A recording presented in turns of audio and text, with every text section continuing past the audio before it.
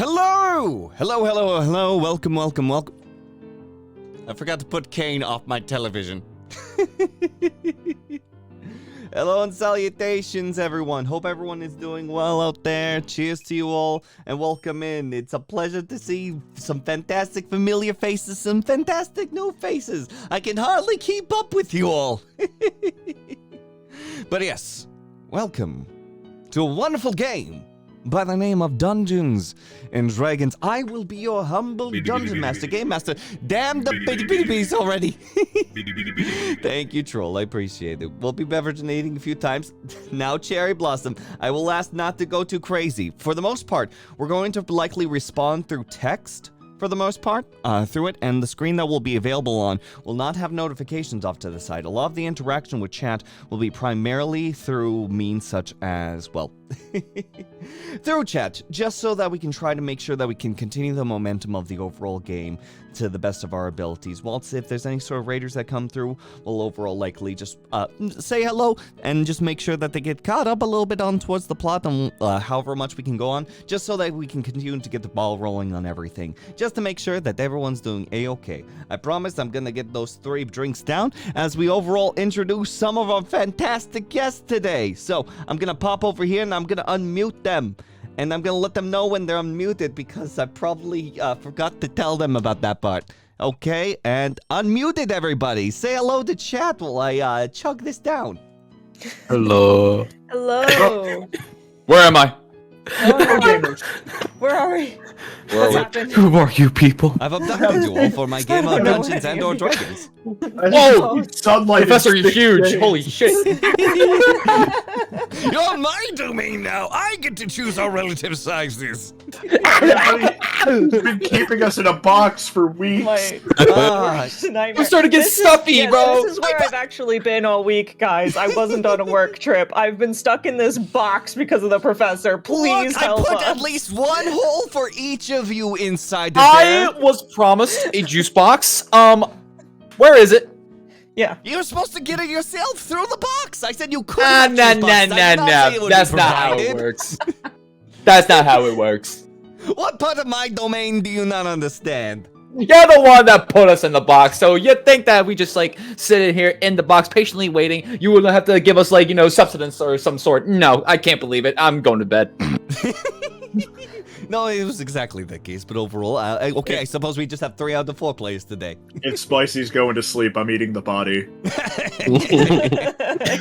Whoa. Finally, I haven't eaten all week. It's time. It's time. Now.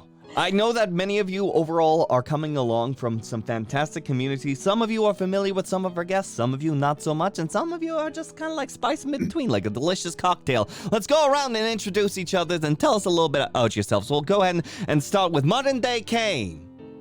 Woo! Alright, hi, I'm ModernDaeCain. You can just call me Cain. I am a VTuber, skeleton. I'm a variety streamer, and I am an old friend of the professor's, so he graciously kidnapped me for this. They have decided that it was a-okay to join me in DnD for about a few years now for weekly sessions and so on. So for some reason they keep this up, and for some reason they agreed to this, and I'm very thankful for them. So thank you so much, Cain. We'll move on towards Flutterby 3000. How are we doing, Flutter? Tell us about yourself. I am infamous internet personage Flutterby 3000. Technically, I have a Twitch account, and things occasionally wind up on there. I have lost my life to Final Fantasy XIV, and probably MMO crafting in general. And I'm cool. Isn't that right, Pretz? Fuck you. No, you've done overall fantastic work in the past with things such as sessions and so on. I was very lucky to overall play in one of their one-shots in the past, available onto there. If you want to overall see someone with some overall fantastic COVID-C vibes and that overall fantastic catalog of RPG and tabletop RPG knowledge, go ahead and stop by Flutter's overall stream. Brilliant emoji. Let's go ahead and move right down to SpicySkelly. Oh, little old me. Oh, but let me get up with this one, fellas.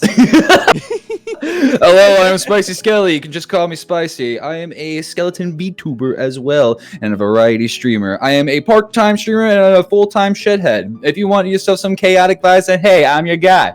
I have too much energy. I could probably power up an entire island and 3 small houses, but we ain't gonna talk about that. I just go and zoom on constantly. Hey, how you doing? Brilliant. And Spicy overall does some very nice high energy streams and so on, if that causes interest. But I've got to say though, going into this, Spicy, this is your 2nd overall game, correct? Yes, it is. I am little baby when it comes to this. And you trusted me to be the somewhat voice of reason inside of this case. Yes, and so this is the very first online D&D. The other one was in person, so this will be interesting. Let's go! Let's go! Brilliant. All right. And let's go ahead and move on to Grinning Hazard. Yeah, I'm Hazard. I'm an old-ass man who live streams full-time and works full-time and is a bastard full-time, and I have too many jobs, and I play too many games. I have been playing D&D since when the world was new, and a lot of you would probably know me as CB's dad. I'm kind of just everybody's cryptid internet dad, so, yeah, hi, I'm here to roll dice and punk do crime. So everybody's dead. You said since the dawn of time. How's the first D&D game? No joke. I actually, when I was a very young child, Gary Gygax was in my home. My father my father was in the Navy with a man named David Hargrave, who is one of the people responsible for one of the very oldest tabletop games, which was actually developed by them in the Navy because they were at sea for fucking months at a time with nothing to do. Mm-hmm. And I have books in my house that are like typewriter written, only recently went public domain, but like D&D is very old in my family. Like, I rolled my first character when I was 6, and my father murdered me in the first session using kittens. So Dungeons and Dragons is just straight up inside your bones. Yeah, yeah. You ever wanna absolutely have nightmares, guys? Look up kill kittens. They are the scariest monster to ever exist in any tabletop game. And my father murdered me with them when I was 6 years old. Brilliant. So, as the final overall notification, just letting you know also, hey, if you'll see my hand, like, move up the number of times for hydrates, we'll likely be responding in through chat for certain items, but for the most part, we'll be probably going deeply immersed into a bit of chaos on our own with the overall games. But overall, thank you for slightly drowning me. Please be sure to have yourself a good time. All right, so without further ado, everyone, is there any sort of like final sort of like announcements, projects, or anything that people will be up to before we begin that anyone wants to say? Don't think so. I just want to do crime, bro. Fucking. I just want to be Robo Cowboy. Fine, I'll get to the crime. I'll get the crime out of the box. Still, overall. I will quick shout out Mo, who is currently working on my VTuber model, and it will be done at some point. But they're working on it, and it looks amazing. Can we shout out the artist responsible for these? Yes, that is also Mo. That is also Mo. Yeah, that's what I mean. Okay, I didn't know if Mo was like shorthand for the best. Yeah, Demi Mo's Mo. I barely know Mo, but honestly, goated. With the sauce. Mo, I love you. Absolutely. Yes. As far as Mo goes, incredibly talented artist, has overall handled the art as well as the overall modeling, and the model that you see today, kind of waving in your face right now, has made these wonderful character arts available, right around here of each of the characters, in which I've only tried my best to make little plaques around them so I match up with the very cool style on towards it. I've also incorporated exclamation mark credits, which will be able to show you a Google Doc that has the available credits for both overall Mo, as well as the various music that you're going to be hearing from this. I'm trying to avoid Twitch from yelling at me by using game soundtrack pieces. So, overall, if any of you are interested, just note Steam sales are up at this time, as the time of this live session. If you like the sounds that we're going through today, and you want to check out more of those sweet, sweet sounds, hey, the names and the artists are available right inside of there. So, without further ado, how about we go ahead and begin our crime, friends? Crime. Crime. Go for some crap. So, we begin this overall session today with a small, compact, I would call it an office, except it was as if the office itself were just like chopped in half, kept even more compact. This is a glorified tiny hallway that leads only to a dead end. That is how small this overall office end is. The overall blur and the static of a screen can be lightly heard and echoed throughout this room as tiny snores are met with that overall symphony of a small little goblin friend, one that is dressed somewhat nicely if it weren't for some ill-dressed buttons and sort of like just like all sorts of like scrungly bits to it, like all sorts of folds into it, as like the snoring way before suddenly something rings onto the telephone. Damn it. The goblin begins to scramble around and quickly grabs an overall device that seems to connect towards his overall ear before he ends up saying, hey there. It's great to hear from you again. Sorry about that. I was busy, getting things set up for the mission and everything. It's all ready in order for you. The small bits of static can sort of like be heard as someone begins to respond on the other side. It's like, yeah, I know. But again, I've got some of my best people on this job. You gotta trust me. Here. You know what? It's best that you see for yourself. And like begins to like climb underneath and grabs multiple like VHS sort of like tape situations, slams them onto the desk. It's like, okay, I'm transmitting them to you now, and just pops one in to a VHS player that's been like slightly slammed into a filing cabinet nearby. As the overall screen begins to adjust, as the overall fuzz begins to fade through, we get to see pardon me, ModernDaeCain, could you introduce like the physicality of your character? Could you describe yourself, please? All right. So Frankie Weeks is a blonde half elf, but he's very, he's 4'10" in height. He's got a very patchy, rough beard, as well as a pinstripe suit of similar quality, a bandana, and he is this a videotape that's happening? He's got this is a videotape happening. So basically, like, in order to just sort of like show off each of you, had minor interviews right before the overall job, if you will. So you basically sat in a chair and was introduced to a few questions. So however, like, you think Frankie was presented when, like, literally this little goblin man shoved a camera in his face and said, okay, one moment, could you just describe yourself in front of this? Like, that sort of situation. All right. He's got green goggles and a prosthetic arm, and he is desperately trying to hold on to a tiny little metallic kitten that also is wearing green goggles, but is clearly trying to bat at something on the camera.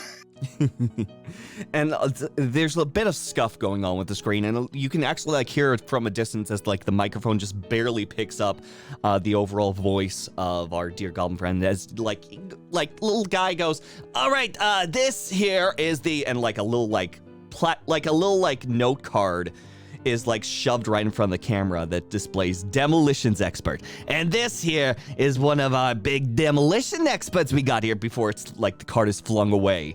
And why don't you say a few things about yourself, Frankie? Junior, get back here. Still trying to hang on to his poor kitten.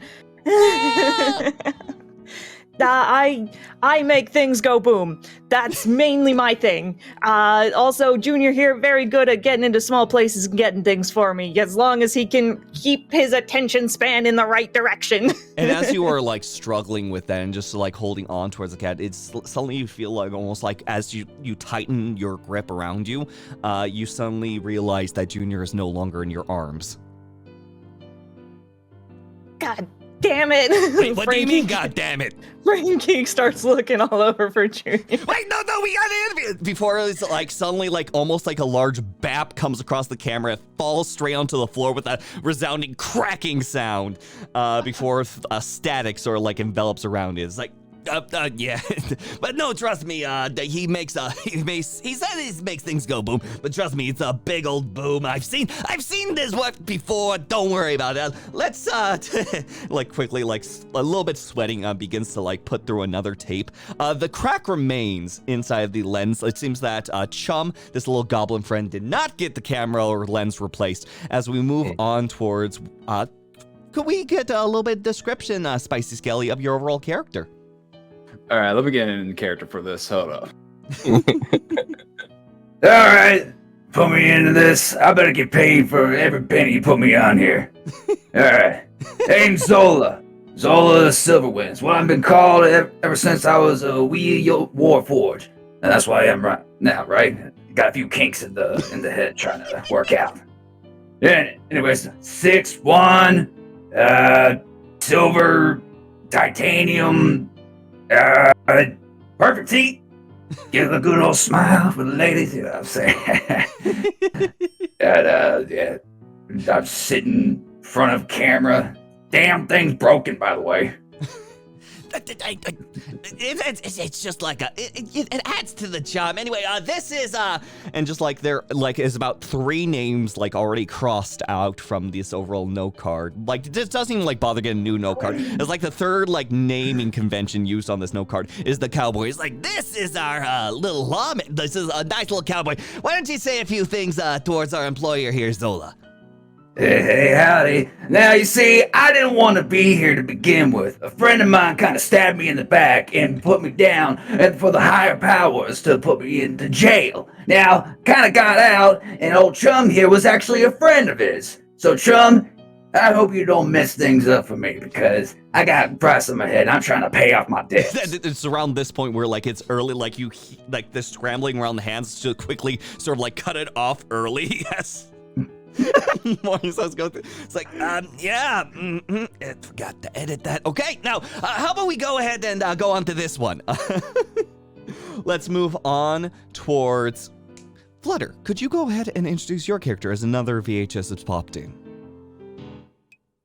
You are the most famous political ambassador, child of Kels. I am only capable of holding myself in the finest possible manner. I meet everyone with grace, and they are all the better for it, for they, just as you, do not know a finer elaborate. And visually, like how is like Nark posed up, if you will? Like how does Nark overall look? Yes, Nark. Let's see. I mean, it's not too different from what you see there. Perhaps.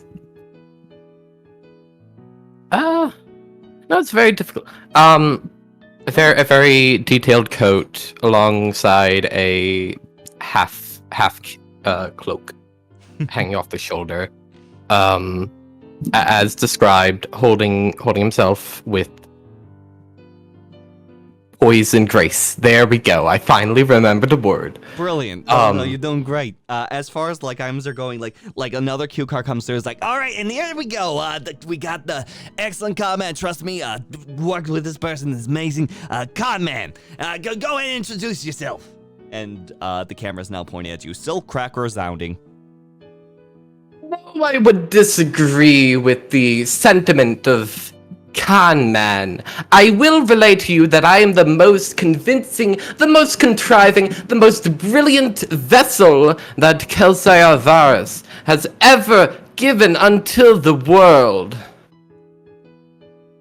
And so, it is my, passion, yes, passion to support your little project here in the outers of the... I want to be here. It is my choice. Yes. Yeah. No, trust me. There's been things that I've been going through on this. We're doing great here. Good job. And she's just like almost like a director, just saying like little thumbs up before like pressing the overall stop button. It's like, and here we go. Last one we have available, and pops in a tape. GrinningHazard, could you go ahead and introduce your character, please? This is a pizza cutter. No edge, all edge, no point. The figure is sitting in a chair, fingers steepled. There is what almost feels like wisps of smoke coming from certain portions of their attire. A beaked mask with dark purple lenses. You can't tell where they're looking, but they appear almost symmetrical in how they sit. And there is a frustration in their voice as Chum puts the camera in their face. We have come a great distance to do the matron's work. Is all of this necessary? It is absolutely necessary if, we're able to continue getting jobs for the matron's work, if you get what I'm saying. Anyway, here we go. There's and just shoves another little, noted cue card, and it's like, this one is, very misspelled, but still shows off, the assassin, the medic, even just, like, the title given, as well as the grin, just like in like this weird attempted movie style font before the card is like flung away. It's like, now why don't you go ahead and just say a few nice things to our employer, huh? We promise not to claim any more lives than we preserve. Which in short means that and like the little like nose of the goblin sort of like peeks through the overlays. We're gonna get the job done, isn't that right? I would not be here if my intent was to fail. That is yes, by the way, just making that clear, right? And just like the shoulders just drop. Yes. We are going to assist you in your heist and achieve your goals. Can we get this over with? Excellent. Thank you so much. It's gonna be another cut-off sort of like. So as you can see, I'm very confident in this overall crew. And again, like it seems like there's like a audible pause coming from the overall earpiece before the earpiece begins to speak up again. It's like, no, trust me. Have I ever steered you wrong? Okay, yep. Have I ever steered you wrong more than 3 times? Exactly! So don't worry about it. They've got this handled. In fact, I'm even willing to put the potential money for this whole entire job down and even gamble it straight back at you. How does that sound? I will pay you double back from what you got already. No, I'm definitely good for it. Yeah, sure, you can check out my bank account. It's just, takes out the earpiece and starts like grinding it against the desk and just like saying random numbers out loud. 7, 8, 1, 8, 9, and that's the bank. Yeah. Oh no, there just must be some weird reception. You know, all I need is your word at this time, and we can get this handled, okay? Before eventually the camera itself pans out from this overall office and begins moving past the overall astral sea off into the cosmos. We begin to go higher, and higher until we are met with a spell tram. It's like a spelljammer, which would be a ship that flies through the sky, except it is a tram. It is basically a sky train, as our overall individuals are brought into a single little car. A car of their very own, if you will, guaranteed to overall be kept towards their own means and privacy, thanks due to the additional help brought on by whatever other individuals could be hired by Chum at the time. So, how's everyone sitting inside the overall tram? How's everyone doing all together? Is it all four corners? Is anyone getting to know each other? How are we decided to sit inside this place? You get to choose your spot on the bus. Grinner would be moving between each of the other 3 members of the team, and essentially being like, when is the last time you have been checked out by a medical professional? and literally will walk them through and give each of them a physical to try to gauge their physicality. But like, it's generally just like, follow the finger. Excellent. Are you capable of competent speech? Wonderful. Can you fight? Can you run? Excellent. When is the last time you have been in contact with any substances of unknown origin? Just very detached, weird cookie-cutter questions. Very methodical, almost as if this is how they meet people. Hello doesn't seem to be how they greet. It seems to be like, give me your wrist so I can check your pulse. Like, Oh my god. Brilliant. How else is everyone else socializing inside this overall tram unit?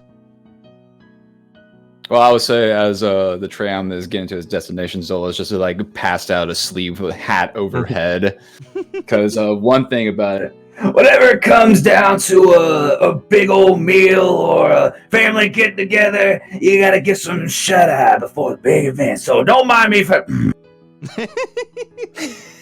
The best part is that, like, how does a shut-eye go for Zola? Like, do they just completely shut down? Warforged are oftentimes known for not needing sleep. So the fact that they are passing the fuck out, is this a ruse, or is this something in which is, like, specifically designed for Zola? He honestly thinks that it is real. That his parents So kind of it's delusional. Yeah, he's very delusional. Very good.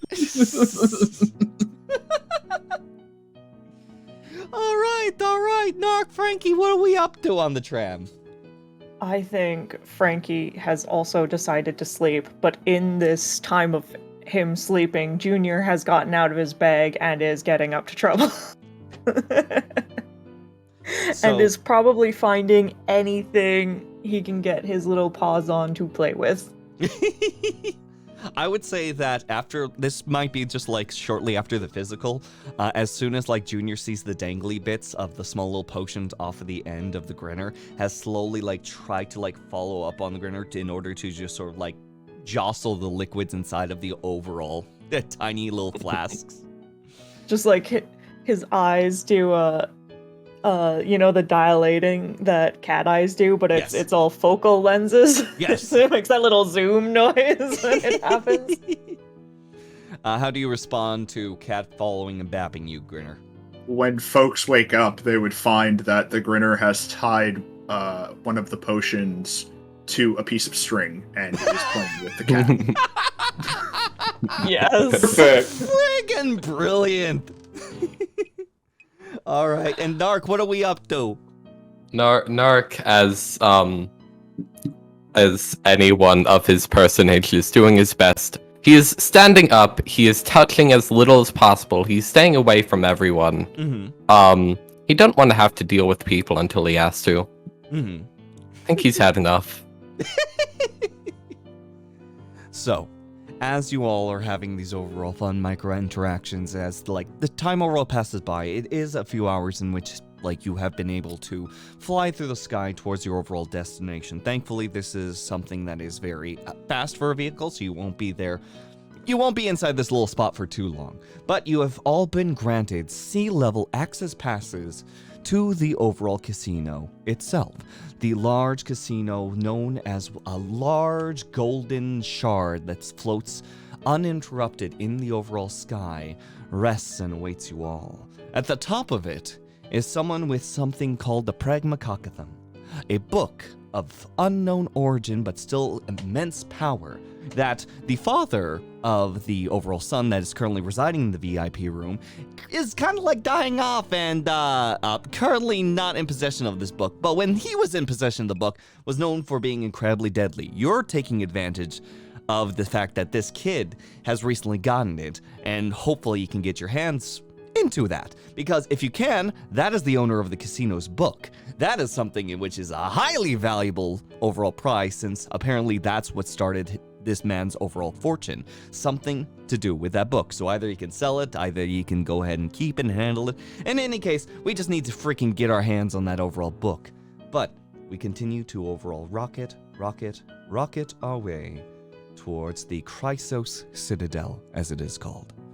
Do we have any like intel that we could be reviewing where we provided with like maps or sort of, you know what I mean, like things that we would make the basis of a plan from? Like you were, but you also were provided it by Chum. Like Chum still got you some information. Yeah. And the map itself was more so what seems to be like a doodle on the back of like an Applebee's sort of. It's crayon on a fucking McDonald's napkin. And it's already been kind of like smudged out as well. So you kind of like just have like this very large like mess of like an idea of like a line would like intercede with a section of the map that would just say pool area ? Followed by place where assholes sleep, and just like that sort of like this. But regardless, some of the intel was still savageable, we'll call it.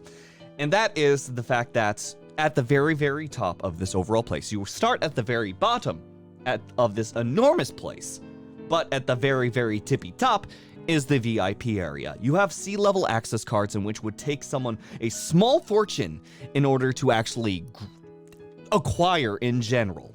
Now, as far as, like, this is like win a small lottery, like get yourself like in the real world, probably like a good like $100,000 inside your pocket. We're talking about like a fair amount of money to just invest to go to a casino. Each of you has sea-level passes to get to the bare ends. Each succeeding level of pass, B, A, S, and VIP, will get you higher and higher and higher up the casino, and you will have to try to acquire them one way or another, whether or not it's by underhanded means, whether or not you end up doing it by threatening means, whether or not you do it by sneaky means. That's the name of the game right here. You all will be deciding upon yourselves on how to acquire these higher level cards to get yourself progressively higher. The hardest part will likely be the fact that between S and VIP, because the only VIP is literally the sun. So getting up there might take a little bit of extra trickiness, but regardless, you are now available to go into the Chryso Citadel because the tram itself does stop. Is there any further questions before we end up departing from the train? Yes. Perhaps a little bit prior to the tram arriving, Nark, taking a sudden turn from being reclusive, seems to stern himself up a little and goes, fuck it. And gives the entire tram a nice inspirational speech. Speech. Utilizing the inspiring leader feat. Okay. How does this overall speech go? These individuals are new and strange to you. How do you inspire them with your words? I believe Nark Zyros would kind of give a typical heist speech, given that he is not too unused to crime. Mm-hmm. He would simply note on, believe in yourself. We may not know what is coming, but we do know that we are more powerful than the mongrels in there. We can outwit, and we can overcome. All right. As far as if there's any responses, go ahead and place Frankie them. has never heard anyone speak like this before in his life and is just looking at Nark. There is a polite golf clap, and you cannot tell whether or not it is condescending. Zola's already been... It's just strike you as like you're being made fun of, but you can't see their eyes, so... I was going to say for Zola was just stirring up when it was getting closer time just to catch the speech. You know, I don't understand any of that, but Let's go get them, chum beings of one another. I don't know. Damn, this place is great.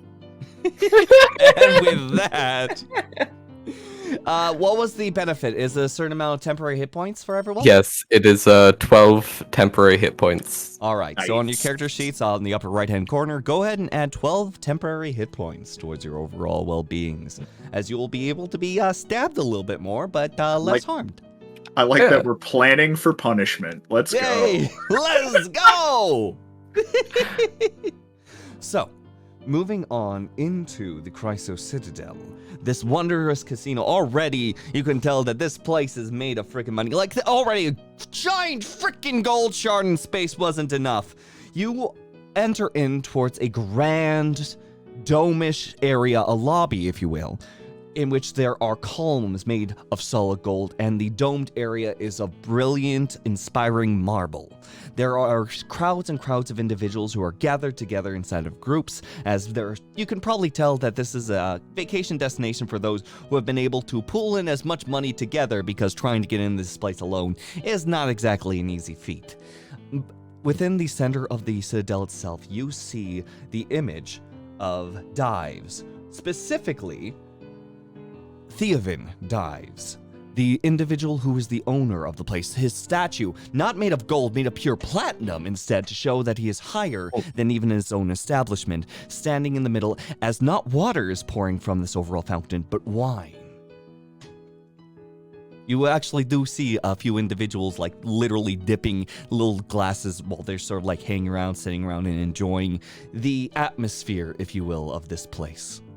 And there is, at the very end of it, beyond the overall trees of various plants and life that has been gathered from all across the cosmos, is a lone elevator, which is likely going to be the thing that will keep ya going upwards, if you will.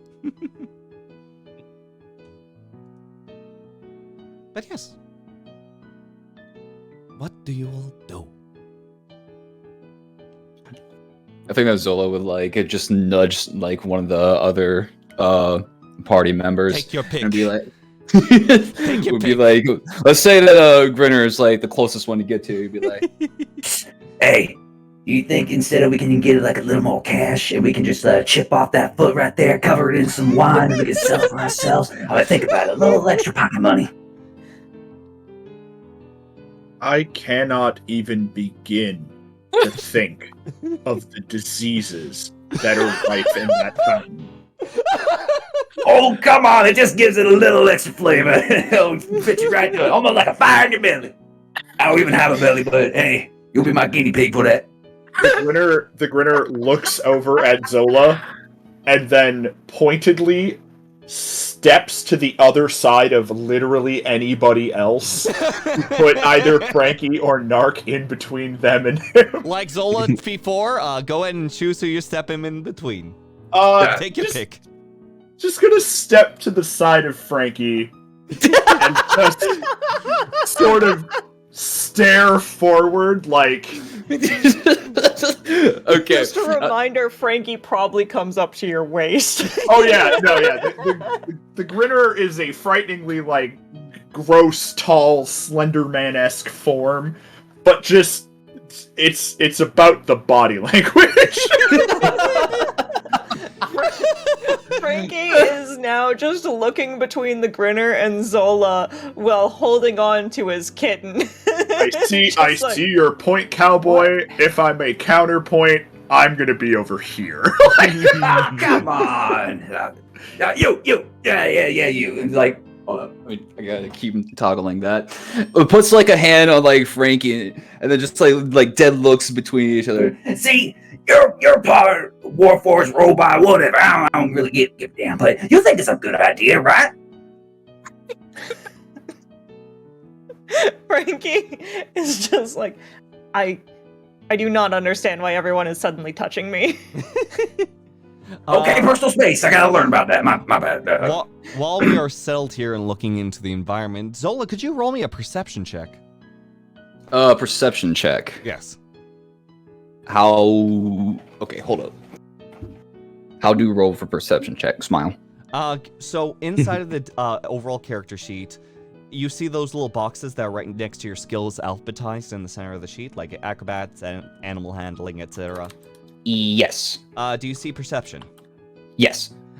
Just click that box that is on that, and it'll roll a dice for you. Okay, I click box. All right. Let's see. Hasn't rolled a dice yet. Or I have dices right in front of me. Which Okay, one would it yeah. be? If you want to roll a d20 and go ahead and add the number that's D20. on your perception skill. So let's see. 15 plus 3. 15 plus 3, So, 18. Yeah. 18. As you are sort of like getting like these fun ideas inside of your head and sort of like looking around, you swear like it's the weirdest freaking sight. But you see like someone going into the elevator and like your eyes sort of like concentrate. It's very far, like mind you, but you swear that you see like the outline on the shirt and just a color scheme of someone you think that you might recognize, but at the same time like it's almost as like it's something that scratches at the back of your head as like they go into the elevator doors close and they begin ascending. Oh wait, hold on. I gotta think about this one. So I think of like Zola that do like a double take, like a very cartoonish double take, and just like it kind of just steps up a bit, like Hey, wait. I think that symbol. No, it's the ghost. Hey, I think I found maybe someone of interest. Actually, look, let me keep my voice down because there's a lot of people here. So Zola approaches to the group. Okay, so I don't know if this may be of interest for the rest of you, but I may have found one of our first clues to how we get to the book, possibly. Like the cockatoo. Yes. So I saw a guy, right? Mhm. Over that hopped in the elevator right there, right where my two eyeballs, lenses, whatever you think of, right in front of me. I don't know if it may be interesting that we may just go and follow in that general direction. What say you guys? Would you perhaps spare more than needless vagaries? Well, vagaries is really all I go on, just kind of jump on it and think about it later. Oh dear. I suppose we have not better, to my dismay. Okay, so that's one. What about the rest of you two? What is your intent? My intent? My intent. Possibly get someone new. This is my first time I've been here. I'm not necessarily certain of what my intent is. All I know is from my little circuits that are kind of like just sparking in me that if we want to get somewhere where to get these cars from, maybe we could have a little chat with this fellow that just kind of went over there. I will note that little fella who was wearing the shirt with a familiar face ended up going into the elevator and that's already ascending. So they could be anywhere on the Citadel at this point. Well, I also did not realize that, who knows technology. Don't mind me. I'm just going to go wander around. It was a good idea. We simply did not move fast enough. It may be best to find where the places we can access and the places we cannot access converge, and scope the scene. See, that's exactly what I was thinking. I just couldn't get there in time. Thank you. Glad to be of assistance. All right, party. So tell me, where are you going at this time? Will you be approaching the elevator? Will you be approaching the crowds of people? Will you be approaching the wine fountain?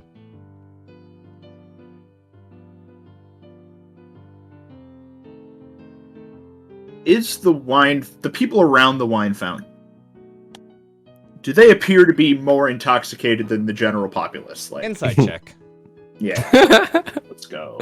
Frankie is probably going over to drink some of the wine fountain. Yeah! Let's go! I rolled a 12 plus 6 for an 18. 18. So, okay, gotcha. So yeah, no, most definitely. It seems like there are literally like attendants standing around the overall fountain, keeping an eye on individuals and just making sure to lightly guide them whenever they start to walk away, just to make sure that everything stays safe and no one ends up getting too off their ass to start swimming in the fountain. But for the most part, it seems that everyone is mildly intoxicated around this fountain in general. The things that represent our access, they're like cards, like you know, Yes. Like full on enamel, like yeah. Okay. Like they are like nice little pieces of what seems to be a strange metal that you're unfamiliar with, but for the most part are embedded with a letter on it. And in this case, yours is a greenish one with the letter C. Is anyone around the fountain arrogant enough to have their card visible? As far as those items go, I would say that you don't see any cards sort of like being like floundered about or anything like that. You could try to get a closer look by approaching the fountain. The difference between, us keeping them in our pockets versus like wearing it on a lanyard like an asshole. Yeah, no, there's no lanyards on these people that you can see from this distance, but if you go closer, maybe.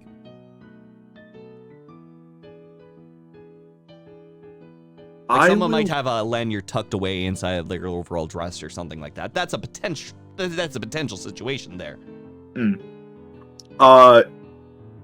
Grinner will essentially look at the group and say, we should attempt to cover our bases. And sort of does that like surgeon pulling up the glove and snapping it.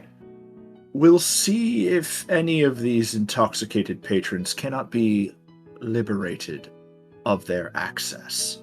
Ooh. And will turn and, with a weird agility you would not expect from such an individual, I am going to attempt to just fade into the crowd and head towards the fountain. Very well. Are you trying to be stealthy amongst the crowd? Oh, or are you just yeah. moving quick? Oh, okay. sneaky time. Gotcha. So two things. One, you already noticed that Frankie is not doing anything stealthy and has been approaching casually towards there. But if you want to still remain stealthy, roll a stealth check there. Frankie, by this time and by this point of communication, you most certainly have made it to the fountain. Grinner, while I go over things with Frankie, go ahead and roll a stealth check on the side. So. Sure thing. Frankie, as you're approaching, there are like individuals that are like greeting you as soon as like you end up sort of like passing by these beautiful hedges with these strange colored flowers. As this person leans down, is like, "Hello there," as like little like beady white eyes inside of like a little slicked back hair, hand in the back of their overall spine, and then a tray at hand. It's like, "Would you care for some wine?" Absolutely. Frankie takes a glass. He lets Junior sniff it. See what Junior thinks of it. Junior is a mechanical cat that does not have organs. Doesn't matter. Okay, He still Junior does it. smells it. And then immediately go, "Ah." That bad, huh? Alright. Frankie shoots this glass of wine. Oh, no, you gotta dip it in the fountain. Oh, okay. I dip it in the fountain. Sorry, Okay. I thought that it was full of wine already. Yeah, no, you dip your hand into this room temperature pool of extremely aerated wine. Gross. Nasty. As you put that towards your lips, and it is the driest frickin' stuff that you have ever had. Grinner, by the way, what's your stealth check? I went ahead and used the digital roller this time. I rolled an 11 for a 22. For 22, excellent. As you're able to like move about the crowds, what does Frankie look like as soon as like he has like the driest wine he's ever had? Oh, I don't know that Frankie's ever necessarily had good wine. This might just be pretty average stuff for him. As like you see like literally like this like what seems to be like an open buttoned overall shirted individual just sort of like leans in over, is like, how are you liking this? It feels so great today, isn't it? Hi, my name's Jeff, how are you? You, Grinner, are seeing like this guy sort of like hover around Frankie at the moment. What is, by the way, Frankie- Nark and Zola doing as like Grinner approaches? Nark personally is looking out for anybody of perhaps any authority or even just somebody that somehow visually is definitely irregular. Gotcha. While we're going through this interaction, roll an insight check in the background. Zola? Oh. I would think that Zola would be kind of just like splitting off from the group just to make sure that there's more to see. Like, because I'm assuming that this is like the main like little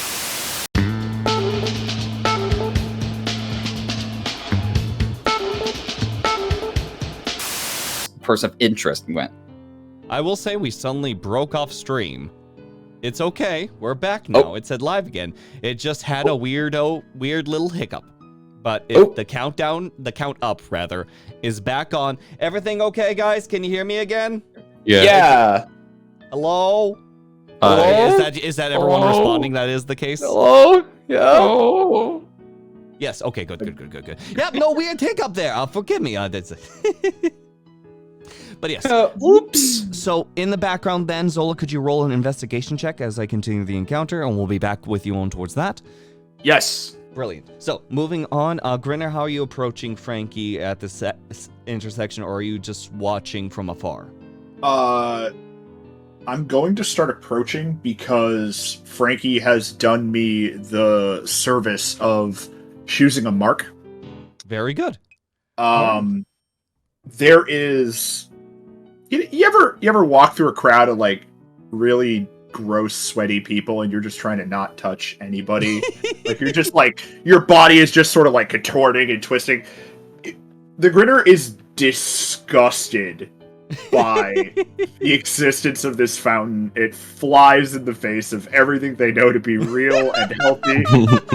And everyone partaking has gone down on their list of who counts as being people. Brilliant. So as that approach goes, your stealth check is high enough to like even get past like some of those who are officially there, just sort of like keeping an eye on things.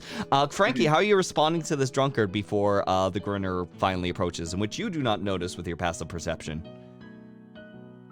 I think Frankie, after shooting, like literally he filled this wine glass up to the brim and then chugged it. Kind of really good stuff, huh? kind of smacks his lips together and is just sort of like, pretty average to me, and then like tosses the glass over his shoulder. Like there's this like point where like this person like eyes begin to grow wide, but then double blinks and immediately goes into that wine-splainy feel. It's like, actually, I would say that the quality of this is amazing. Have you ever heard of aeration for your wine? Just killed me No. with the word wine explaining. Wine splaining. Wine's like, well, you see, it turns out that overall by taking this overall fountain and pouring it out, and like in the middle of that, like the Grinner, you are like there. You are actively like there, present. Have you approached from behind or in front of this wine splainer, or? Oh, Does absolutely Frankie, behind. Can I roll to see if Frankie sees the Grinner? You don't up to see. Between the interaction with this guy, I would say using the passive, you don't quite, seeing as you were mainly putting it towards wine. But you do suddenly see him when, say, for example, behind this overall guy begins to start doing the wine-splaining thing, and the Grinner is just lurking. Okay, in that case, I behind. let him keep talking. And thusly, you can really take in all the notes that went in. Like, it's like it's almost as if you're taking in a little bit of almost like a dark chocolate, like the refined 1957. Frankie is desperately making the face of "Wow, tell me more," but like, Are you doing Doesn't know if anything, that's actually Grinner, trying to with come this across. Yeah. It's actually coming Uh, across or not. The Grinner has removed a twin pair of forceps from the band on their hat. And while this really obnoxious person is continuing to like ramble on about the gross disease water that they like drinking, we are going to slip. Basically, the Grinner lowers themselves to just around waist level, so Yeah. that they can, for lack of a better term, reach around to put a pair of the forceps in each of this person's pockets. Okay. Considering if they have like traditional trousers that have like front or side pockets on Gotcha. them. So you are using your forceps to pickpocket then? Oh yeah. Okay, gotcha. So go ahead and roll me a sleight of hand. Moving backwards, Nark. Go. What was your roll number? 20. 20. Brilliant. So overall, you do see, as I mentioned before, like people who seem to be overseers, like around the overall fountain. You do notice that there are like, you see like bumps around their overall spinal areas. It seems to also not only keep them adjusted, but you believe that it's about the size of a blackjack, just in case like things get hairy. Those seem to be like disguised. They seem to be assistants, disguised security individuals, just sort of like hanging around the wine spot. Other than that, you see someone who overall seems to be carrying themselves in a way that is filled with authority, and that is someone who is standing at bay by the overall elevators, sort of like it seems to be the main person people are being directed to whenever it comes to like questions, overall concerns, or anything that's to be understood about the area in general. It seems that that person may be kind of like the lead individual, like very, very pencil thin, but also very, very short. It has like a little bit of a pompadour, but kind of like shaved flat through the top, and tiny little spectacles. Well, Nark is going to prance right on over and ask, would you kindly relieve yourself of works done by our dear, whatever the name of the big shot. Nark would know the name. I would not. What's the name are you looking for? You cut out a little bit there, Fred. Our dear leader of the casino. Oh, okay. So, are you? What sort of intel are you asking for? Would you perhaps either guide me towards or give unto me what works you bear that are done by our gracious host? Are you requesting more so for more detail? Like, you've approached the person of the elevator intel area, Yes. correct?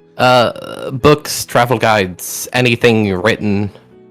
Okay, excellent. So, the person who overall like turns to you after you've approached them across the overall hall itself, kind of like looks up towards you and is like, "Pardon me, but we don't need ourselves any bits of pamphlets or any of the sorts. All you need for information comes from either myself or the appropriately placed overall map ends that we have inside the building."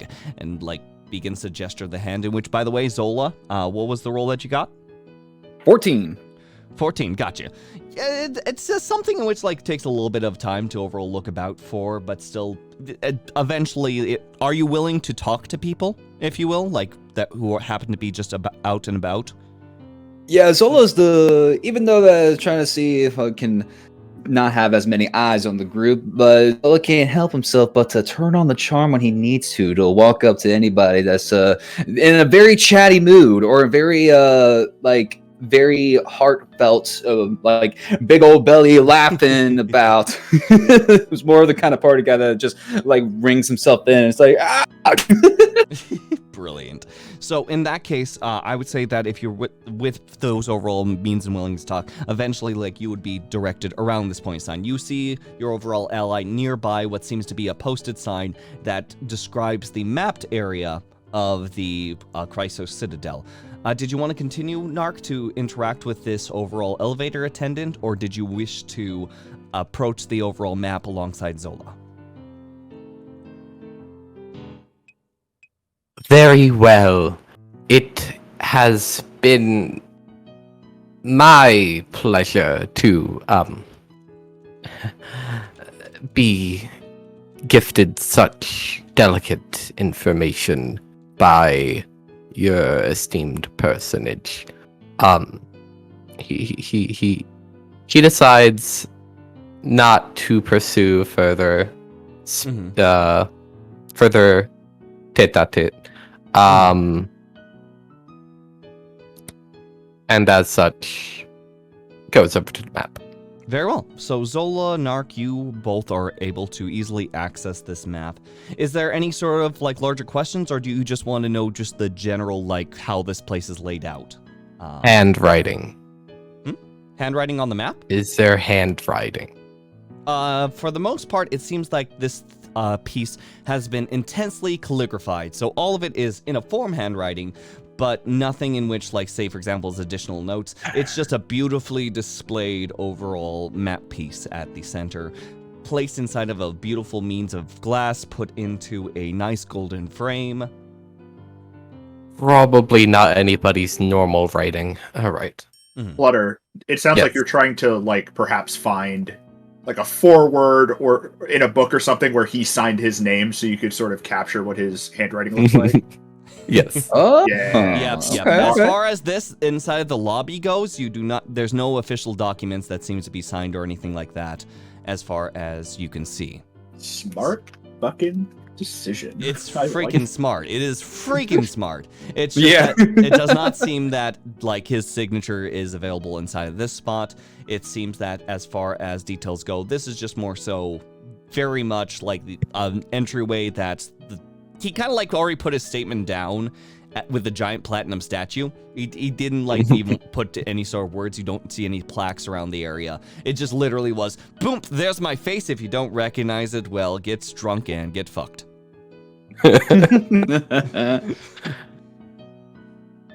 Very well. Any other information that you all want to glean or anything from this map? Like, is it layered, or I think you said, like, when it comes to, like, handwriting, it's legible, correct? It is, Okay. It is very, very legible, almost magically legible. Like, there's points where, like, you are looking at this, and what languages do you know, Zola? Oh, damn. Oh, let's see. Where would lower I... left-hand corner of... Oh, just common. Just common? Yeah. For the most part, it seems that, like, it's almost as if it lightly phases into that overall common phrase. And, Nark, what languages do you know? Abyssal, Celestial, Common, Elvish, Infernal, Primordial, Sylvan, Thieves' Cant, and Undercommon. If you end up thinking in any of these other languages, whatever was your initial language, and you kind of like put it inside of your center thoughts, you see that the overall letters begin to shift into these overall other languages, and you're able to quickly identify that this seems to be magically enchanted. Interesting. Oh, that's pretty neat. But yeah, I know that... What a nerd. Oh, I'm sorry. I was gonna say, the one interaction with Nark that Zola would probably be like, is just to lean down and be like, Hey, did you get any information from the big guy over there? It would appear that the people here are hesitant to aid our cause. Hesitant? Maybe I gotta give him the old swing of Zola, so in, kind of take him out to a happy place. Kind of want to. Party bot. That's what they call me. So I would think Nice. that at this point that Zola would actually be the one to approach the attendee to like start up a conversation with him. gotcha. Hey, my good friend. How you doing? You're looking good. You don't know me. I know. I'm a random, kind of like everybody else that's down there. Let me introduce myself. I'm Zola. How you doing? You enjoying yourself? How much you getting paid? Hello. Ow, strong start. May I assist you, sir? Oh, now you can assist me anytime like that. Oh, now this is a prestige place. Now, ask you something. Do you happen to have known about you probably don't know him. He seemed very familiar to me. Not familiar to you, but he wore this like kind of shirt or suit kind of thing with a certain symbol on the back. Have you got like a side eye of that? Maybe even gave a conversation. I will say, go ahead and roll a performance check on description, and I will mention that it did look more so like a face, if you will, that you recognize more than a symbol. But if you wanted to like roll a performance check for just like accruing these overall details and communicating, if you will, you can go and roll a performance check, and we'll see how this person responds. While they're talking, I believe Nark is going to stand just within talking range, so as to be the wingman. Yes, how about Nark, could you give like a persuasion check as well for your overall presence? You could choose either persuasion or a means of intimidation as you're assisting Zola on getting some information on, like, say for example, how you want to carry yourself in front of this guy. Persuasion.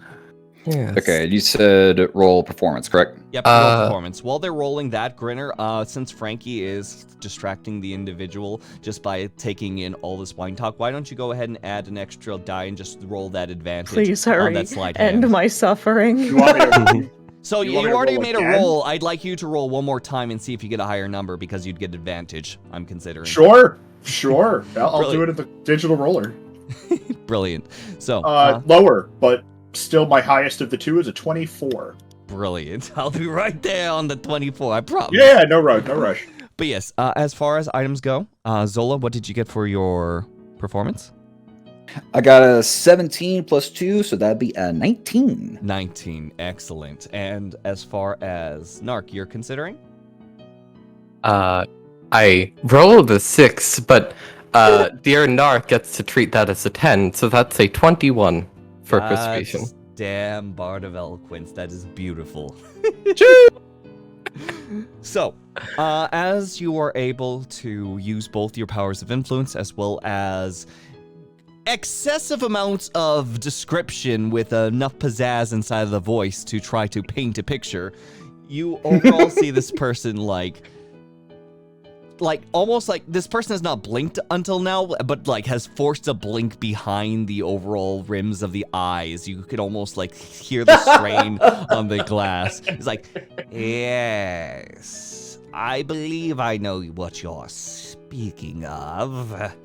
That would happen to be one of our performers today, known as Mac Mercy.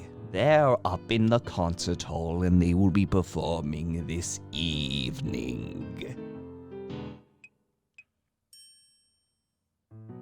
And, did you want to ask for more details, or is Mac Mercy? Because it's just like I'm kind of like have that sense of like oh Mac, yeah, I think I've heard of him before, and you know what? That's great. That's really great. You've been a really good helper of me and my friend here. Now, could you direct us on what floor is this performance hall, or the easiest and most painless way to get there? It would happen to be in the B-level access upon the 450th floor. 450th floor. You know what? That sounds great. and we don't have access to this yet, do we? No, that's a B-level access place. That's right from the beginning. I gotta write some of this down. I forget easily. Ah! No worries. Now, Yes. Dear attendant, would you perhaps know of any of the faces that we would see amongst the audience that we will, of course, be joining, if but for a moment?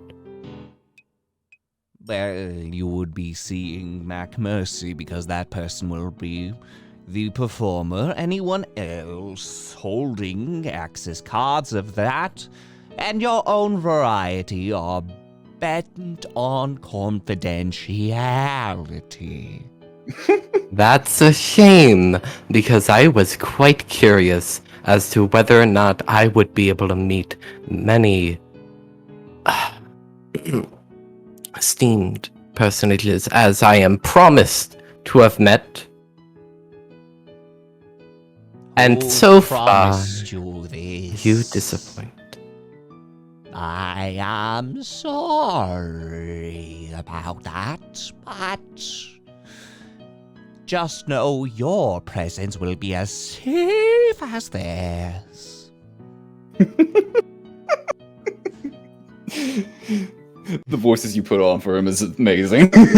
I'm envisioning the most slappable face I've ever seen in my life. Wait. Speaking of the most laughable face you've ever seen in your life, the man who's talking about wine. So, with the 21, you actually like fully get like this guy's wallet. It's fished out, not nice that it's and relevant, easy. but it was a 24. It was 24. Yes. Yes, because the dice roller is ridiculous. Yes. Yep. I recall.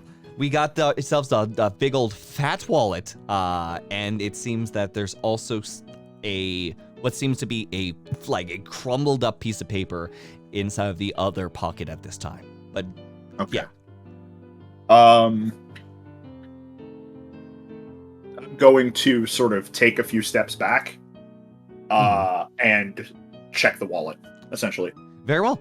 When you open up the wallet, you actually do see, like, inside of it, there is a blue-colored card with a B on it.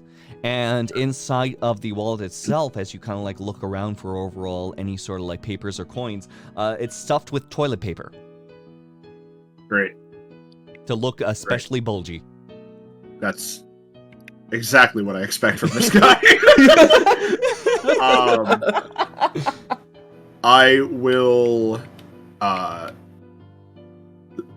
put myself within Frankie's view, making myself, no longer attempting to sort of blend into the crowd, Yes. and sort of give a no expression because you can't see their face, but like all right, let's go, time to go, like moving their head, like time to reconnoiter. Let's get away from the gross. Can we get away from the syphilis fountain, please? Frankie will take. Frankie will take another glass of wine. We'll like scoop up another glass of wine, Gently licking and then upon them. pretend to be jostled and fling this glass of wine at this guy and be like, "Oh my god, I'm so sorry. Let me go get you some paper towels." Roll a performance check to come off as an accident. If this No, guy's that's a- life couldn't be any sadder. That's a 13. That's a 13. Yeah. Brilliant. Oh, So with no. a 13 like that, let me roll a disadvantage perception off of the guy off his rocker. So we're gonna roll 2 d20s quick.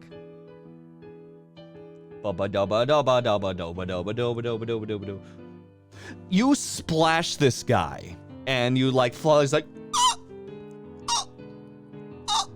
how dare you! And like stands above where everybody's like, excuse me, do you not know who I am? I really don't, honestly. How?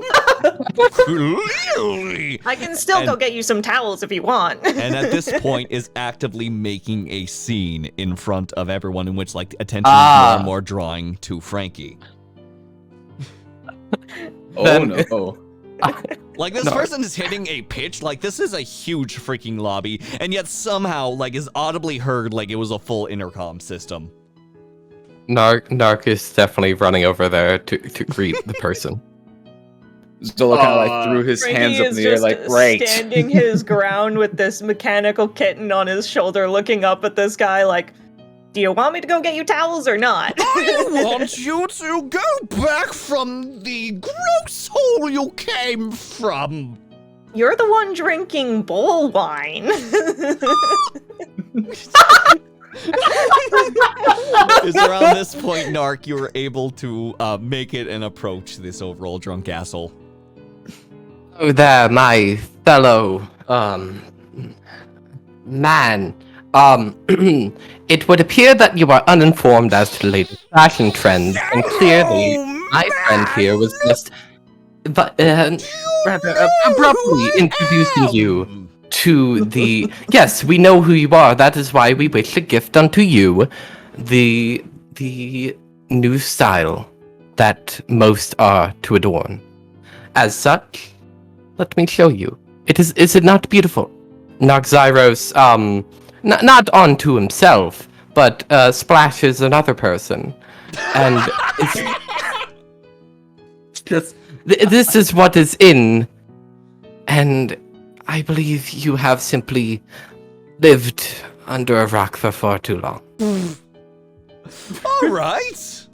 The Grinner is noping the fuck out of there and is gonna go find Zola. Like, just hands up like, no. I'm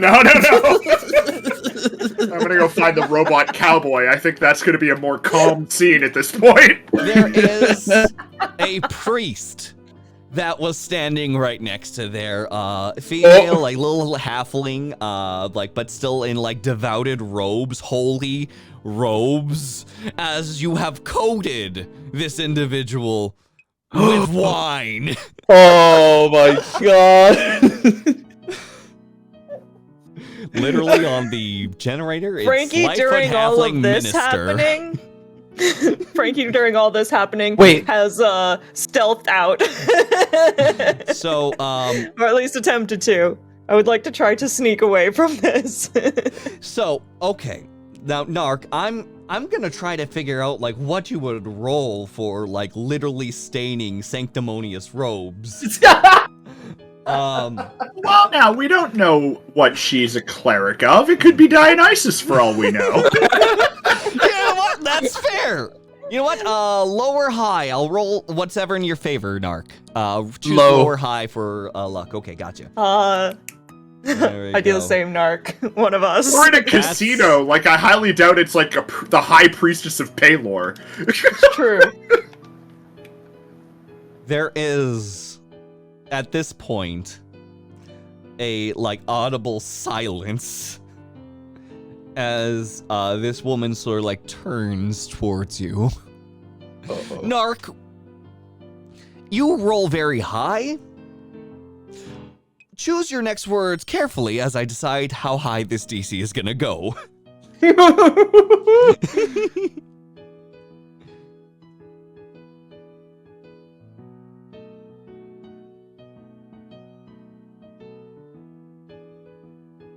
My dearest apologies to you and yours. It was not apparent that we were in the audience of the gods, and it is with only the utmost misfortune that you were to be standing where you were. Roll, go ahead and roll yourself a persuasion or deception. I'll leave that up to you. It seems that, for one, it seems you're being honest, but at the same time, this whole entire act has been to show off the matter of the wine, if you will. So go ahead and choose whichever one you want. Roll your d20. It's all deception. Yeah, deception. Brilliant. Okay. 21. Okay.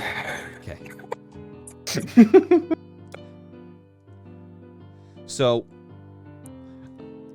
she looks at, like, the man that's, like, off to the left, and she looks directly at you, and I'm gonna let you decide on whether or not, like, you're gonna be doing anything in reaction to this.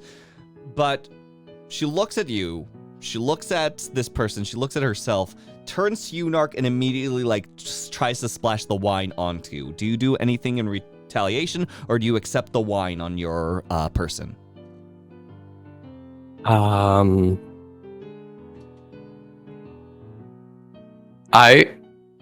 You know what? He's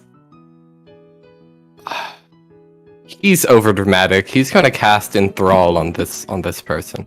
This person is actively, like, using the wine, though, in this very moment. So even if you cast Enthrall, this is a reaction moment. So if you choose to dodge from it, you can go ahead and roll a dexterity saving throw and try to Enthrall afterwards.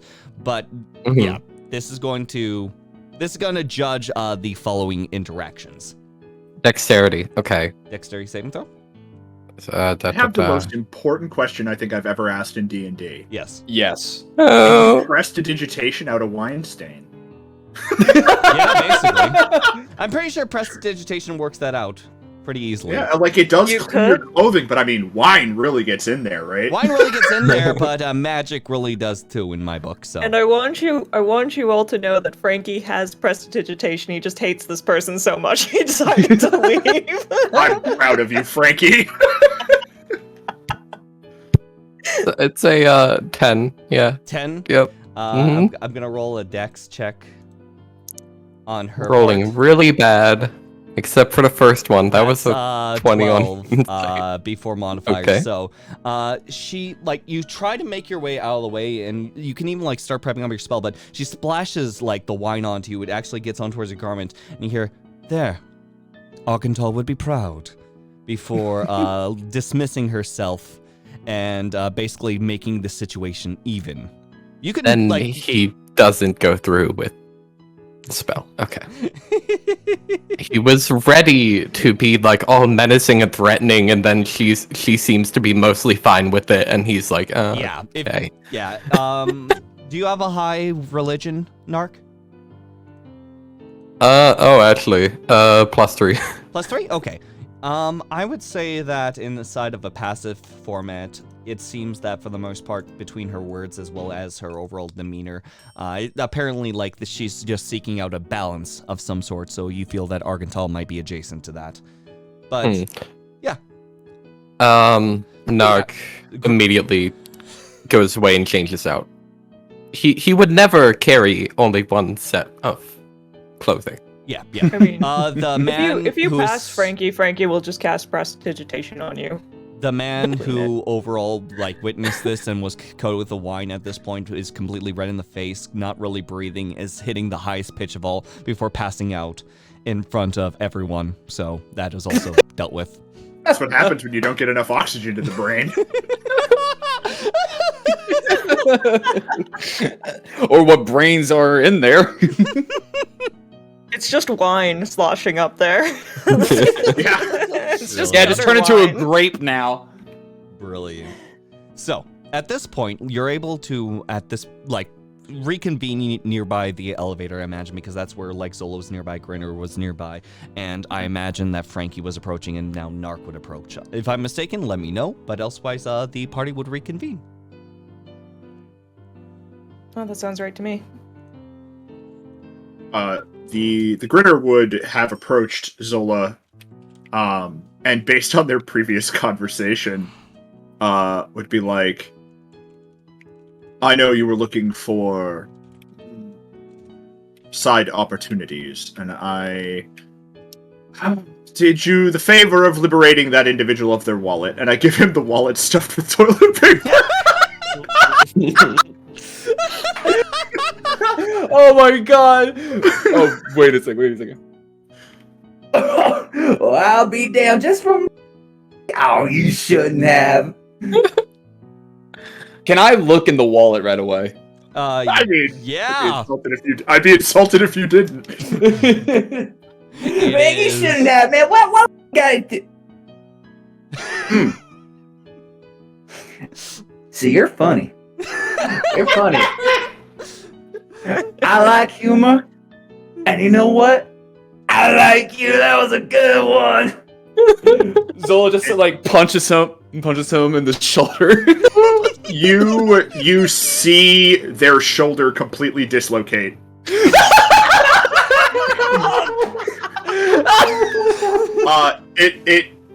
It comes to your attention as because you're Warforged, but you do have, there is still sensation. You guys aren't completely numb to it. He could probably take a hit, but the Grinner looks like they're made of napkins. They're very lanky. There's not a lot of muscle. And Oh my god. you get the impression that a lot of their joints are already pre-loosened for purposes. And so it's just you hit it, it pops out, drops slack. The Grinner doesn't react, looks over at the shoulder, looks back at you, reaches over and just pops the shoulder back into place. and then just sighs. Zola just kind of like stands there, kind of just like little in disbelief, like, You can do that? Is that like a magic trick that you can do? I assure you, it is not magic. All right, good. I'll my own strength. I'll keep that for later.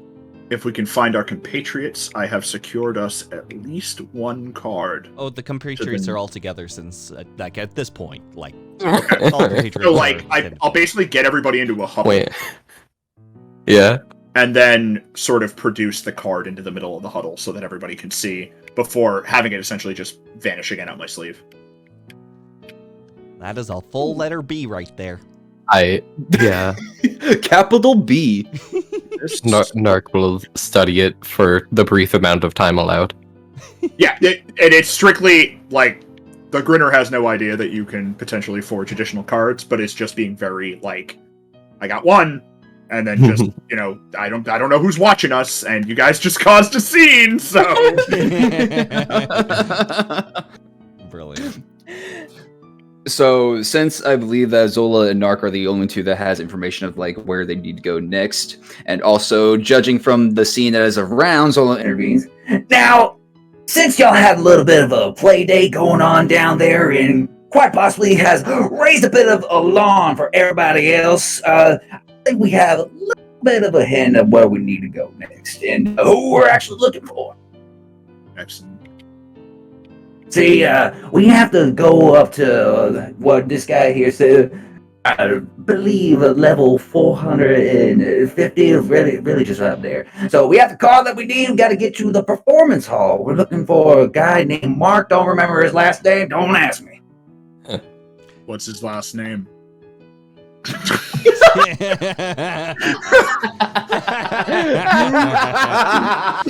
Zola, without I would Without also having- like to know, please. Thank you. without actually rolling it, you get the impression that he's trying to, like, be a bud.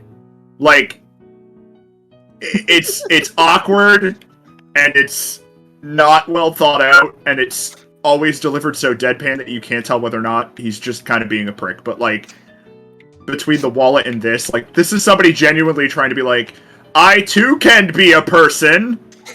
Possibly be a person. Persons have friends. Have emotion. I could just imagine like one of those like cartoon smiles, like ever seen like his face like cracking open. This is your it's a glimpse behind the veil, which is otherwise unnecessary. The Grinner is a Shatter Kai, which is a sort of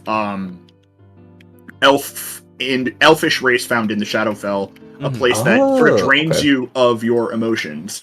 As such, most of them live pretty extreme. Adrenaline junkies and the like, a lot of piercings and things. Yes. They're very louder than life because it's the only way to keep themselves alive, and he is not behaving like a normal Shatter Kai.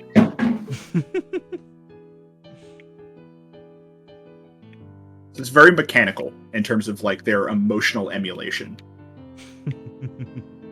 Brilliant.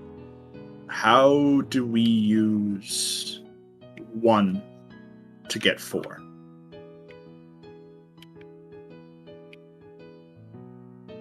How do we use that? What now? 1, motioning again, the card appears and then vanishes. For 4, with respect, and nods towards the mechanical kitten. Junior blinks at you.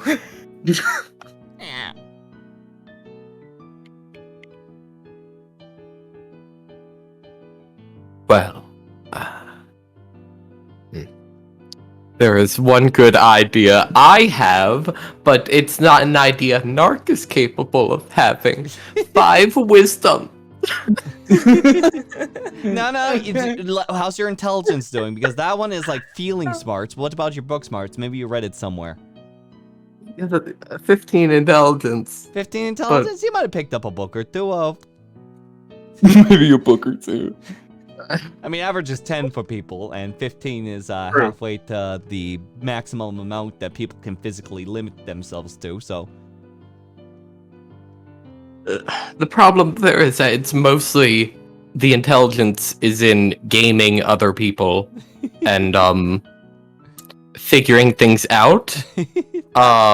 However, this isn't a familiar situation. No, I understand. I understand. Hey, I Scott, understand. I respect for that. a second here. Oh, I'm not stupid. I forgot.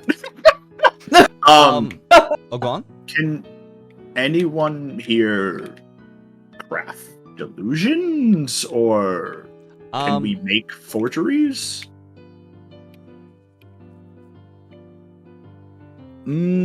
How would make forgeries? I would say go ahead, Frankie. Could you roll me an intelligence check? Yes, I can. Also cooked up a Okay. really complicated plan to do with a small zip line and the card just being like used and then retracted to the next person. I mean, Oh. for most people, then just have Frankie crawl up a vent for 450 floors. See you in 6 hours, buddy. Just give me snacks, I'll be fine. The worst part is that from what Zola and Nark would have likely seen, not all floors are created equal. God. And there And Frankie was never heard from again. What I got a 21. 21. As far as things go, Frankie, like, you have invented things in the past. You all have cards available, and when you look at, like, the B card, all you would probably need is just a little bit of time to tinker with everyone else's and probably find ways to overall affect the metal so it dies out nicely enough so that it would be passable enough to sort of, like, quickly flash, like, FBI, like, quickly flash your card and then put it back in your pocket. Is that what we're observing? Like, when people go to the elevator, are they just showing their cards? There doesn't seem Yeah, to be they're like just a basically scanning? showing their cards. Like, there's no Okay. scan. Okay. There's no So we just need to, we just need to be able to keep up appearances then. Mm-hmm. All right. Frankie will motion for everyone to give him their cards as well as the B card, and say, I can fix it so everyone's card looks like this. This is not a problem. Grinner hands over both cards. Zola And how- also hands over the card now. Good luck. And quite where do you expect the chance to do this? Is Frankie. there a Frankie. is there a vent I can crawl in? Frankie, you are significantly shorter than everyone else. All they would have to do is just sort of like stand nearby Stand or around something. As you just sort of like Whistle do a tune. your thing. Like a lot of people are Zola and stationed the Grinner. right nearby the overall wine pool that if you just like sit by the map area or sit by one of the columns, you're pretty good. As long as you guys all stand around me, it'll be fine. I'll play Lanky Body Shield. Very well. So Frankie, now here's the big part, Frankie. Like, you can tinker with these, and right now the DC for this will be low, but the more you end up trying to like modify something from its original intention, the harder the DC will get. So going from something such as a C to a B will be fine, but if you, say for example, go through each tier 1 at a time, it'll become significantly harder by the end. So try to minimize the amount of times you have to modify these cards. Okay. Okay, so go ahead and give me a tinker check. Just roll your d20, add your intelligence and proficiency. Okay, that's an 18. 18. Yo. Yep, as you all sort of like begin to sort of like say watermelon, or have your respective conversations, whatever way to Peas seem and carrots, peas and generally carrots. Piece of carrots, piece of carrots. that like basically there's points in which like hacking up a hairball, little Junior is able to provide tools for Frankie as Frankie begins to sort of like do his overall work and begin to sort of like modify these pieces and tinker around Frankie with is basically sitting on the floor in the middle of these 3 giants with Junior working on this stuff. them. Until eventually, like, almost like perfect little recreations of each of the cards. You all now fully possess multiple B-level access cards. Well, I'll be damn. Good shit. Zola takes his card and just kind of pockets it. All right, everyone gonna accept their cards? Yeah, don't be rude. Yeah, I'll, like the Grinner will wait for both to be returned, with the thought being that if Frankie vocalized the idea that the tinkering of the cards can only happen so many times, then extra cards will help us. If one of the cards gets damaged, we now have a spare. Yes. Oh, true. Good freaking call.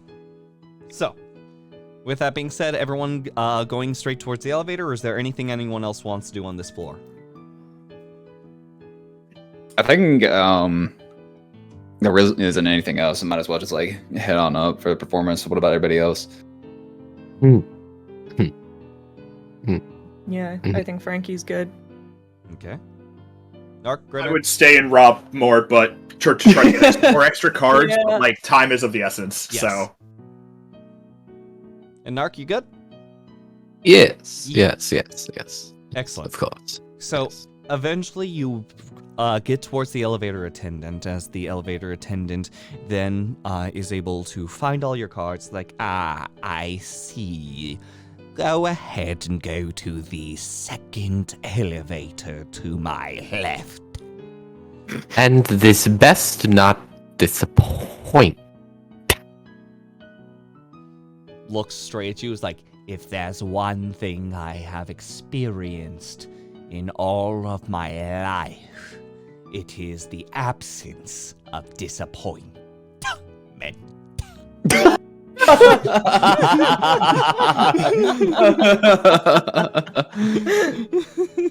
I am glad to hear of such tidings. Yes.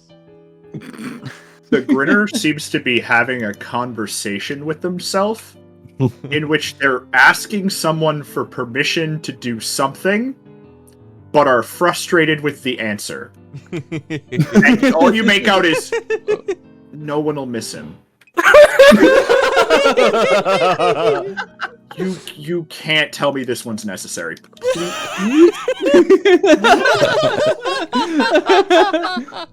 And then a dejected sigh as they are refused permission to someday come back and cold-blooded murder this guy. You are able to then make it over to the nearby elevator, where there's a small little halfling with overall slicked back hair, wondrous little like whipped mustache that could easily be curved about, and very nice attire. It's like, hello, I am Eisenhower. I am your overall attendant today. Where shall I take you today?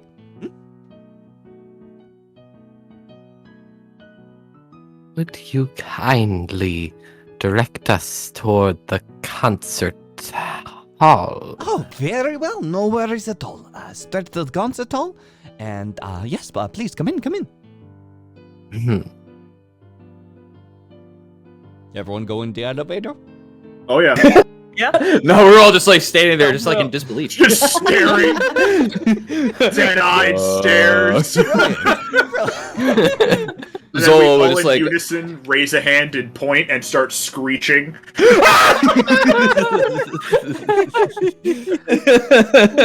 Brilliant. Zola just kind of How tall is this man compared to Frankie? I need to know. How tall is Frankie? 4'10". 4'10"? About, I would say, like a full foot shorter. Damn. Oh, a child. Frankie nods at him in understanding. I don't know why you're nodding at me, but it is a pleasure to meet you. All right, to the 450th floor. Let us proceed. I would assume that this would take quite some time. Yes. Just to get up there.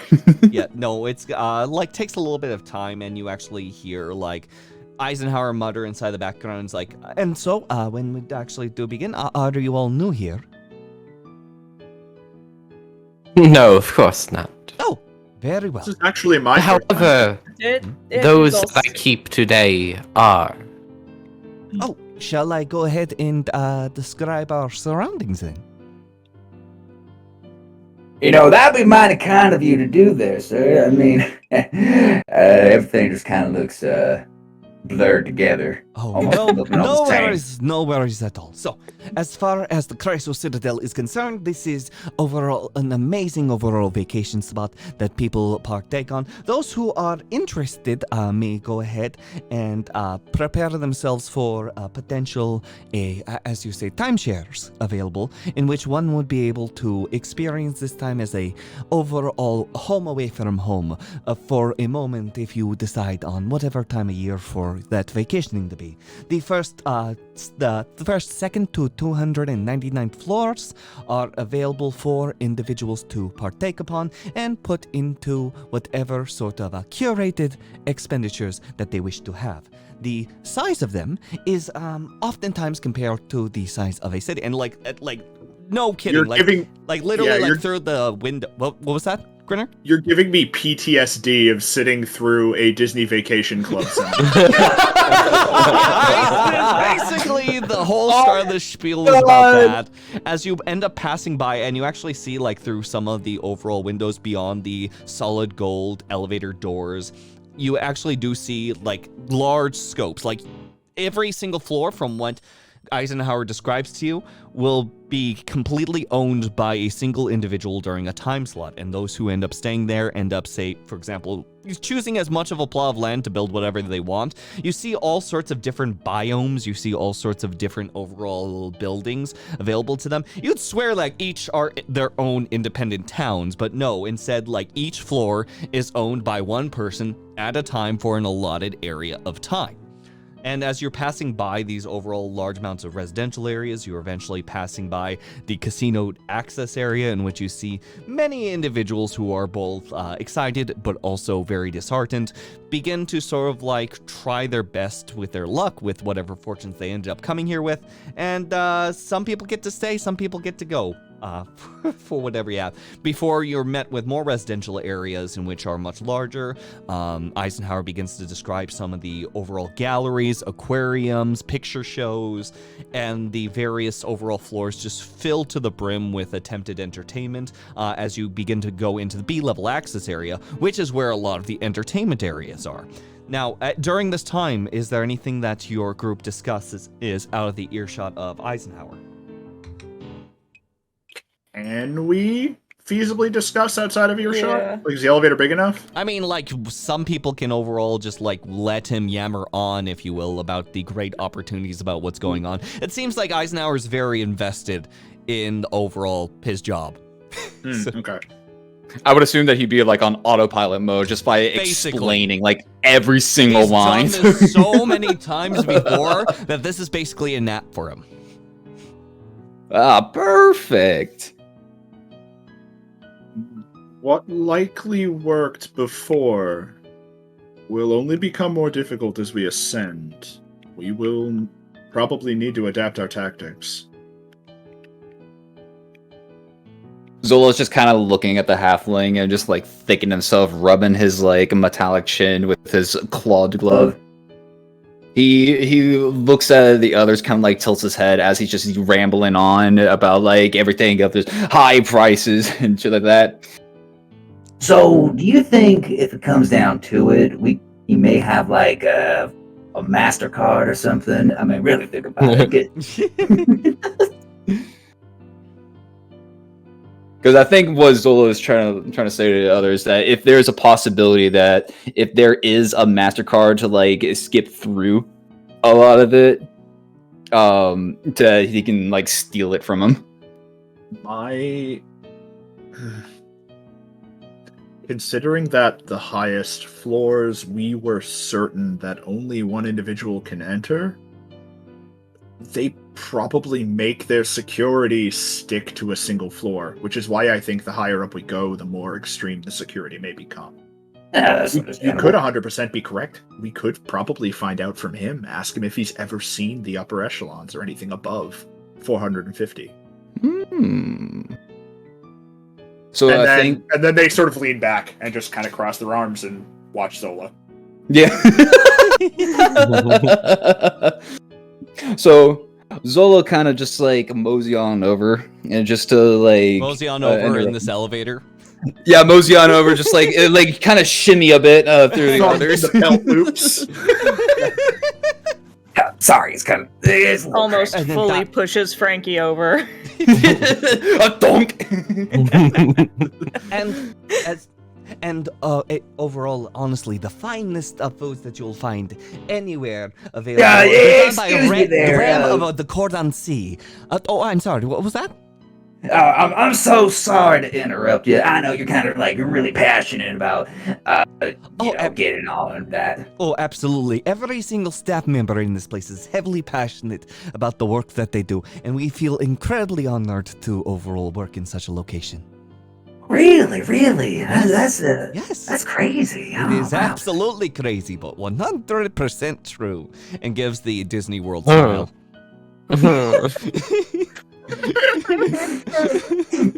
Quick This man side is dead note. inside. A quick side note, it's so funny because like an ex of mine, we actually were like sat down for like the Disney like club. He's like, you can own a little bit of Disney like this. Is just like, we don't care, we just want the free gift card, please. Yep. I've been to those seminars because I'm actually looking to buy into the vacation club. It all connects. It all connects. It's been a dream of mine since childhood. I can't believe Brilliant. it. I can't believe it. No, right. Get back into it. I'm Wow. imagining So the Grinner actually listening very intently to Eisenhower's speech. But trying not to let anybody realize. Like writing down notes in a little pad of paper. Like, I can choose my own biome. I wonder if they'll let me fill it with crows. That'd be great. I just imagine transporting that many crows. And Like, imagine naming. Oh, go on. Oh, I was gonna say, imagine naming each and every one of them. Like they all get their like own little cutesy pet name. Friggin' beautiful. Just They would friggin' all be various methods of dying. like over there is alcohol poisoning, and this one right here is sexual self-exsanguination. oh my god. friggin' beautiful. So, getting back on track, Zola, tell me, what do you Let me do like a little cowboy dance back into it. Oh, right, That's a very right. nice dance you have. Yes. Thank you.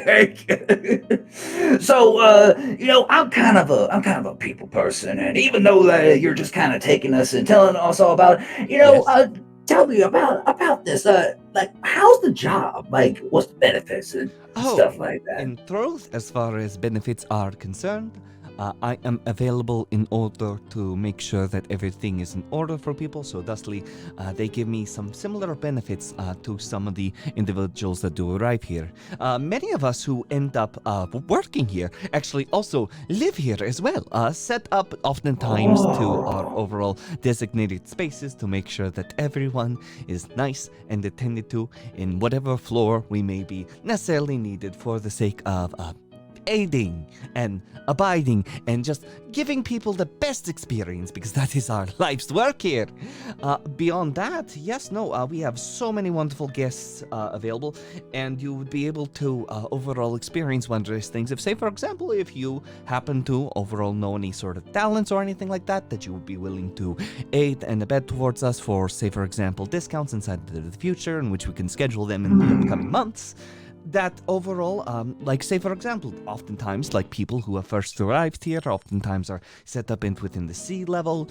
Within the B level, you can find yourself very important individuals such as politicians and those who overall want to seek out it's time away from items, or, say, for example, those who are oftentimes very wealthy.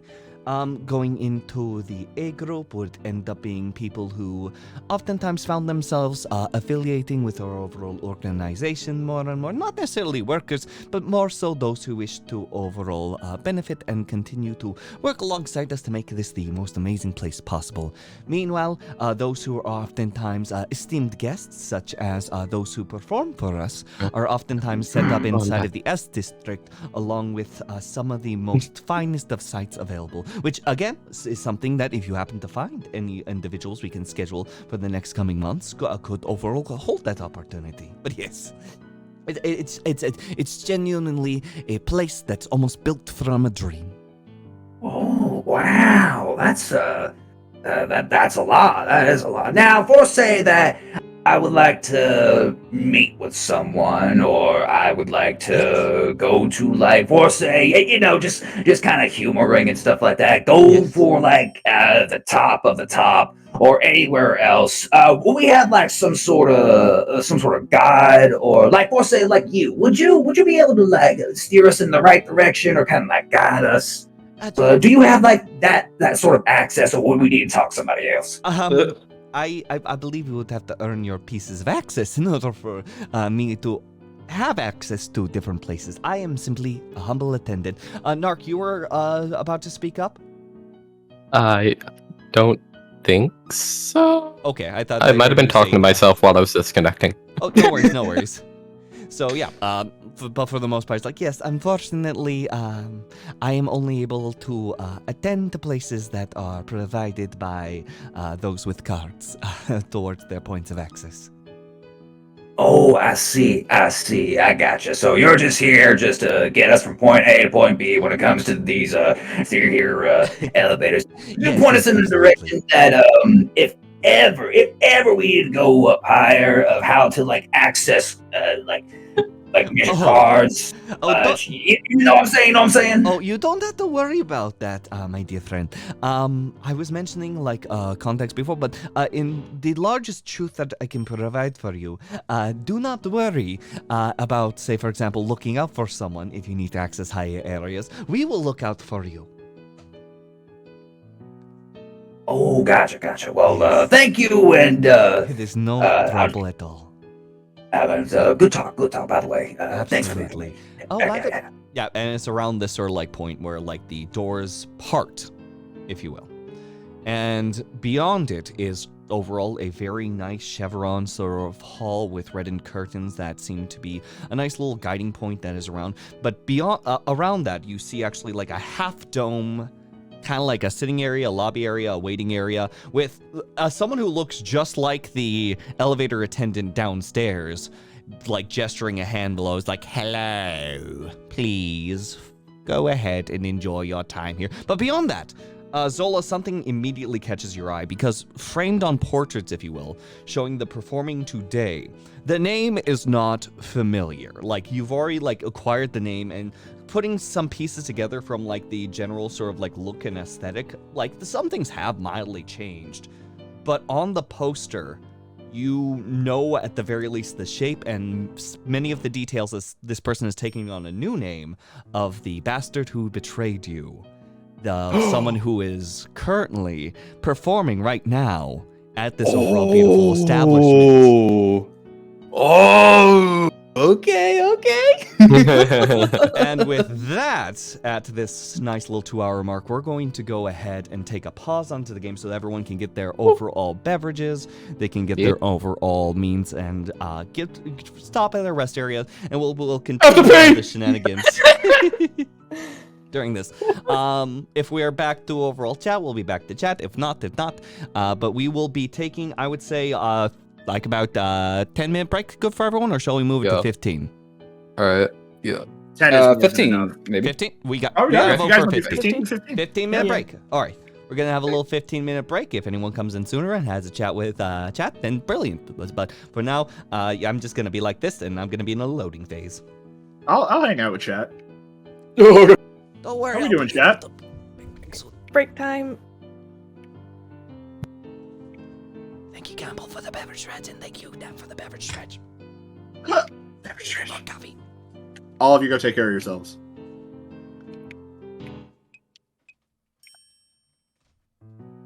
How's everybody doing? You guys having fun so far? I'm glad, Tech. I saw that drawing you did. It's fucking amazing. I wish I could say that this character is terribly original, but anybody who's ever been to my stream knows that's not the case. I might be sitting at my desk with a Plague Doctor mask right now. I own 3? I own 3, yeah. So I'm with you. Don't worry.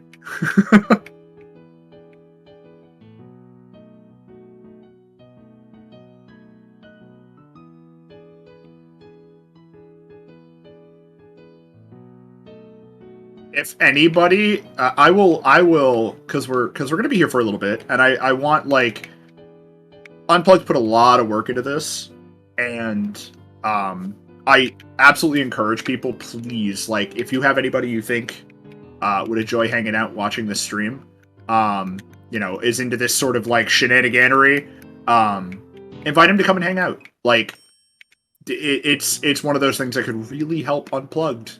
Not to mention the other content creators, because if they find somebody they like, they might go check them out. But I want to see Unplugged just have a full room of people having fun and enjoying what they do, because, like, they've put a tremendous amount of work into this. I've already decided I'm going to be very sad to see this character go, given that this is a one-shot. But if it's super successful, who knows? Maybe we can convince Unplugged to let us come back and play them at some point. But what I'm just going to do is, like, while we wait, I will let any given individual in chat ask me one question about the character that I will try to answer as honestly as possible, with regards to the fact that, because it's a one-shot, you really won't get a ton of time to, you know, get to know the characters. Mm-hmm. And, Grinner, after you finish asking that question, if you wanted to step away now that I've returned to use the bathroom or get it yourself anything, you're free to. Or if you want to stick around and just say, hey, how's it going, everybody? And you don't need those things, that's fine. I was just entertaining. If you're back and you're going to chat with people, I can ship out. How many characters have I named the Grinner? This is number, well, the Grinner? 1. No, 2. Technically 2. 2. Yeah, 2, because the Grinner is my my little cryptid self. But this would be the first time I've ever played it as a sort of character.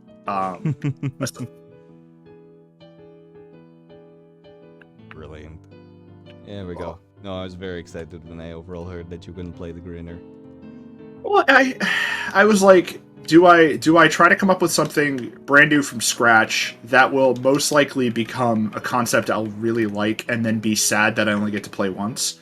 Or do I take an opportunity to play an aspect of, you know, that sort of persona that I've created and been working on for almost a decade now, you know, and throw it into like a fantasy setting?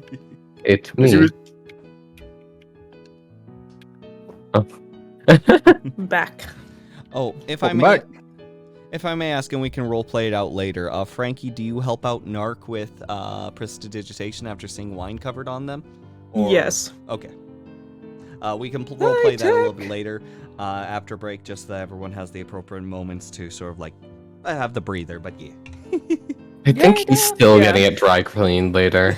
I love it. Which is fair. I Mr. just Waffles, figured Mo, thank you probably for the don't have stretches. time to actually go change, and I do think Frankie appreciates that Nark came over and like stood up for him after his attempt at fleeing the situation failed drastically. Mo, you gotta play Stratus again? Oh, absolutely. Mo was inside of our first one-shot here, and I would adore, if given the chance to run another one-shot with Stratus, or any other really character. Mo, you're a pleasure to work with. As much as you all are really a pleasure. Thank you so much for agreeing to this. This is fantastic.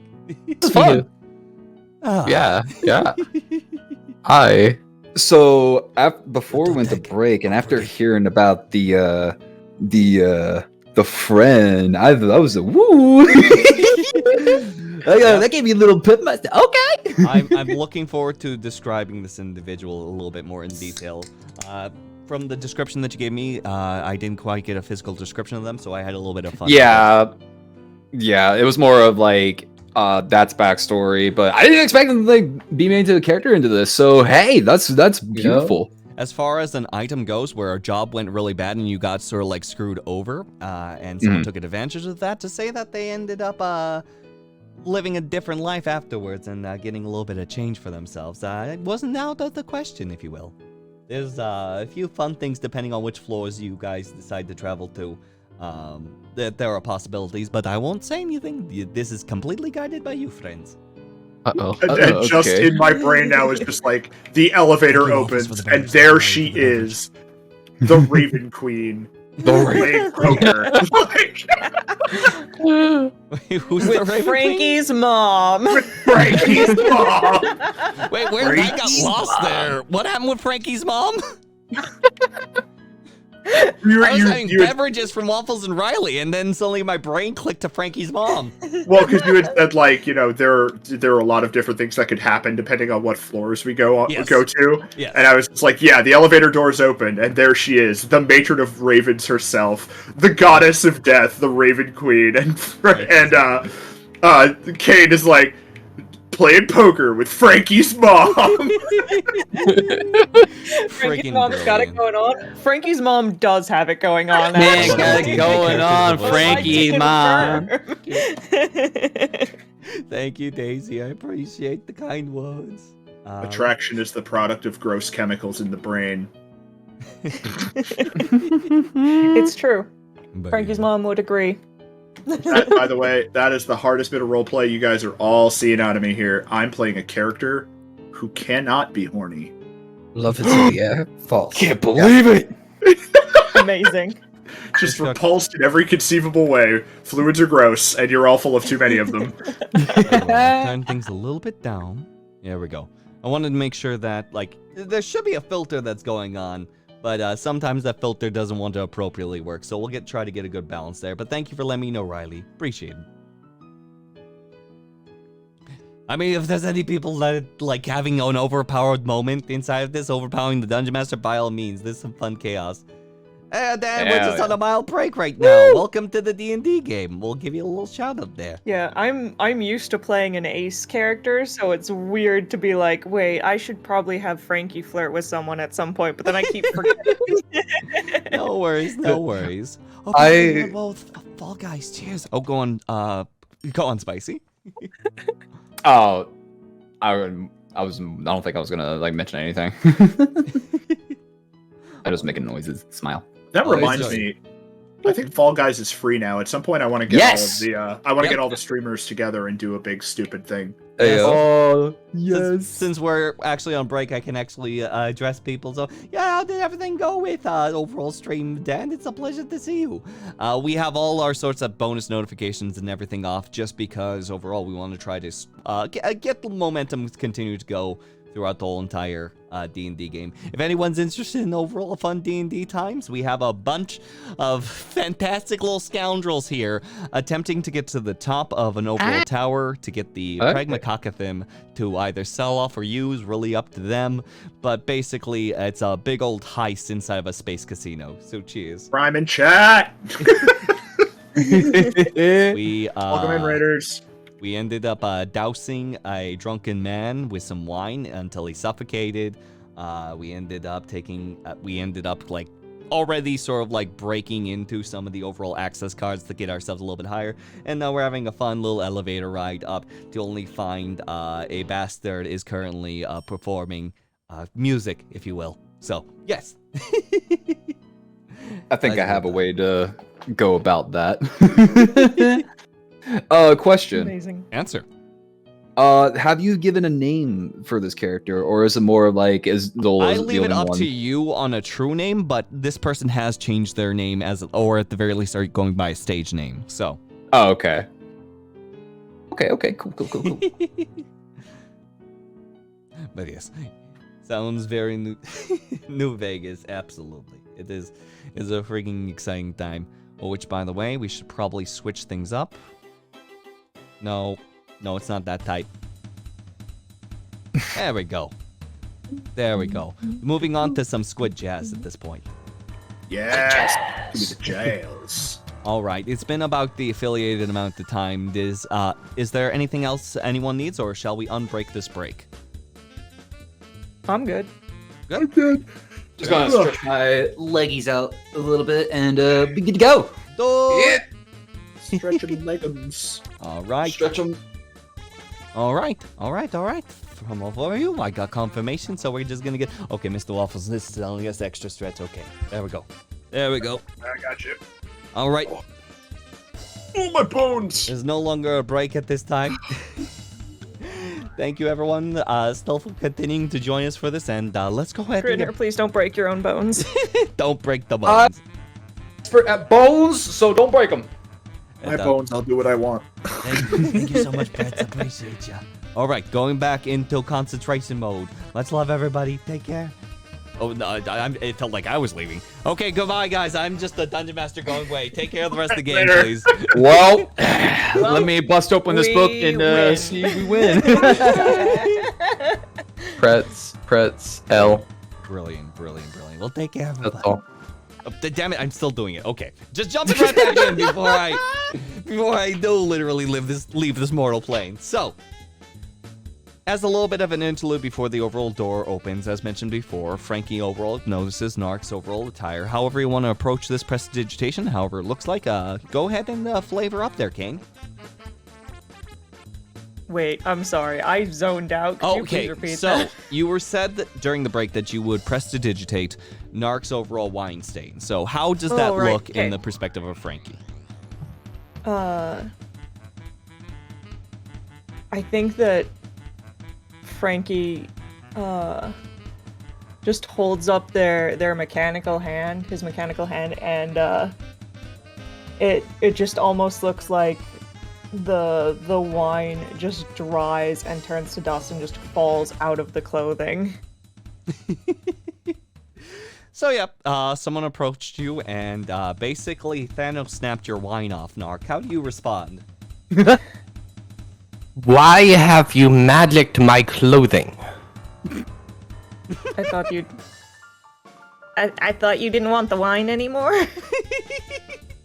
You would think yourself on good enough terms with the Noxyros, child of Kelsiaris Varen Therenloth, that you could simply waltz up to me and magic my clothing. Were you going to drink it later? Or... That was not within my plans. This is nothing more. Okay, the word is escaping me.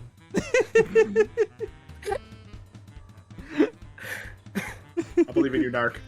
You do He it. had it when You I can do was. Sorry. No worries. Flutter. Also, Frankie did answer your question with a yes. he does feel he knows you well enough to have done this. You're doing fine together, so.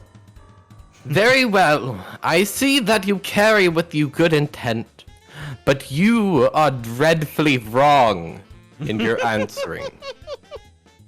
It is not with spite that I say this, but mere fact.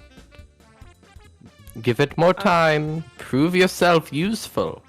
I will make sure to splash wine on you at the first possible convenience, I promise. Nark, as like Frankie says that, only you hear this, is as, they'll probably cover it in poison. It's best to dispose of him now. You were meant to remain silent. So are you as speaking was out my loud? command. Yes. Brilliant. So yeah, okay.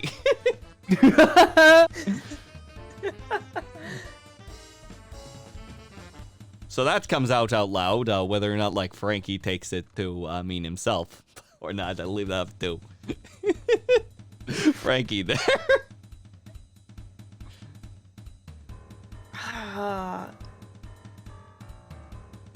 Frankie doesn't know that that's one side of Frankie- the conversation. Frankie looks really confused and just like. But Such a you were- small you were throat talking to me. slit though. I was not addressing you, mine comrade in arms. Oh, so now we're comrades in arms. That does not put you in my good graces. That simply puts you at my side. You know that We're conversation supposed that to have each other's backs here. I don't understand what's happening. Yes, Grinning? that conversation that the Grinners seemed to be having with themselves earlier about the guy at the elevator, they're kind of doing it again, but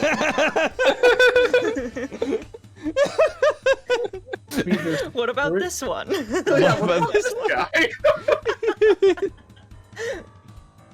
No. All right.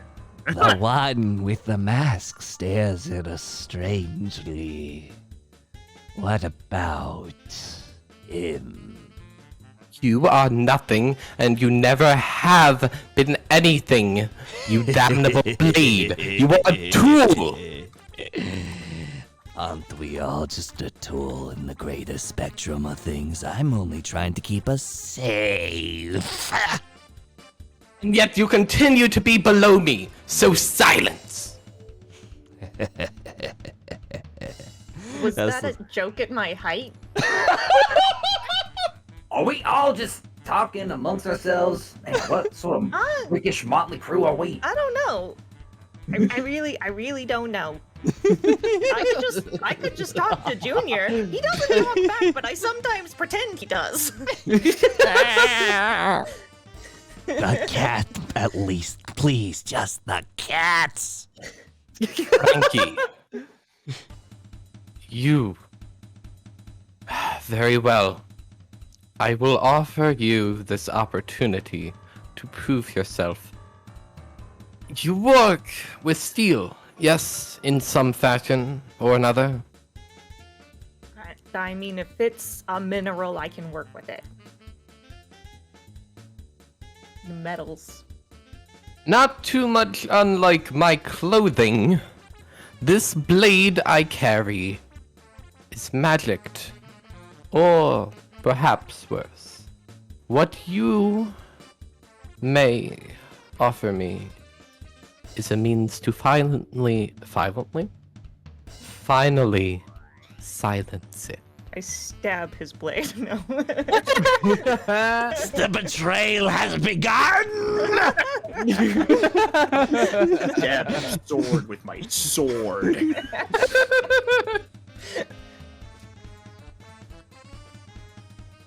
All right, so you want Frankie to look at your sword? Is what's happening? Look not too closely, or else you will surely succumb. Frankie will carefully inspect this sword because now he doesn't really trust Nark. Nark is sending a So- lot of mixed signals. and Yeah, Frankie's roll like- a quick either investigation or perception check, whichever one you want. All right, that's dirty 20. Dirty 20, got you.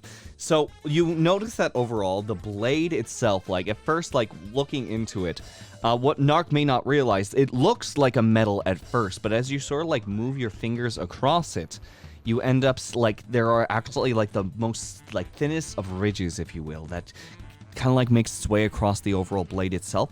It turns out that as far as this overall feel goes, like if you are struck by it, you'd swear it's metal. But upon closer inspection, roll me, okay, one more bonus check. Roll me a nature check. Okay, that one's not too bad. I thought it would be worse than it is. That's a 16. 16? You swear that it's almost made of spider silk, if you will. That has been has been crafted into a way that is very fine. This is unreal for a blade. The overall onyx pommel is then tipped with a nice little ruby cut in the shape of a spider.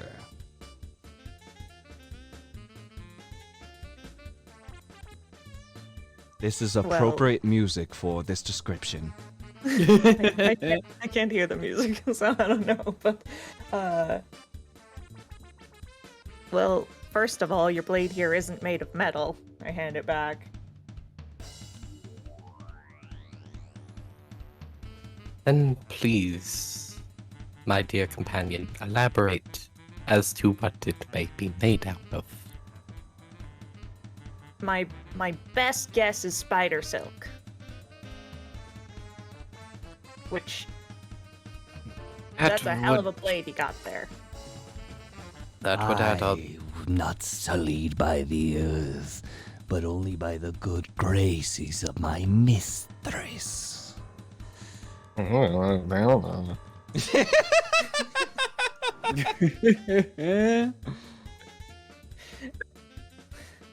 This blade sounds like a jerk.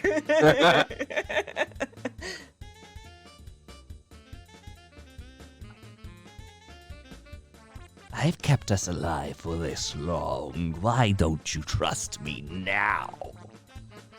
My words alone are enough.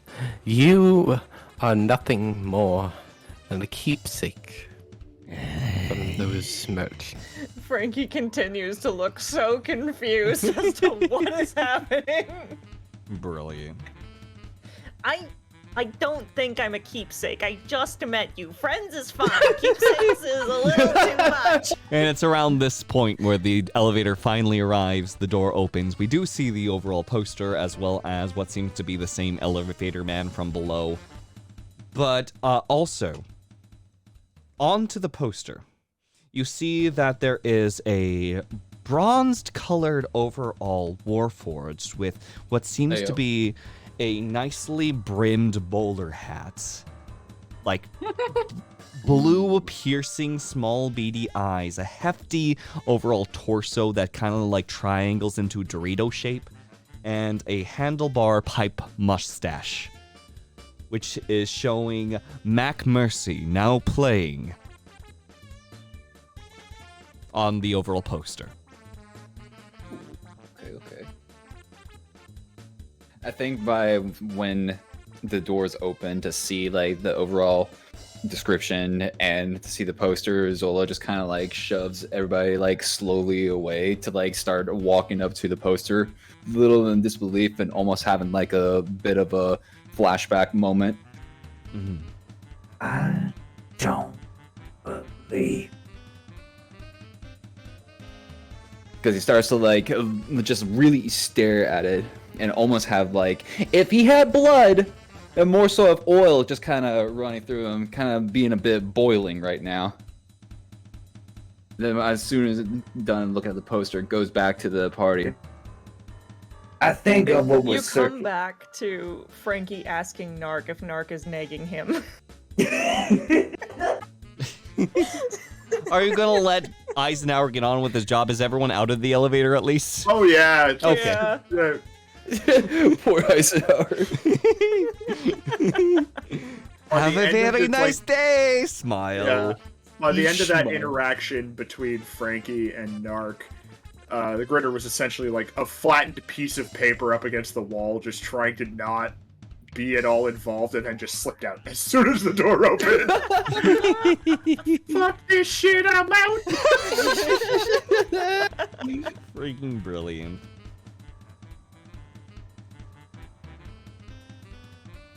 Yes. Barty is now So- all back together. Yes. So Zola comes up to the others. now. I think it's a good I had time. I'm sorry, what was that? I had hardware mute on. Oh. So I think it's a good thing that we should, from before split up, search for clues and all that. I feel like I need to get a little bit of air. Maybe catch some entertainment while we're at it. You know. So if you don't mind me, I think I'll kind of enjoy the scenery. The scenery of the hallway? The entire party turns slowly to look at Zola. Just to say a quick thing before exiting the elevator, Nark waits for everyone else to leave, and then he kind of just sits there and quickly casts Gift of Gab on Eisenhower.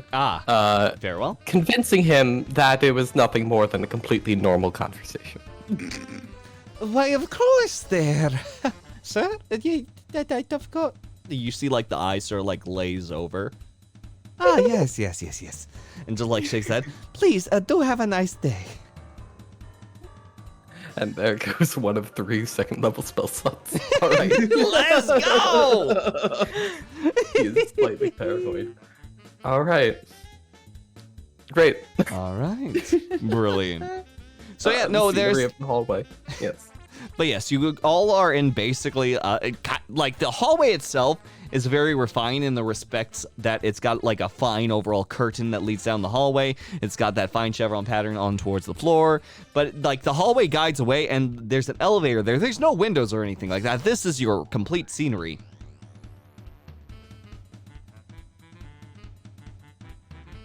What do we do? Question. Answer. So, we haven't made it to, like, this is the performance hall. We haven't made it to, like, any sort of, like, stage yet or anything. We're just kind of, like, standing outside of the elevators right now, correct? Yes, you're standing outside of the elevators. You're at the venue. It's just more so it's a little bit deeper in for, like, the official hall, just because this would also be, like, you'd surmise the place in which, say, for example, people who were actually, like, working on the show would also be getting out, going to the points backstage and so on.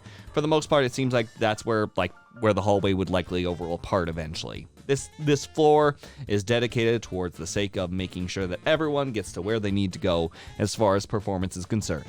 And it's pretty, like, wide-wise, like, this place is just, like, freaking huge. This overall series of hallways could be any amounts of size. You don't know how large the overall auditorium is.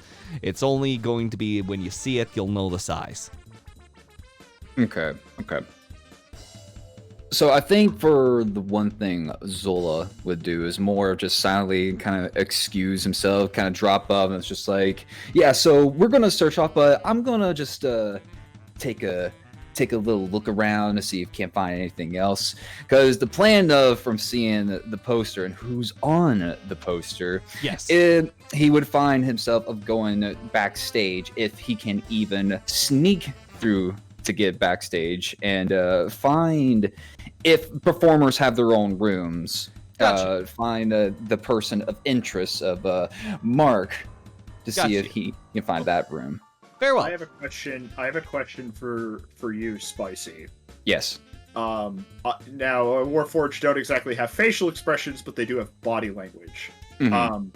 Does Zola attempt to hide any of the visible shock in terms of who they see on the poster? I will. Oh, go on. No, go ahead. Oh, I will say that, if I'm not mistaken, and correct me if I'm wrong, Spicy, but the first reaction Zola had was, like, look at the poster, approach the poster, and then make their way back. So they've at least gauged interest. How much overall from that point on, do you think, like, Spicy, that you would be overcome by that? Like, there would be, like, maybe a hunch or anything like that that would kind of, or a immediacy in, like, the movement? It's more of stiff nature after seeing who's on the poster. More so the body language would be like kind of very shifty, more looking over the shoulder. Because in that nature, seeing someone that has, backstabbed him, he's always looking behind him and making sure that nobody else is going to do the same thing. But also right now, he's kind of wanted to have a little chat with him. Very well. With your permissions, Spicy. Mm-hmm. Go ahead. Given that Nark and Frankie were having such a fucking weird interaction, it would seem as if you have been distracted, or at least, like, sidelined by something. Yes. And while they're not aware of why or what the ramifications would be, they would likely tell you. Mm-hmm. Would you hide the fact that you're tailing Zola? 100%. And as far as, okay, gotcha. As far as Frankie and Nark's overall response, like, again, like, it seems like Zola's about to go off. Is everyone just following as a group, or is it something in which like you just kind of like watch them go off and like, oh, okay, we'll just do our own thing?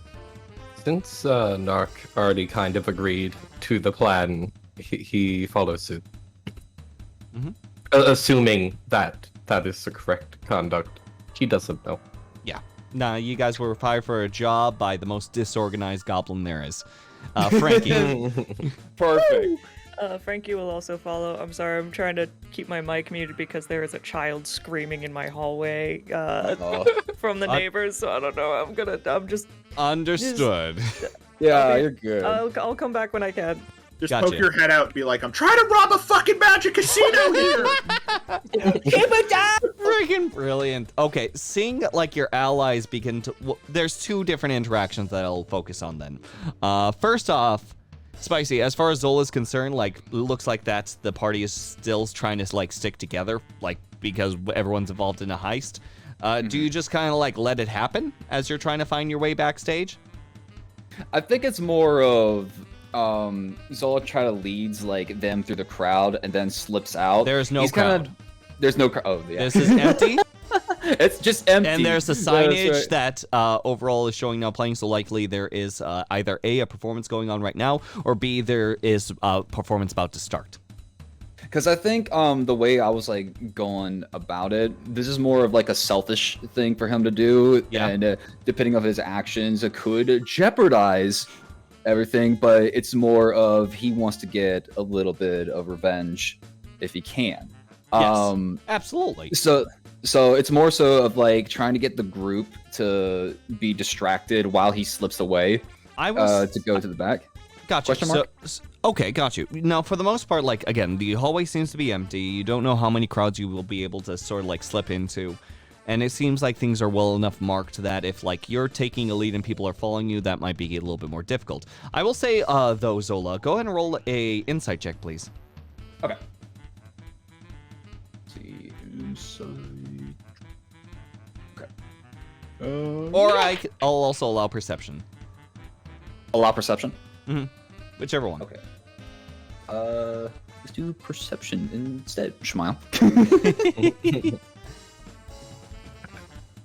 Okay, 17 plus 3, so we got 20. Okay, unnatural 20. Brilliant. So, in this respect, this is what I will posit towards your overall mind. This is not meant to overall, say, for example, change overall what you've decided, but more so posit something that you realize putting a few pieces together.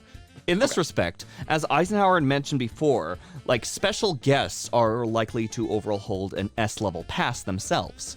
And all your group is currently working on is trying to access these overall passes as well. Like, trying to overall sit down in a performance that might just overall aid in, like, maybe passing the time when you guys can work out the slow way. Or Zola could try to work two birds with one stone and posit to the group that perhaps you should try to make your way backstage. And with more power behind you, make it the goal to try and get this overall pass off this guy.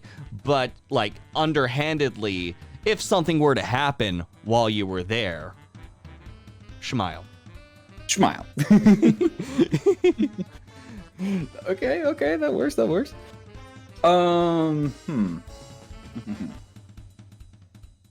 But again, up to you on your decision.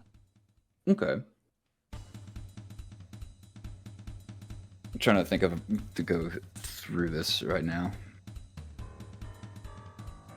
No worries. If you need the overall moment to process, like, the hallway goes ahead and just, like, starts off as normal. And as you continue to walk around, you hear a little bit echoes. You hear, like, the sounds of, like, certain crowds off in the distance. But it basically feels like a mild maze in some instances while you're walking your way through these overall weird curtained halls. Eventually, you come across these weird overall statues along the way, a little bit of loungewear that has not been used for some time. I'm sorry, not loungewear. I meant like seats and cushions, not like people's pajamas are just run about. I want to make that freaking clear. Pajama party. I want free pajamas! Nah, you can get a free couch if you give them your pocket. I'm good now. But yes. But eventually there is signage that's available onto the overall curtains. But the only direction that it gives is off to the left, in which it says audience members approach this way to auditorium. Mm-hmm. So, yeah, Okay. So to go down this, I'm sorry, I'm having like a slow moment right now. No worries, no worries, no worries. I think for looking on what exactly they need to do to get further up, Zola kind of just like turns aside of like kind of making that as the two birds one stone moment. He turns to the group. All right, so we got a little bit of time before we need to get to, you know, the big Shazam. You know, I think since we have a bit of an event going on here, maybe we'll find someone that has, you know, an access card that we can go even further up. What do you say? You know, kind of stay for a show, just have like a little bird's eye view. You know. If you think that is the best way for us to get access, there's like you're being sussed. Perfect. The rogue with the really high wisdom is like, there's something else going on here, but I'm not gonna stop you because I don't know what it is. All right. So I think Frankie would agree to this plan too. Just say something along the lines of there is advantages in getting up someplace high. And how do you mean to get away with it? Get away with it. Get away with it. Ah, yeah. See, now that's the one part. Now what? I am so sorry. Someone's ripping ass in the neighborhood. As in someone is motorbiking and got a dog going on. Nah, I thought somebody very angrily started farting outside the door or something. That's what it sounds like. That's what it sounds like. Right before, I don't know if anyone heard it, but right before the screaming child, someone lit off a firework in my neighborhood, and I was like, oh my god. Great. It's too early. God It's too damn early. it. God damn it. Now all my windows are shut and I'm gonna overheat. Oh. But yes. Okay, so, well, if you really think about it, where Mr. Bellhop was kind of, you know, saying about for each individual place of every floor here. Now, there's a lot of people kind of congregating together. Maybe we could talk to someone, and since we got like a little rope friend here, and maybe I can just slip my little claw hands in someone's pocket, maybe take something, persuade. You know, at this point, I don't think I could really get a damn of how we get it. We just need to get going. You know what I'm saying? Very well. Sure. My tongue shall be at your side. Great. All right, I'll see you in. So, are you going to what seems to be the potential area where, like, you could probably make it backstage, or are you going to make it towards the auditorium? I think for the first plan is to like have everyone go through the auditorium while everybody is kind of just mingling about, if that is the route to go for. Of course, he's gonna try to look for, you know, backstage area, but there could be a possibility that since he looks as goofy as he is with like cowboy hat, cape, and shoulder pad, maybe he could pass off as a performer as well. There is... Okay, very well. Interesting. So, so everyone's going to go straight to the auditorium then? Yeah, sounds right. Very Yeah. well. Very well. Nark practically is a performer, so. Perfect. Frankie looks Freaking- like he belongs backstage and should be doing pyrotechnics. Freaking brilliant. They belong in a hospital morgue. So Gotcha. really,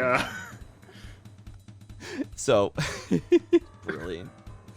So making your way overall through the halls and towards the overall sign that shows off the auditorium, eventually you are met with various wooden double doors in which a attendant that seems too just tired to like even care ends up sort of like opening it up late for you so that you may attend. It seems that the lights have already died down. It seems that overall there is an individual that is sitting inside the middle of the hall, as overall there seems to be like a slow overall strum kind of going off from this big old-fashioned guitar as this very what seems to be rustic looking, but with intention rustic looking, overall Warforged is playing upon the stage. You all just sort of like find yourself some seats, or? I think for most part, just kind of would the backstage area be in the same auditorium that they're in, or is it more so of it would be of a different double doors? Oh, one more. Could you say that one more time? Forgive me, I was. Yeah, switching I'm to sorry. music. No worries, no worries. I was gonna ask, is the auditorium, like if you go down lower areas, connected to the backstage? It looked. Oh, go on. No, that's what I'm asking. Okay, gotcha. For the most part, it seems like there is a curtain sort of like drop that seems to, like, there doesn't seem like to be direct access from the stage to the floor, but you can tell from like a few individuals who are like working from the overall back ends and just trying to stay hidden as the overall tech crew that there is access to backstage between, like, say for example, stage as well as there. But yeah, are you? Not her principal. Sorry. No worries, no worries. But yes, as far as these items are concerned, are you observing this while standing in the open door from the hallway into the performance hall? Yes, it's still trying to like slowly working way like downwards, just like pretending to like look for seats, but also just kind of side-eyeing the backstage area. Gotcha. While you are slowly making your way through and like making your way through that seat, almost like as if to like as like playing through the little bits of strumming, and you hear just like small bits of like radio like humming coming through, the head sort of like tilts in the general direction of there, almost like to try to address the audience, and then sort of like you feel like a note is held for a little bit too long before like continuing to go back towards the strumming. I think Zola kind of picked up on that, but kind of dipped his head and like trying to hide more of his face from his hat. So it's just like fucking massive. Brilliant. But yes. Insight check. Insight check. Okay. Be honest with me. Like I gave that to Zola, being like someone who recognizes mannerisms from someone familiar. As far as the Grinners take, how often do you see musical performances and or familiar with music? The Grinner isn't watching the performer. Okay, got you. You're watching the back end of Grinner Zola. is trained on Zola. Like, okay, got you. Yep, go like, ahead and roll an insight check. The guy who has been like loosey-goosey, herpy-derpy this entire time is suddenly all business. Gotcha. And like I know that you're trying to like hide, like somewhat keep yourself like maintain Zola. Well, so roll me a performance check in response, even though yours is directed at like probably the person performing right now. This is unintentionally also going to counter against like Grinner's insight check. So performance from Zola. Okay. Oh man, I got two against me. All right. I thought you were having me roll performance, and I was like, oh no, that is my charisma is my dubstep, my dude. No, you gotta do a little dance for this information, Grinner. I'm sorry. Okay, so I'm rolling for performance, correct? Yeah, your performance, you're trying to like keep yourself subdued, almost as if you're trying to like lead on the performer at this point to be mistaken. You notice the note kind of being off, but if you're trying to like blend in enough and sort of like kind of like hide yourself with your hand and so on, the performance is gonna help. Okay. All right. And I'm also gonna 12 roll plus 2. 14. 14. Grinner. Let me roll that. Just go ahead and use the hiya. 21. Yeah, no. You're starting to put the pieces together, if you will, between like Zola's pointed behavior and what's going on. Does it seem like Zola's reactions have to do with whoever's on stage? Very much like reflective. Okay. The Grinner does not change. They're gonna keep pace. Very well. Well, damn. There is. Does everyone listen to the performance and sit down, or is there like something going on, say for example, in the background? Frankie is holding Junior above his head, both so that Junior can see and also to use Junior's light eyes as a lighter to wave around.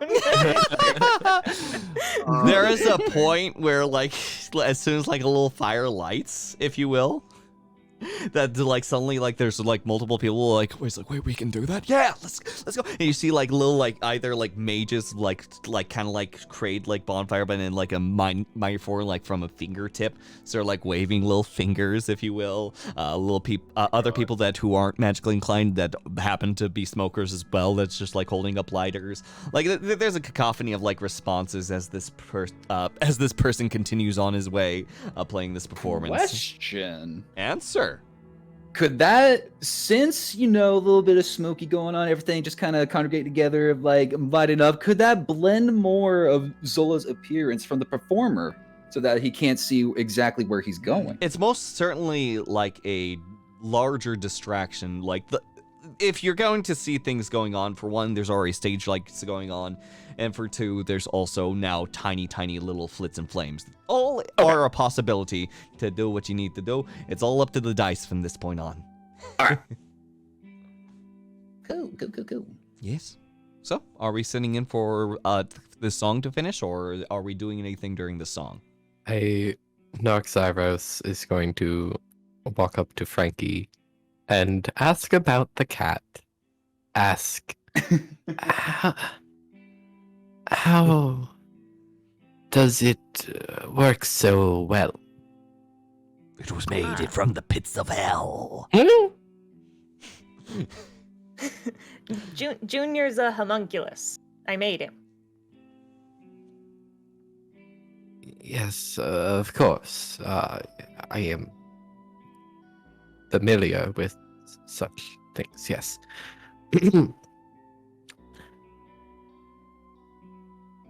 Yes, thank you for this information. That all you want to know? He's also adorable. It sounds like you're not whispering, Frankie, during a performance. So, like, from that, you're shh. I have a real question. I have a real answer or a fake answer. You'll never know. Is or is not the song he is performing about losing his wife and his spelljammer? You know what? Let's roll for it. High or low, Grinner? I'm gonna go low. I always take the low road. More like a low blow.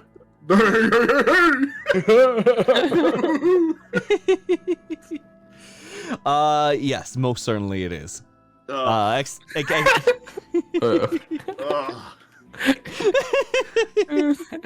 Zola better kill this guy.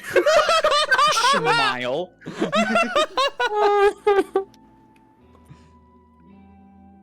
And it's something along the lines of Sing us a song. I left my heart in the Underdark. And like the song begins to sort of like close out with let me see, but I just gotta. Oh God, no! Oh no! I gotta fix something quick. It's okay. There we go. Found it. Okay. And she doesn't even know my spelljammer's name. Wow. Before, like, there's like large amounts of applause, like people are standing up, and this person overall just like stands up walks back on stage, and it looks like a lot of people are just like really getting into it. Like the applause are getting like heavier and heavier. It's like yeah, and it's like they're trying to commend an encore, if you will. However, about like a few minutes actually pass before like this person is not coming out for an encore. Is like a very, very made clear, if you will. And there's like this one person who just sort of like goes on to stage like, and yes. Thank you very much for joining us today. I'm sorry, but unfortunately, at this time, we cannot have a further performance. It seems that there are other items that have to be attended to at this time. But please don't be afraid. To your hallway to the left, you can go ahead and stop at the overall gift shop that we have set up for the performer. And as condolences for what happened, you consider the overall merchandise 20% off by his own overall word. Thank you very much and have a nice day. and before it just like walks off the stage again. Oh, not walks away from the stage. Actually, just falls off the stage. Like, oh! Yeah, you know what? This is awkward enough moment. That's exactly what happens. The person like walks away and just realizes no, there's no stairs in front of the stage, and bam. Perfect. Jeez. Yes.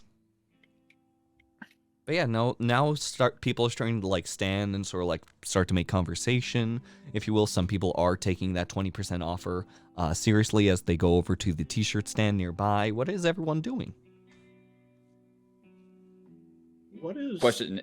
Ooh, go ahead. No. Go first. Oh, okay. Question. Is there anybody that is guarding the backstage area, or is this if we purchase, like flowers or stuff like that for the performer, that they're allowed backstage? As far as that goes, that's going to be mainly like from what you see visibly, you don't see guards, but again, like there's a heavy amount of curtains. There's about like what seems to be text walking in the background, but there's been people who have like multi-classed into their jobs in a way, such as the overall like wine attendants and guards from the first floor. So in this case, you might be able to just sort of like ask overall at the gift shop area, the person who is face flat on the floor and currently too ashamed to get up, or one of the people who may have like seen this performance before as well, who might be at the attendance. So I leave it up to you on like how you want to come across this information, or if you wanted to just beeline it backstage and just see if you can avoid guards. Does there appear to be any indication that there are folks who, for instance, may have purchased the VIP interaction post-show? Roll insight check for VIP. Let's go. Wisdom-based rogue. Yes. Let's go. 24! 24! This dice roller is insane for me today. Thank you, D&D Beyond. Thank you, D&D Beyond. Shout out for D&D Beyond. Seriously. So, as you're sort of like trying to surmise the overall area and what have you, and just trying to work out on like who is dealing with who at what sort of like time, and like what sort of like people seem to be overall trying to make their way behind, I swear to God, tech, trying to make their way like to the overall gift shop area, the people more comfortable. It looks like for the most part, there is not anyone like really making their way backstage at first.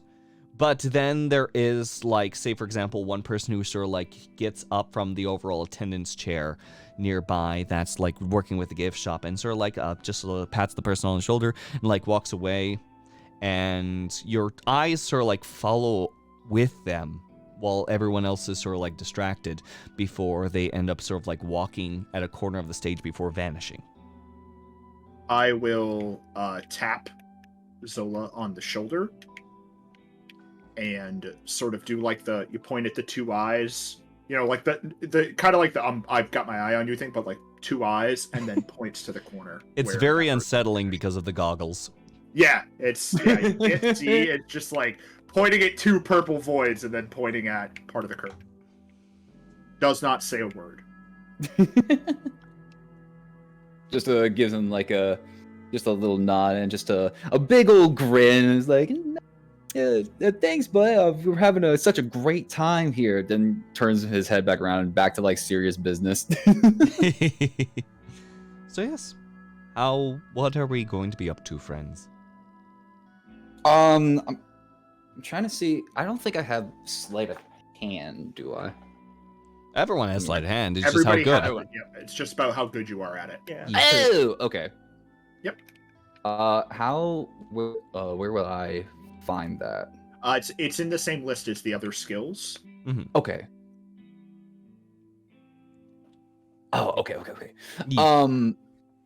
Could I? Because you said that there was a pass, correct? It seems that you do not know about any sort of like backstage pass. Okay. It doesn't seem like for the most part like there is many people like dealing with the backstage pass, but it does seem like a staff member, if you will, instead of like climbing over the stage, there was some sort of like back route that they are currently taking. So and it looks like the staff members are wearing like lanyards on them, if you want that to count as much as possible.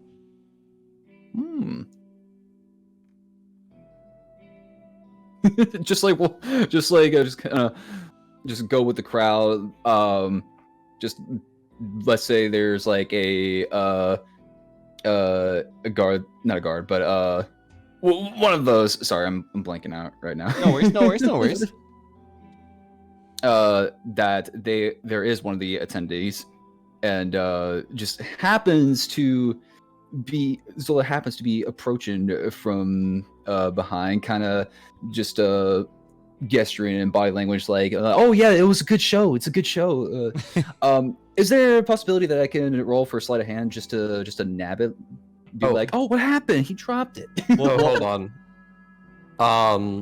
Noxyros is going to approach from the back, lightly tap Zola and say, "Watch yourself," and Bardic Inspiration. Yeah, there we go. First Bardic Inspiration. So, what die is that, Nark? 1d6. 1d6, brilliant. So, Zola, quick question right here. Like, what were you trying to acquire again? Try to acquire the lanyard that from the guy who is just like face first, lacking a pride in front of the stage.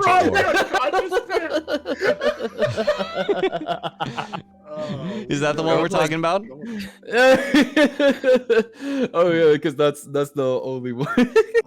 There's that guy right there, and the person with the gift shop. It's just that this person who is face first on the floor is getting like little to no attention out of pity. Like there's still people around, if you will, but at this point, like no one really knows how to respond to this like defeated face. More so, just like to like kind of just go like right down to him, kind of ask him, just like kind of hold on. Hey, buddy, you all right there? Damn, that was a fall. You okay? So, with this in mind, you can go ahead and roll your d20 for your sleight of hand and add your modifier. And if you so choose, how long does the Bardic Inspiration last, Nark? 10 minutes. 10 minutes. Yeah. Or within this 10-minute time frame, including for this roll, you can increase the number of your roll by 1d6. Can I also offer assistance to give him advantage by essentially going with him and being like, I am a medical professional. Let me make sure that you do not have any yeah. You know what? That just sounds like, convincing enough. So I would say that looked like a terrible fall. If you'll permit me, I would like to look over and make sure you are not grievously injured while my friend helps you out. Like very well. Zola, if you wanted to roll that with advantage, and if you want to choose to add a d6 to that, I leave it up to you. So roll it twice, choose the higher number, and choose whether or not you want to add a d6. I mean, fuck it, might as well just use it. Let's go! Let's go! All right. Oh, yeah, I'm glad that I accepted that. Why? Because the first roll was 2. Yep. And then the second roll was... Okay, second roll, let's go. 4, okay. 4 plus your modifier. The modifier is 3. 4 plus 3, so that's 7. Will you be adding a d6 today? Yeah. Please roll high. Oh my god. Okay. D6 is the cube, right? Yep, cube. Yeah. Roll Okay, one because it cube. has 6 faces, of Tubular. course. Yep. Oh, for fuck's sake. Come on. 3. So a 10. Yeah. I'm going to roll this person's perception. They are in shame, so I'll do with disadvantage, but they've got to roll above a 10 to notice you yanking their chain, literally. Oh no. Oh no. So with disadvantage, as you are overall making your overall way to try to quickly like rubbing on the back, just making sure the guy is okay, but also like slowly like making your hand like upwards in order to see if you can like quickly yank off the end. This person's head sort of like juts up in a direction that's in order to sort of like respond and try to make way for like a big old smile to say, "Don't worry about me." In that sort of like movement, you are able to quickly sort of like catch your hand and like pull it back enough and sort of like make a stand. Your hand is basically scrunching and like holding onto it tight enough that it does like bend a little bit, but you're able to get it off him because out of a disadvantage, you rolled a natural 20 and a 6. We're going with the 6 plus 2 for wisdom. Well done. Like the mouth sort of like smiles. You can see that there is a tooth that has been loosened. It's like, yeah, no need to worry. I'm perfectly fine and capable myself. I just need. I'm gonna probably take my 5. Thank you so much for your time. Goodbye. Just like sadly wanders past you towards the hallway you came from. We're just out here destroying people's lives. Alright, nobody my here lord, made we that are. guy faceplant. God. Everyone here is so sad. I mean, Just it's they're either customer service. That's true. customer service with a smile. With a smile. Finally. Oh boy. But yes, Oh, you God. have a pass if you wish to choose it. Yay. You did it. You did a crime. I You did a did crime. you did a complete crime. Congratulations. Hooray! Oh boy. Now, Zola kind of like pats Grinner on the back and just like, Hey, thanks. I think we have ourselves a little bit of a lead now. I think that there's something in the back that I need to. hold up, I just fuck. I'm blinking a lot. I'm sorry, y'all. Oh, no worries. You're doing great. Balance. You see, they look at you, and you can feel their eyes. And when they say this word, you know exactly the intent behind it. Like, for every weeb out there, the term murderous intent, when you say something needs a little, and he just goes, balancing. Right. Balancing. You kind of get the gist of it.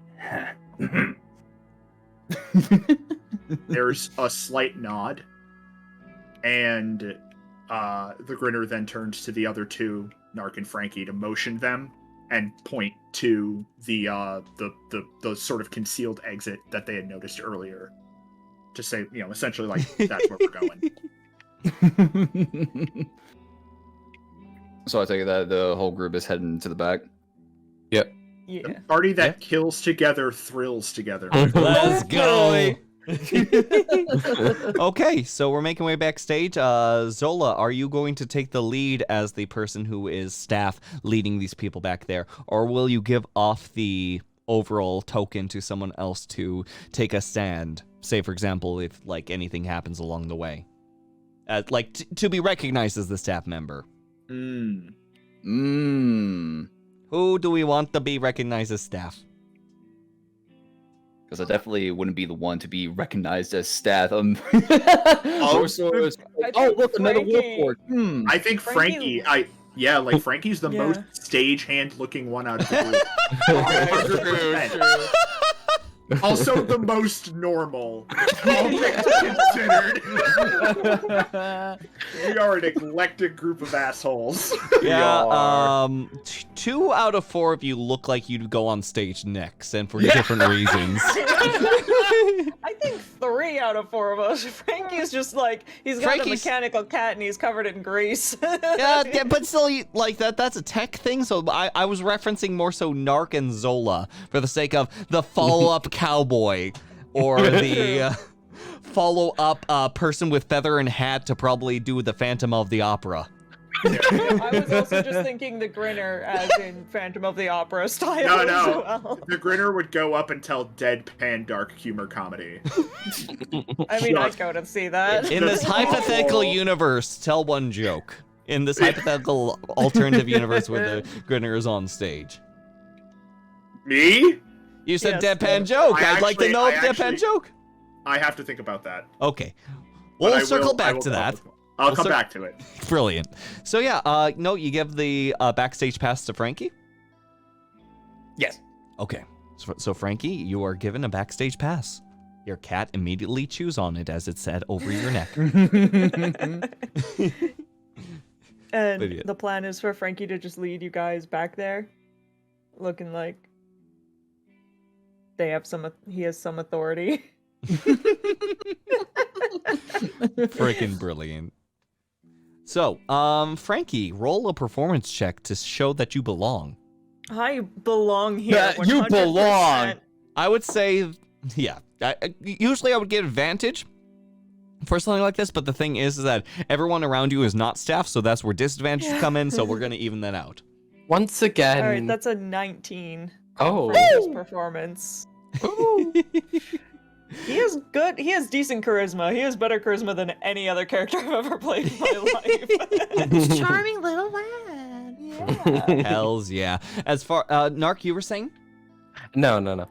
Oh, okay, just making sure. So yeah, with that base 19, is it base 19 or is it 19 total? It's 19 total. 19 I rolled a total. 16. Very well. You end up making your way over, if you will, to this overall direction that the Grinner is able to point out, and there seems to be, like, shaded off into the side a false sort of like wall situation, but with illusion magic, if you will.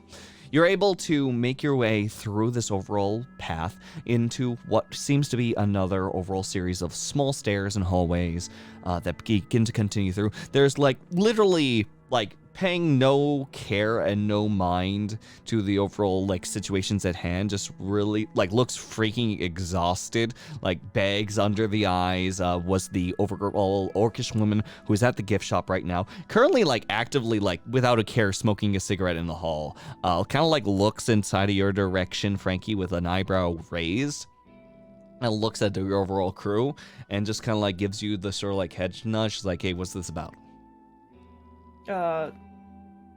Frankie nods and just says, they got the VIP package. I get to go see them. There is a restrained eye roll that comes off from her as she like rubs her hand against her hair all the way sort of like back across the scalp, takes a deep breath, like throws the cigarette in her mouth and just like swallows it, and it's like, now that... Tasty. And just with a smile just says, I see. Well, we're glad to have you back here. It's great to have you all. Please enjoy your time here. Well, thank you, ma'am. And by the way, looking mighty fine today. A like slowed nod is reciprocated in this instance. Slow nod. Yeah. All I gotta say, pistons. Continue.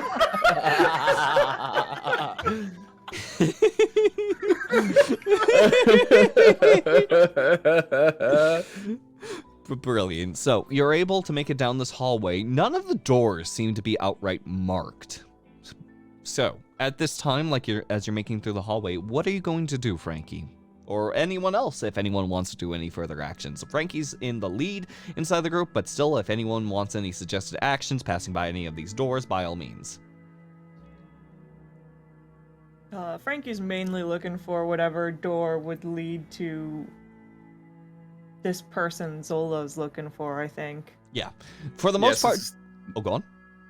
Oh, I'm sorry. I was gonna like just point out like since they're not marked, I'm trying to think of like the best way to go about on how to search for the right one without causing like any sort of like suspicion to like the other party. Yeah. Because if it's more of like the character has suspicion that Zola is there, then it'd be like a little more like uptight. And you know you're gonna have like other like doors just knocking and like they're carelessly like looking into it. So I'm trying to see like what the best way to go about this. Suggestion. Yes. There are two things that I would say would probably occur to you. One, however this person responds to stress, you're pretty sure they might have spotted you. They are either, and then like didn't return, right? They are either packing their shit to leave, in which case you're going to be listening for a room that has a lot of activity inside, or if we hear somebody strumming a guitar. Oh yeah, that's right, because he's a musician as well. You might just catch him trying to play down his nerves, maybe. But like that would be something really good for you to try to listen for. I think actually the first thought that I had was like listen for music, because that's funny enough that I did think about that for like him being a performer, performer, and like of course like with like de-stressing, but also still trying to like keep up the act. Like try to listen to like the doors of any activity of like musical, because for what the poster said, he's like the only musical act anyways, correct? Currently, it seems that he is the only performer that is available at this time. Okay. Yeah. If So you mention this out loud, do you do that?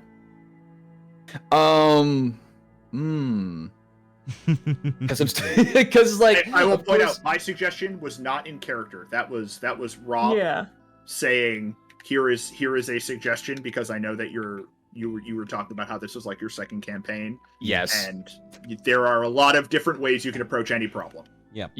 Right now, the biggest part is trying to identify through these solid doors, like which potentially could be it, because for the most part, it's just color coded. Like you see that there's actually like a blue door, red door, green door, yellow door, and just like it continues on a little bit down the hallway.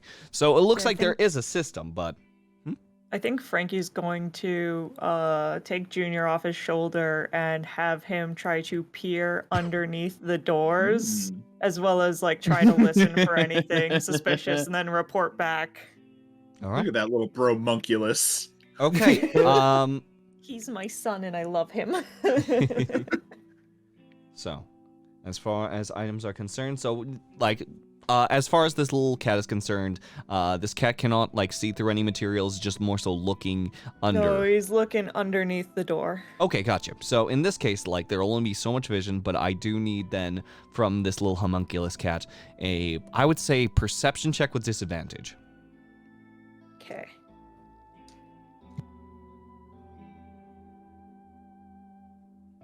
Oh, one of those was an 18. 16 on the other one though. 16 on the other one? So he's got a +4. As far as like items are concerned, the cat begins sort of like with a little head like tilted down, if you will, and it just begins sort of like you hear like the minorest of like metal scrapes go down as like the cat is just like walking forward and still trying to like observe. So it's like just like as like you continue to walk forward on. As far as, can you speak to this cat? Yeah. Okay. So, from that, you basically the cat is able to in a respect that is more so kind of like pats the paw down like 3 times to indicate that there's 3 doors in which have people in it, if you will. So, it would be basically they're about a door apart each. There's a red one, there's a blue one, and then there's a yellow one. Okay, and can we... Frankie will tell the others this and motion for someone to each take a door to listen in and see what they hear. Ah. Mm. Mm. Very well. So. Hmm? Okay, brain. What were the colors again? Red, blue, and yellow. Yes, by principle, Nark will take blue. And not only will he take blue, he has a silly little ring. It's a silly little ring that lets him look Beverton. in. Thank you. So with the silly little ring that you take off, like, are we going into doors at the same time? The Grinner seems to actually think the blue door. Okay. Think blue door? Thinking about physical description of this individual, they sound incredibly vain. The only distinct color other than bronze on their person was blue. All right. Okay. Nark, with your overall item and with Grinner's suspicion, why don't you, do you want to use your item now? Yes. Okay. Yes. And, like, you all sort of, like, see, like, Nark just sort of, like, stride over confidently to this overall blue door as, like, hand is, like, Nark, you're wearing gloves, right? Yes. A glove is, like, taken off before, like, there's a door and jewelry on their finger as they end up taking their ring off, and in a peculiar manner, places the ring on the overall door and looks through the ring itself. Nark, you actually do see the performer sitting on, like, this little chair, sort of like attending to overall what is happening on his overall person, and is currently, like, oiling himself, like, between the joints. Sitting at his nice little vanity mirror. Perfect. Nark will silently motion to the others. All right. I think so we can all look through the ring, correct? Well, it's up to, like, Nark to sort of, like, give enough way to show that it is. I leave it up to you, Nark, whether or not you reveal what this ring actually does. Yeah. It's I think it's obvious enough just by trying to use it. But Okay. I'm probably up to something. Yep, It's a peephole ring for perverts. It's a peephole ring for Yes. It is called the peephole ring. I hope I hate that myself for knowing that. there you go. It is literally called that. Cheers. Incredible. I think for this situation, understanding what Nark was going at, Zola kind of like offers to go in first. Not to like barge in, but more of just like slowly just like opening the door and walking in. Very well. Out in the back, bardic inspiration. So some very motivating words that I as a person could not conjure. If I might suggest, Nark, just judging from the way that Nark has already spoken to the party, can that also be what Nark says to Zola? Like, in a very passe way, being like, yes, and of course, here's something inspiring that, of course, like, I don't need to conjure, but you already... I'm sure you already understand. I'm incredibly inspiring. Very well. At this point, Frankie is now. Frankie looks like he's mouthing. Does he just nag everyone to us? okay. So Zola is getting ready to go in the room that he knows the guy's in, right? Yes. Okay. The Grinner is going to sort of hold up a hand as if to like just give it 1 second. Mhm. We have 2 other doors that have individuals behind them. And I get the impression that a ruckus is about to occur. We should be prepared. Do not worry. Looking as much as, you can tell they're looking at you, at Nark and Frankie, to deal with the splash damage. Oh, I would not be so concerned, for we do not need to produce noise in a fashion.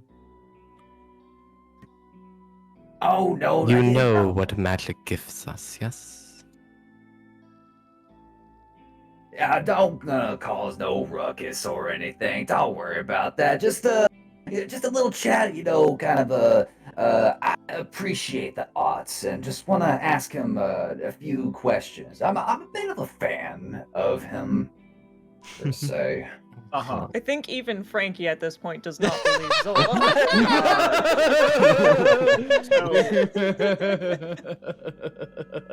The Grinner walks up to Zola Thanks for the and raid, guys. pulls a knife out. The knife looks like a syringe. And takes one of the potions on their bandolier that seems to be marked with an X. It looks like a healing potion. It looks like one. And draws the plunger up, filling the syringe. Pops it out. And then just sort of like takes Zola's hand, turns it so that it's face up, puts the knife in the hand, and curls the fingers over it. Ooh. And then draws another dagger and a third dagger into each of their hands And a third. and positions themselves against the wall. Is it possible to be between the other two doors that we know have people in them? Oh, I'm sorry. Could you repeat that, please? No, that's fine. The position of the other two doors that we confirmed have people inside. There's one that's like the red door is situated right next to the blue door, and the yellow door is situated past the green door. So overall, it seems like one's 2 doors away and one's like literally the neighbor.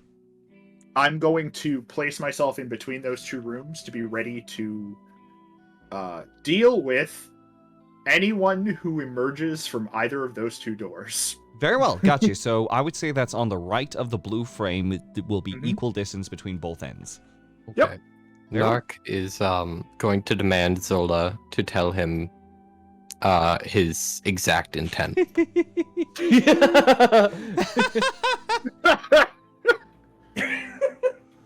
Can't you just be a bro and let him kill a man? Listen. My God, that's... He just wants to play Call of Duty shoot a man. Listen. There's something that you wouldn't understand of, how we say, if I had flesh, that I would need to speak, how you say, man to man. This is more in my hand as I point to it. Insurance. You want him dead. Nah, let's not just say dead. That's not what I'm Amended. going for. Not say dead, let's say tortured for all eternity.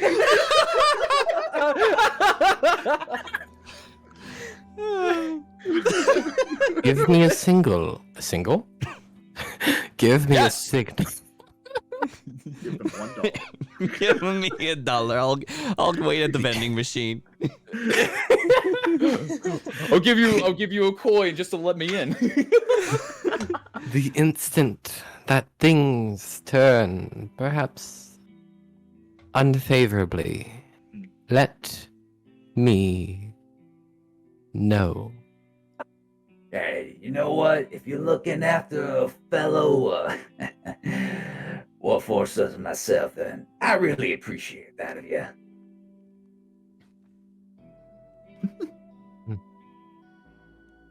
Of course. So now that we've got ourselves situated, well, we have all of ourselves situated in position, right? Frankie is going to take Junior, stick him so that he's got his paws and his head sticking out of Frankie's bandana. Yeah. and then hits a button on his arm and a crossbow pops out of his mechanical arm and then stands next to Grinner ready. Nice. All right. All right. Oh, Zola? so I suppose Oh, as good a Nark. mechanical thing, Mhm. Nark is going to prepare silence in reaction Okay, to any combat. Gotcha. So you're readying an action to use silence if something happens. Nice. Yes. Brilliant. Freaking brilliant. So, in that response, I suppose then, what do we do about this door here? Zola wants to open it. Okay. The door does not seem to be locked. When you turn the knob, the door itself actually is easy enough to open, and do you just sort of like stealthily make your way in, or do you just like casually? Yeah, it's more of a just silently walk in. That's like a casual, like it's like a meeting, like destined to kind of just see each other. Gotcha. Yeah. As you overall just open the door, do you close it behind you? Yeah, I just close it behind me. Very well. Can I lock it from behind me? Oh, easily. It's just like So the biggest problem I would have to say will be like access for your friends. So it would just be you and this person locked in a room together. I think that that's what I want it to be. Very More well. of a selfish grudge match. Very well. So you go ahead, go in. The door clicks with a lock as the person puts down what seems to be in a perfume bottle, like outright, like what seems to be like a rich oil, if you will, and like places it down from the overall vanity and looks inside the reflection of it straight over towards you. And with like no real pause, goes ahead and says, Now, how can I help you out there? Officer, Where? should I say? this is more of like him. Zola just has his head down with his hat covering his face, but then like slowly looks up. Yeah, I suppose you can help me out, Killian. That was more of the real name I was going for. Very well. the been, like does not turn, just more so looks back at like his own reflection. I'm sorry to say, but as far as anyone's concerned, that man is not around no more. Not around no more. Why do you say that? I see him right in front of me. What is it that you'd like, stranger? I don't suppose you came around here for an autograph or anything like that. Oh no, I'm a big fan, all right. Oh, I've heard you all throughout the cosmos and everything beyond, but you can definitely help me. So, why don't you meet me face to face before you go on to stab me in the back again, you sly son of a bitch. Does not get up from the seat yet. Does not quite turn, but more so in just like a stilted response, unmoving response. Does not move response. Responds with, Now, Zola, I know that you know that I'm good for any sort of price that you'd like me to pay out. You may not believe my word anymore, but I believe that this place is an example that if you need anything from me to make this whole entire grudge of yours go away, I don't mind helping out an old friend. But on the condition that, as far as anyone's concerned, both of us are no longer who we used to be. We just forget and move our separate ways. Take it as a peaceful response. Take it as a peaceful way, seeing as you're some sort of peacekeeper now. Peace sounds nice now, don't it? Oh, pieces. Nice, all right, but don't you go and try to treat me like an old friend.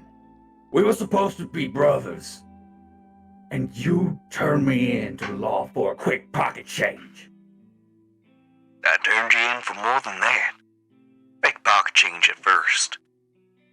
But things, when you know that you got yourself a chance to dig yourself out of the shit, make a few connections, try to see the light for yourself. Zola, I don't want you to deny I loved you like a brother. But again, that person ain't here no more. I was tired. We were just scraping fucking by every fucking day. And sure, the nights ended up being like fun little memories. But it wasn't gonna change anytime soon. I needed a way out. And so when I saw the opportunity, when someone made me an offer,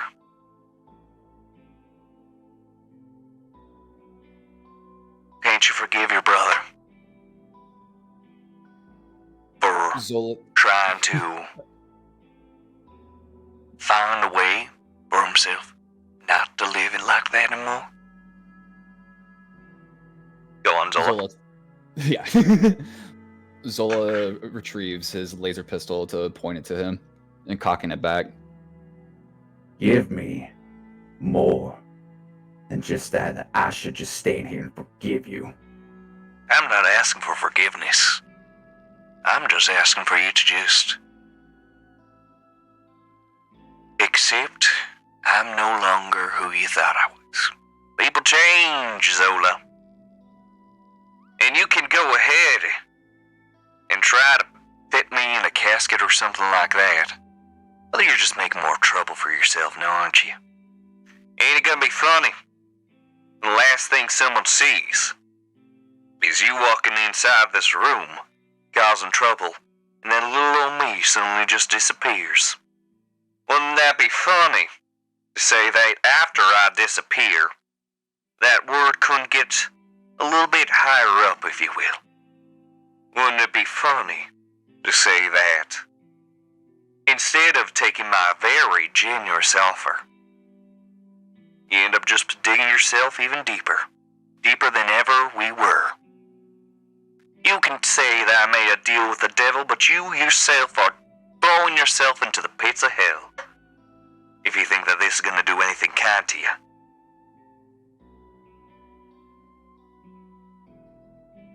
With a shaking hand,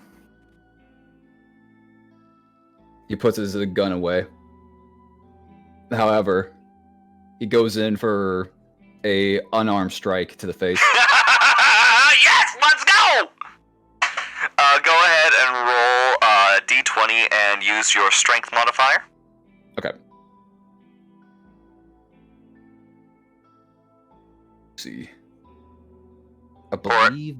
Or is there... I think unarmed strike is listed, if I'm not mistaken, on D&D Beyond, right? No, it is listed. It is. Okay, very good. So yeah, roll your d20 plus 4. Also, Prof, you still have your voice mod on. Damn it!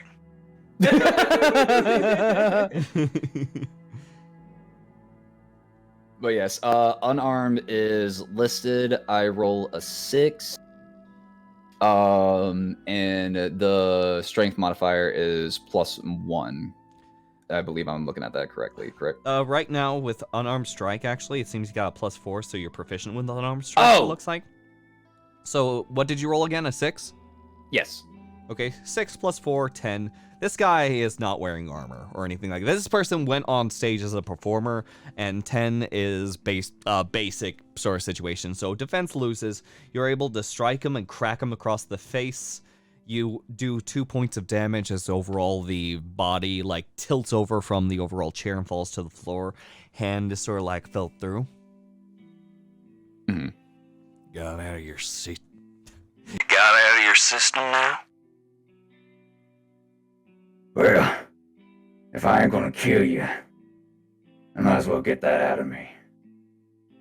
But don't you ever come around my parts again, or I may just pull that trigger with you on sight.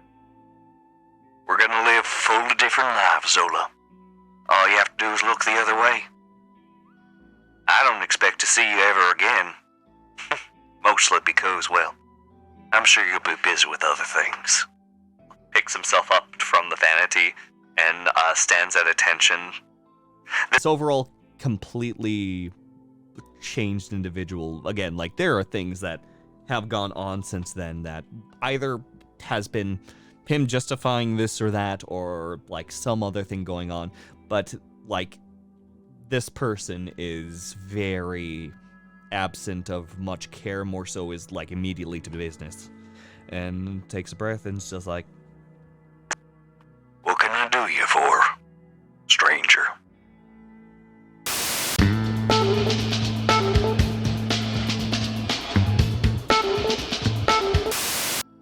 we should be good now? Alright, nothing's dropping at this point, so... Yet, smile. Let's game, gamers. What happens after Zola decks the face of an old companion? The companion gets up, like lifts off, steadies himself from the side of the vanity, and repeats the phrase. So what can I do for you, stranger? Well, if I'm to take your offer to have a little bit of measly, well, forgiveness, or whatever you call it, I need to ask you something. Waits. I waits. I guess like he said waits literally, but don't know why. But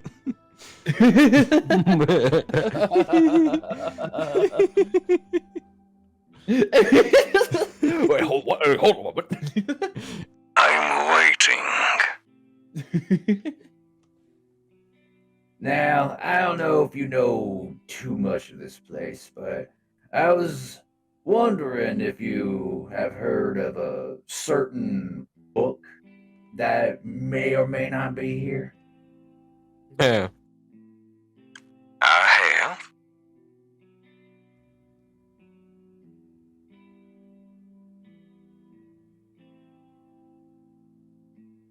You know I can't read. I have heard of a book around these parts. Yeah, sorry, I can't read, so I need you to help me.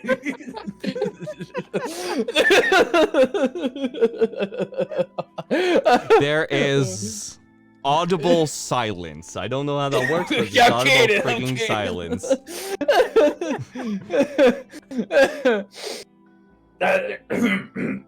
Get back in the character. Now, I may have a bit of a motley crew looking for this book. Now, do you happen to know the easiest way to either know the location or to get up to the location to it? Only people about that part are the people who own the place. There's a certain part that can get close. Something that could really help because if someone accidentally dropped their card. And just like grabs from the overall like what seems to be like a little container that's like at the point of the chest, digs around and throws like the overall pass straight to the ground. Something like that. I see. Now, That was good. well, I wouldn't suppose you would let me take that and take my crew here to get to the book now, would you? Can't say I can because I lost it, as far as I'm concerned. I don't know who took it. I don't know what happened. I'll ask them to set me up with a spare. See, I'm sorry. Got a little caught up in the feelings with my performance. Do what I had to. Well, if it isn't any consolation either, it was a good performance. Now Zola. There is after- actually like as soon as you sort of like you say that, there's almost like a dip in the chin before like tries to resettle himself. Like still trying to like stay on this equal ground, but that did make him waver. He there was more of like a silence between them after like those two, because like now that he's no longer in like a stiff demeanor, it's more he has his like guard kind of just lowered and more like he knows who he's talking to now. He goes to pick up the pass that he threw to the ground. Well, I guess this would be more of an equal deal now. So without any more words to really say between us, old friend, I think I'll take my leave. There's a, like, knowing nod, but almost as like a snide, like, elbow jab, but of something familiar. You hear, Yeah, you're really bad at any amount of last words. Tell you what, get all your yapping done, and then you can leave however long it may take. sits back down, and kind of like still works on his personal maintenance. Yeah, we never really were the kind of too sentimental types. You take care. I guess. Zola unlocks the door and slowly walks on out, kind of more of a wavy posture, as if that he is showing off a body language of sadness, but trying to like keep it all together for the rest of the crew. Nark, as a personal question, like, what does holding this spell look like? During this whole time in the hallway as you were writing the spell, how were you posed? Pretty much normally, given that Nark's entire existence is talking. He's very used to just holding himself normally, believably, etc. Very well. He has mastered body language. Very well. Yes, standing right before this door. Do you, like, let go of the held spell then? And Yes. Or very well. All right. So I peek in the room. Is there a corpse? No. There's a guy at a stand, sort of like tending towards himself, like rubbing a cloth against his face to make sure that the cheekbones shine a little bit more. Just looks dead in the eyes and mutters the word disappointing. And then goes to get their knife back from Zola. Zola shuts the door behind him to go back with the rest of the crew. Now, I told you I wasn't gonna cause too much of a scene, but all in all, got what we were looking for. Let's get out of here. He's still more of a loss for words of what really went on, but he showed the past to the others. Balanced. Yeah, balanced, as all things should be. Damn Oh it! my god. Understood. Let's go! Perfect. The fucking epilogue of this is going to be the Grinner converting Zola to worshipping the Raven Queen. My God. Yeah, Grinner retrieves his knife, nods, and just basically waits to see what the next step is. Very well. All's well that ends well. Where to next, dear cowboy? Well, my guess is that with this here pass, we should be able to go on up to the top. Or, Mr. DM, Am I thinking this correctly? Before I make any other rash decisions. So this pass will get you almost to the top. Like, the only people who have VIP, like, are the people who own the place. You'll be able to basically get the closest any, like, peon is allowed to peer into the place known as the Very Important Person Lounge, which the only very important people recognized here are, well, the owner and his family. I think if we're to make it towards the elevators again to go to the next level, I think mayhaps per a different elevator, so we don't get recognized by the same bellhop. Like, There "Wait, is wait a only second." one section for the elevator, but I will say Oh! you show the key card to someone who looks exactly like the bellhop from before, because again, looks like for some reason like there's someone who looks a lot like the person who was on the first floor, and you never showed Eisenhower your passes. Oh, okay. So technically, he didn't see it to begin with. Yes. Okay. Oh yeah, and we just covered up that entire conversation. So Yeah, Yeah. because thanks to freaking Nark over here, my God. Oh yeah, that's right. Yeah, Nark did the Our gift to Narc Gab. sounding club. Oh, I almost forgot about that. Yeah, no. Like I was thinking to myself, it's like, okay, this will be interesting when they come back, but nope. Nope. Because that's what I thought about. This will be interesting if we like come back to the first one. So I think our tracks are kind of covered and we're starting anew. Yep. It'd be so funny if we like go in and he starts to like ramble on like the exact same the exact same ramble that we were like going up in the morning. Oh It's just my like, oh, we've heard this before. But yes. So, So everyone returns to the elevator, or is there any final stops that we want to make before we head to the elevator? Nah. No. Nark? Wait. Hmm? Are there at the merch table? Are there any like little pet bandanas? Tell you what, low or high? Low.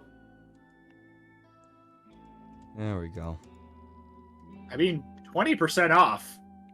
Yeah, exactly. 20% off, but Pretty yeah, unique opportunity. On the way over there, like But the also, aesthetically- Frankie has that employee badge. aesthetically speaking, like the sort of like cloak poncho style thing Zola has, in return, there instead of being more of a reddish motif, there's more so of like a dusty blue motif, and you were able to find one that is like a very small child-sized bandana that could easily fit on a pet on your way back.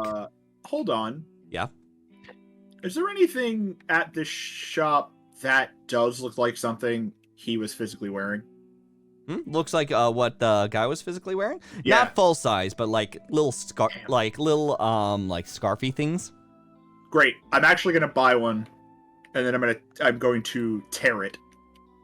Are you just tearing it in front of them? No. I'm gonna get it, and Okay, then later on he's going to make it as if he maybe somewhere he just plants a piece of shredded fabric for somebody that shouldn't have been there. Listen, we were in full murder boner mode, and nothing happened. and he just got left at the altar. Like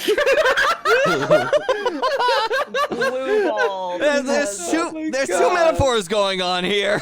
fucker gotta pay, okay? I'm taking this.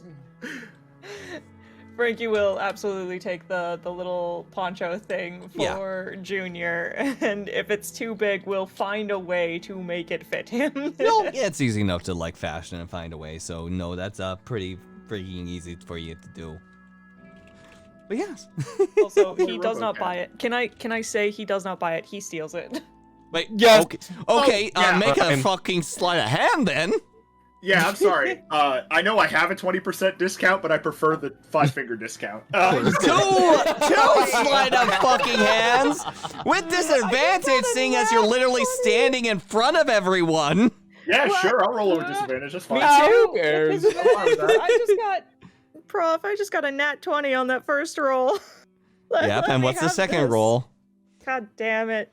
Dude, you're literally walking up to this table with nothing else prepared other than I'm just gonna take this. Like, the thing about like standing in front of a merch table is that people have their eyes on you. That one's an 18. Okay, 18. I rolled the same thing both times. I rolled a 13 for 21. My God. Like, yours was bigger even. Yours was bigger, Grin.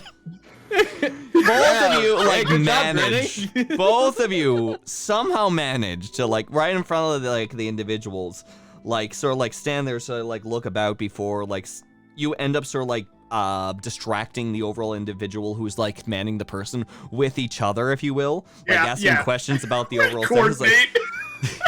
Like one of you picks up a CD and asks more about that as like that person goes through, while quickly like a bandana is stolen away, and meanwhile when that sort of like goes through, suddenly like full on Junior just like jumps onto the table and like rolls into a little bit of a mess. Like there's no fur getting onto it, so the people aren't too upset, but they're still insanely distracted as Grinner quickly like grabs a full on like scarf situation. So yeah, no, both of you are able to acquire each of these freaking items for yourself with full 5-finger discount. Frankie and the Grinner standing outside, both look at each other, nod, sunglasses over their eyes. You both were wearing goggles! You both are wearing goggles! Crime! Yeah, put it on top of it. Goggles on, fist bump. Pug life plays in the background. We are besties now. Let's go! So with that being said, with your merch acquired, with my God, 00. you're able to enter the overall elevator to after signifier of like, I imagine that Frankie takes the time again. Roll a tinker check for me, Frankie, on updating your passes to an S. Okay, tinker check was intelligence plus my proficiency. Yes. That is going to be a 22. Very good. So, you're able to successfully upgrade your overall passes. You were able to pass by, well, hello there. Yes, you are very special guests indeed. As the short, strange elevator man gestures to a door to open, and Eisenhower awaits you again. This, again, memory a little bit jogged up, but overall is able to get you where you need to go. The escapes of what you end up seeing along the way get even sort of like more wild. Like full on sizes of floors, double if not triple at certain points, where the higher you go, the residential areas get more and more grand, where you're able to see like almost as if you're gazing into like if they cut out like a piece of a planet and just like plopped it in the middle of this freaking casino resort place. That is kind of exactly how it feels, kind of like passing by these overall strange places. How they're able to acquire this, what they do with it, who is insane enough to even do any of this? All these questions are left unanswered as you begin to rise upwards until eventually reaching the overall S end. Is there anything that you guys need to talk about, or is it just more so just casual conversation before ascending?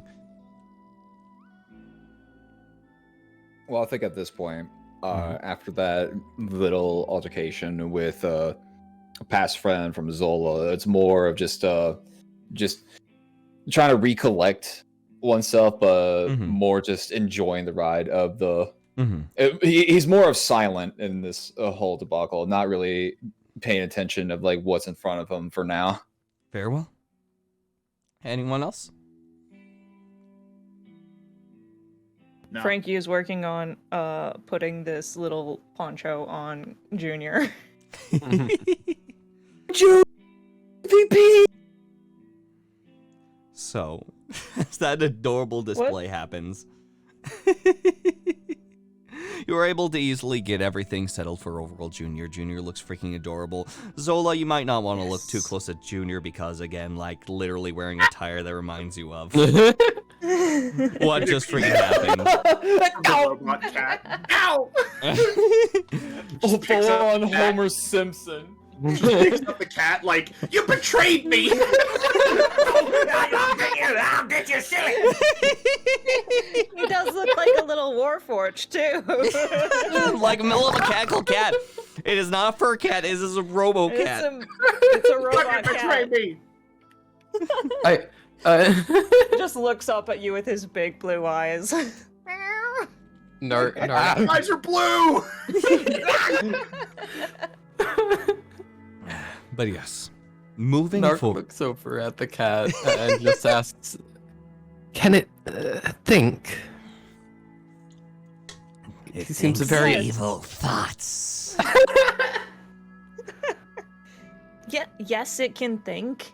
How? It is a creature.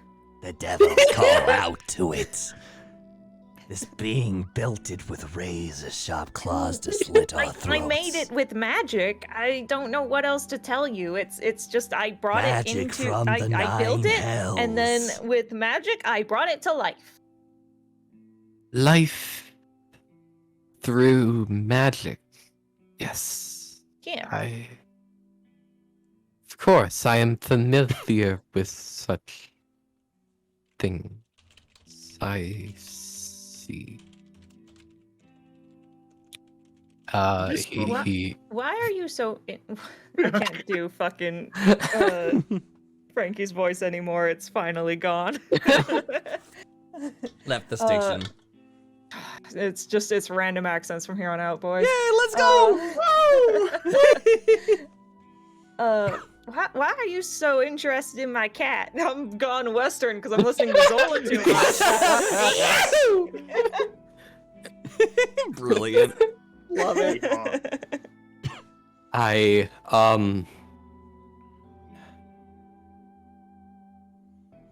Oh dear. I am not. I'm never.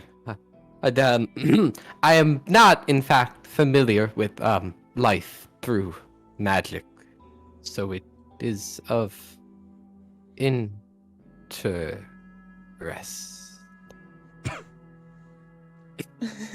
Frankie literally gestures to Zola. Just vaguely waves at the magic robot man. Nark feels eyes. What do you mean you aren't figured familiar with the fight through magic? Very intricate suit of armor. Nark feels eyes burrowing into him. Like, From the Grinner? like, the doctor is like, I have never been more glad that I'm not a therapist. But we're in danger.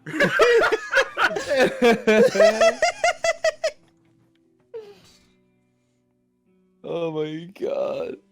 Brilliant. I Oh, go on. see my folly. Maybe. Yeah. So what people have you experienced in your life? No. No.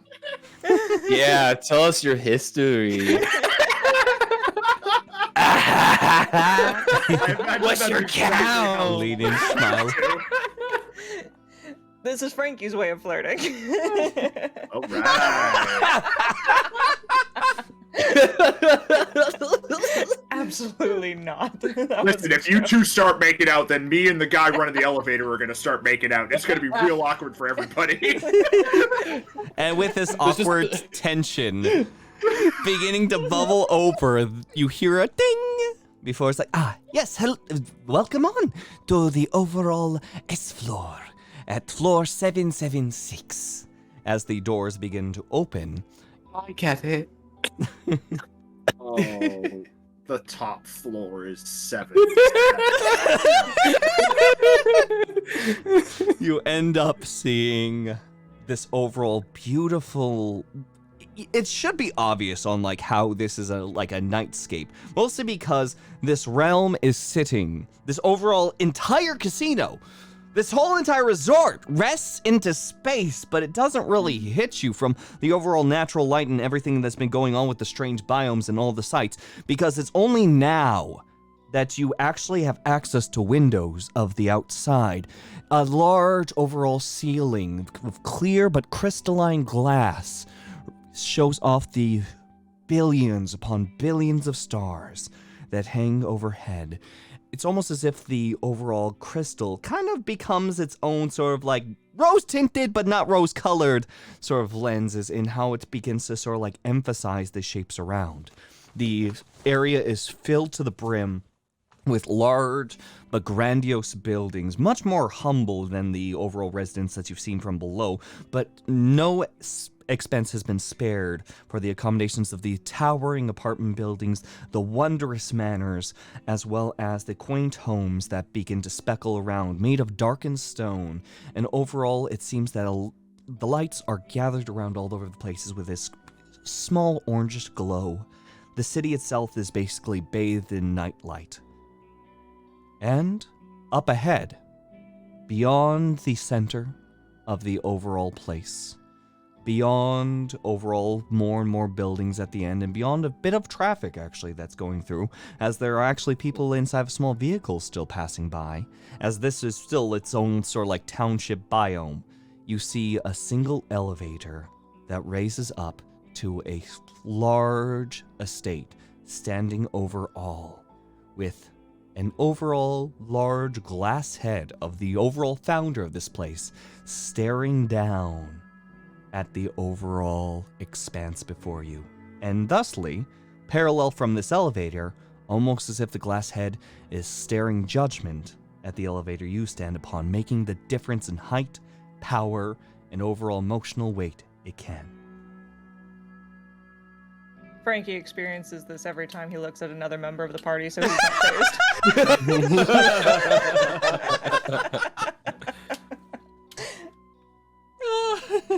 Really? Oh, perfect. Yes. How do we proceed? Okay.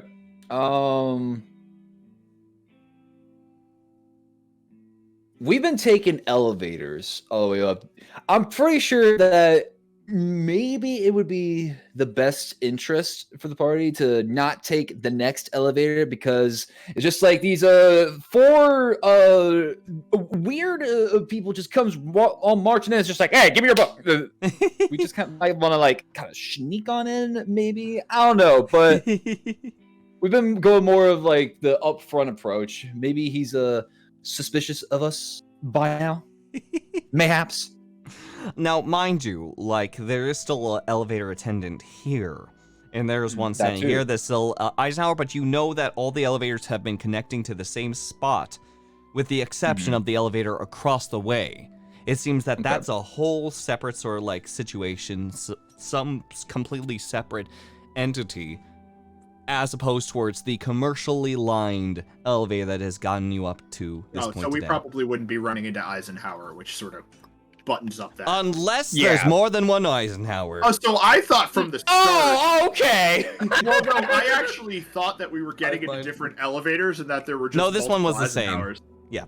This Okay. one was the same. There's only one elevator that we've seen. Yes. The Until this new Eisenhower-culus, if you would. Hello. It's I, the Eisenhower-culus.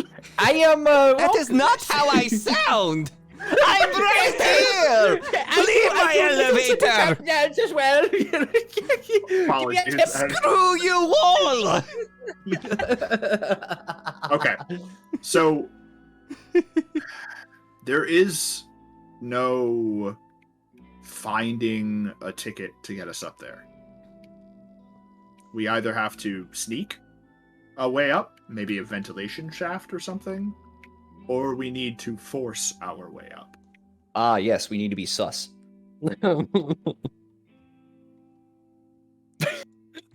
excellent at being sus. My God. I am so sorry.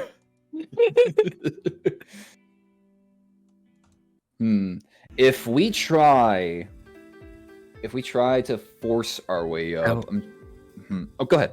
But what if we asked really nicely?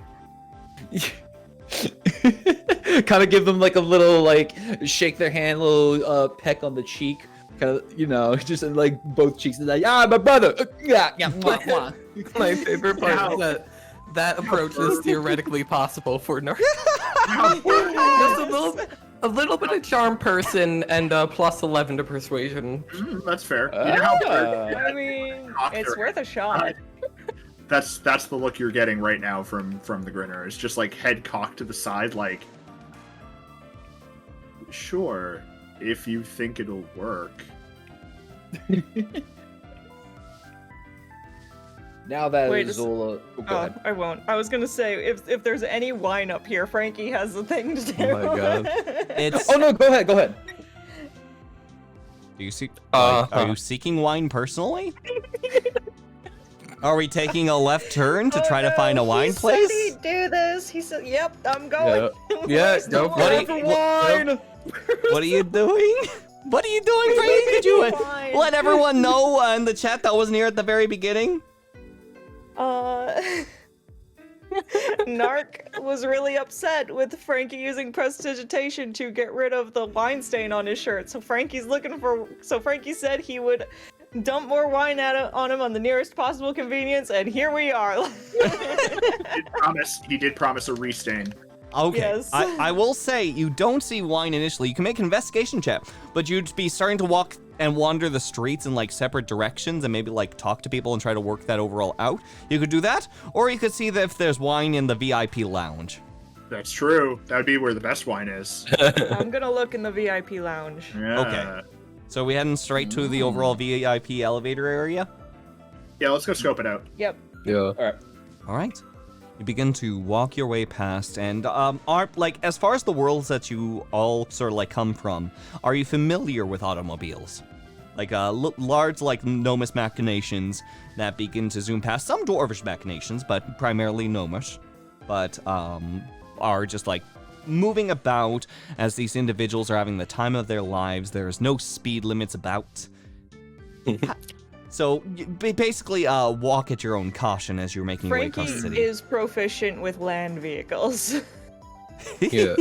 Nark's from a planet that was basically undergoing an industrial revolution with very little magic. So, yes. Very well. The Grinner has absolutely, at some point or another, had to disguise themselves as a chauffeur, still wearing the bird mask, in order to kill somebody. Did they drive correctly, or did they just kill him in the car? They crashed the car and were lucky enough to walk away from it themselves. Love it. And Just a little dirt. that's how that went down.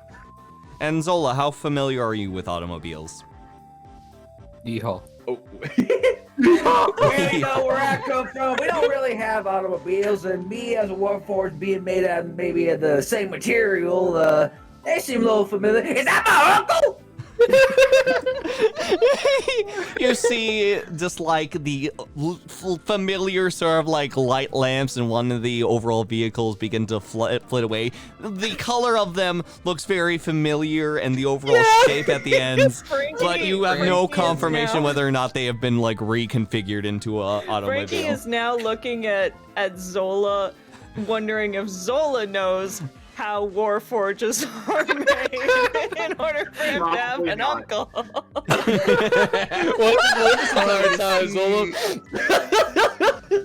This entire time with Zola, when he got stabbed in the back, he kind of had a few screws loose. He may think to himself that he might be a little bit human nature, which he shouldn't, but he's just out there having a good time. Look at that cowboy go, hee-yah! Was that convertible made out of uncle or not? No, we'll know. All we can hear are the outcries of people going, woo! As they drive on by. I can tell you, as the resident medical professional, when a wizard and a toaster love each other very much, that is how a Warforged is made. Oh, now you see, I kind of remember being a toaster, or maybe an ironer. I don't know my origins. Sometimes Warforged just have like that little sense of where was I going with this? And as you continue these conversations, dodging traffic and making your way Frankie downtown. is now asking Zola if he's ever had sex with a wizard.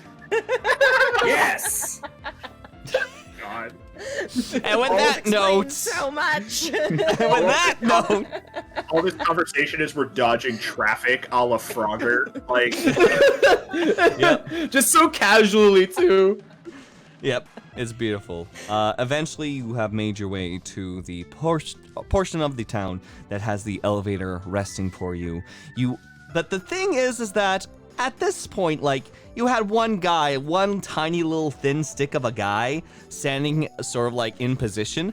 There is seems to be an absolute network of individuals. 5 people are stationed right in front of the elevator in what seems to be just the overall finest golden suits you have ever seen. You don't know how they managed to fit gold into fabric, but they shine. You see that there are individuals currently walking the overall area. There's solid gold dogs. Again, don't know how this worked.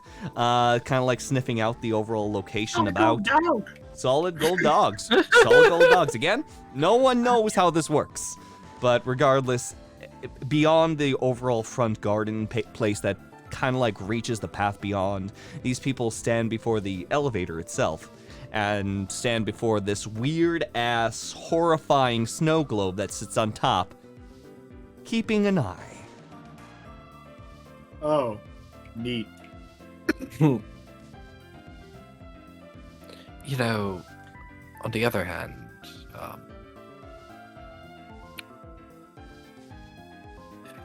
you did have an idea, Zola. An idea. Run that by me again. Well, Tell me my own idea. You started talking about that time you had sex with a wizard and completely forgot. That is not a genius idea that I had.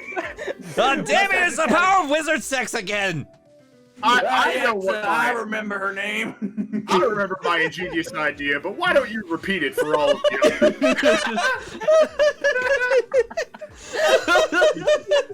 I can't. At this point, if we all die, we deserve it. My God. Foreseen 6 years ago. We all made such dumbasses, and I love it. My God. no, really, you should do the honors. Yeah. No, I have to do the honors. Okay. I believe that the plan that Zola had was first you just prepare his corpse by driving your blade through his throat and then throwing them at the dogs in order for them to feed off it like a shiny bone before quickly making your way to the elevator. I think that was exactly the plan. You hear it. Yeah, they're like a bit of a distraction plan. You do not hear this. This is in Say Nark's what head. now? Nark's. This is in Nark's head. Okay. This is the Nark's sword. head. It was not the elevator attendant. Hello. Oh no! Eisenhower, you evil bitch! Eisenhower, he was the baddie this entire time. Okay. How are the crowds up here? The crowds, people have dispersed from this area. People are making a wide berth from the overall gate of this end. But overall, there's just less and less people over here. You imagine that there's a little bit of paranoia going on in order to make sure that, hey, no one go nearby this. They don't deserve to be on this beautiful hollowed ground. Okay. Does there seem to be any Frankie will say, Okay. I can make a distraction, but I need y'all to close your eyes. Why were you? I need to cast. I was going to point out that it only takes one of us to get the book. If we can unsettle things here, all it takes is one of us to get up there and get our hands on it, and then we all escape. With luck, I can blind all of these people. So. Okay. So, who's going to be the one to go up? Can I see how the door itself may open or close? As far as the door may open and close, you notice that there's just one clear entrance from your overall site at the moment. Roll a quick perception check. Sure. we could all fit in this elevator, yeah, if... Oh, an elephant could fit in this elevator, and with 3 elephant buddies. If Frankie succeeded in blinding these people, we could rush past them and all get in there. 24. 24. Okay. So you notice, again, grandiose elevator, if you will. Like, the big sort of, like, spot. And I believe that there was, like, a question earlier where, like, is there, like, a service chute or anything like this? There, you see, like, there's, like, this one guy that just sort of, like, walks up very serious. This is, like, Mr. Bubbles from, like, Lilo and Stitch style dude. Like, very overall decked out, very serious, carrying around, like, this very tiny plate, if you will, and walks over to the elevator, sets the plate down in the middle, walks out, presses the button as you see like this whole giant elevator begins to ascend the tiny little plate. Up, up, up, My up. fucking god. Prestige. Before coming back down. Okay. The door opens and there's no plate.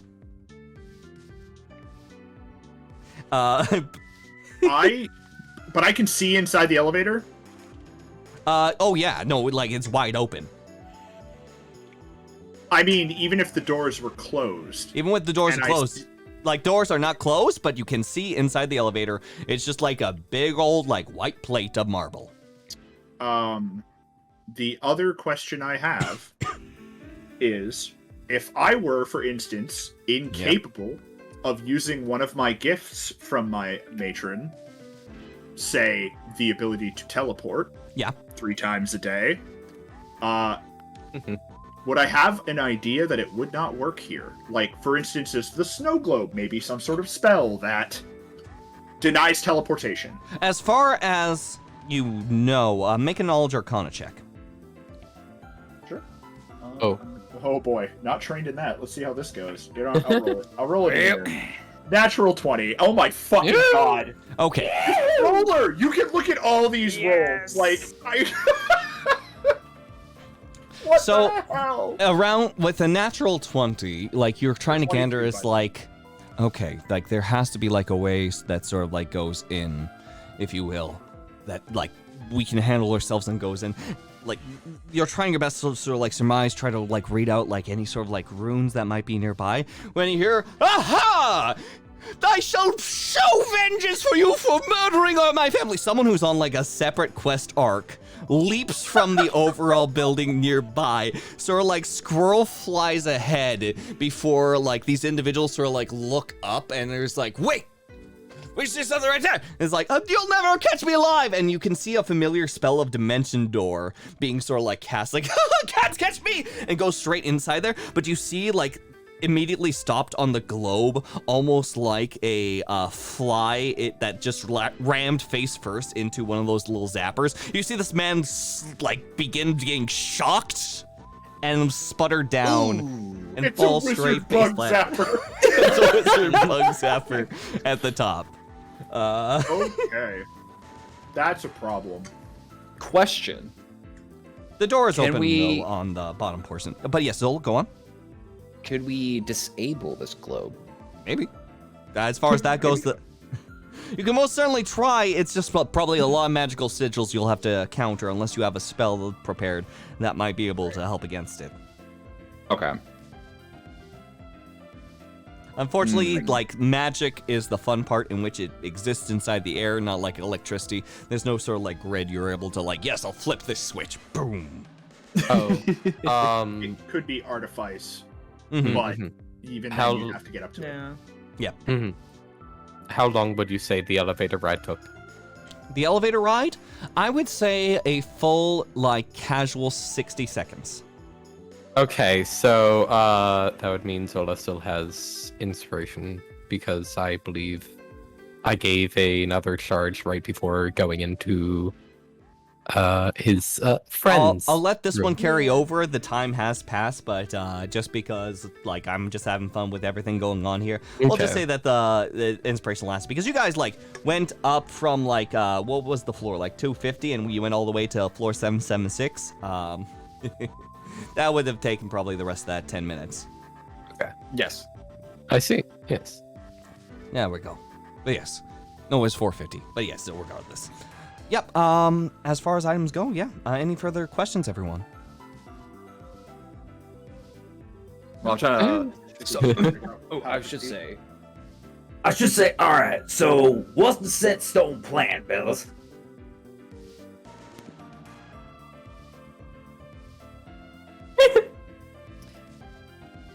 Seems like there isn't one. I would have. Well, I guess we can all agree on that. Originally, I would have proposed a distraction, and then I could have. I will say with the natural 20, though, Grinner, you notice that from the globe itself. You're fairly confident, especially with how much there was, ease to, get past and no one was doing anything about it. Getting into the elevator shaft is a different ordeal. It seems like the elevator shaft is not as protected as the dome above. Noted. Okay. If enough of an ample distraction could be made, it's only myself, though, I could utilize the Shadowfell to place myself within the elevator shaft. But that would only guarantee me up there. I don't know what sort of additional security there might be, and you would all at that point have to trust me, which, well, I wouldn't. I would also be able to. With Face Step. Ooh. Additionally, we could attempt to muscle our way through, but that will make our retreat more difficult. Though I think no matter what, our retreat is going to be difficult.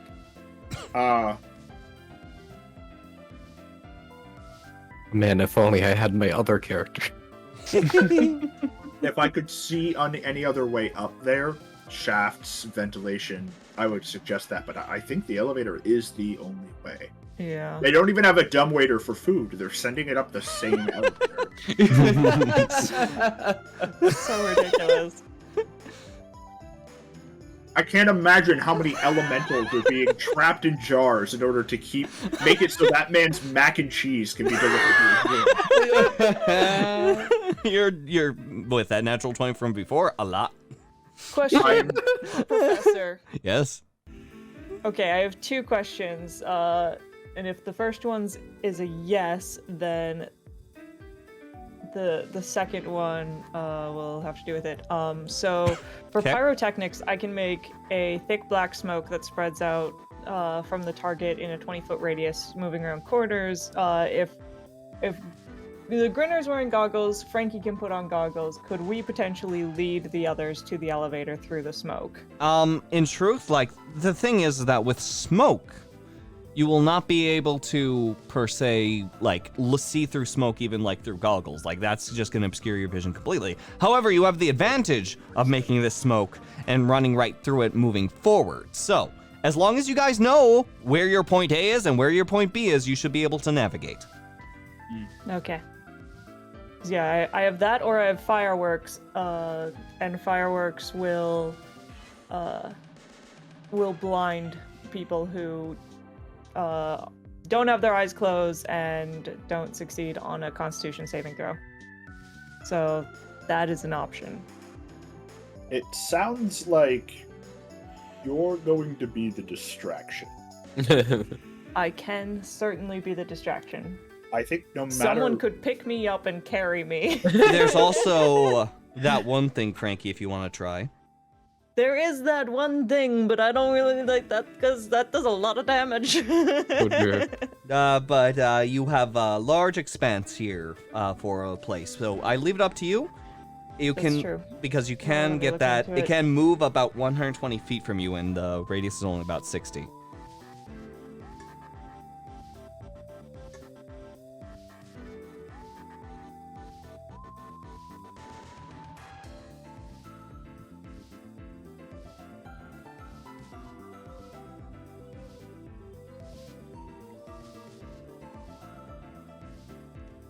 Okay, if we want to hurt a fair amount of people, I have a grenade. Now that's the type of firework. Doesn't that feels like the sort of thing which may be better for covering our escape? Yeah, that's kind of what I was thinking too. How many guards are on the door? You said 5? Yeah. Currently, there's 5. They are all sort of stationed right in front of it. They're standing in front of what seems to be a very nice looking golden vehicle. They have little golden guns and they're standing with their golden shades. Oh, god, I hate them. They're all going on the list. Damn, it just feels like a Bruno Mars music video.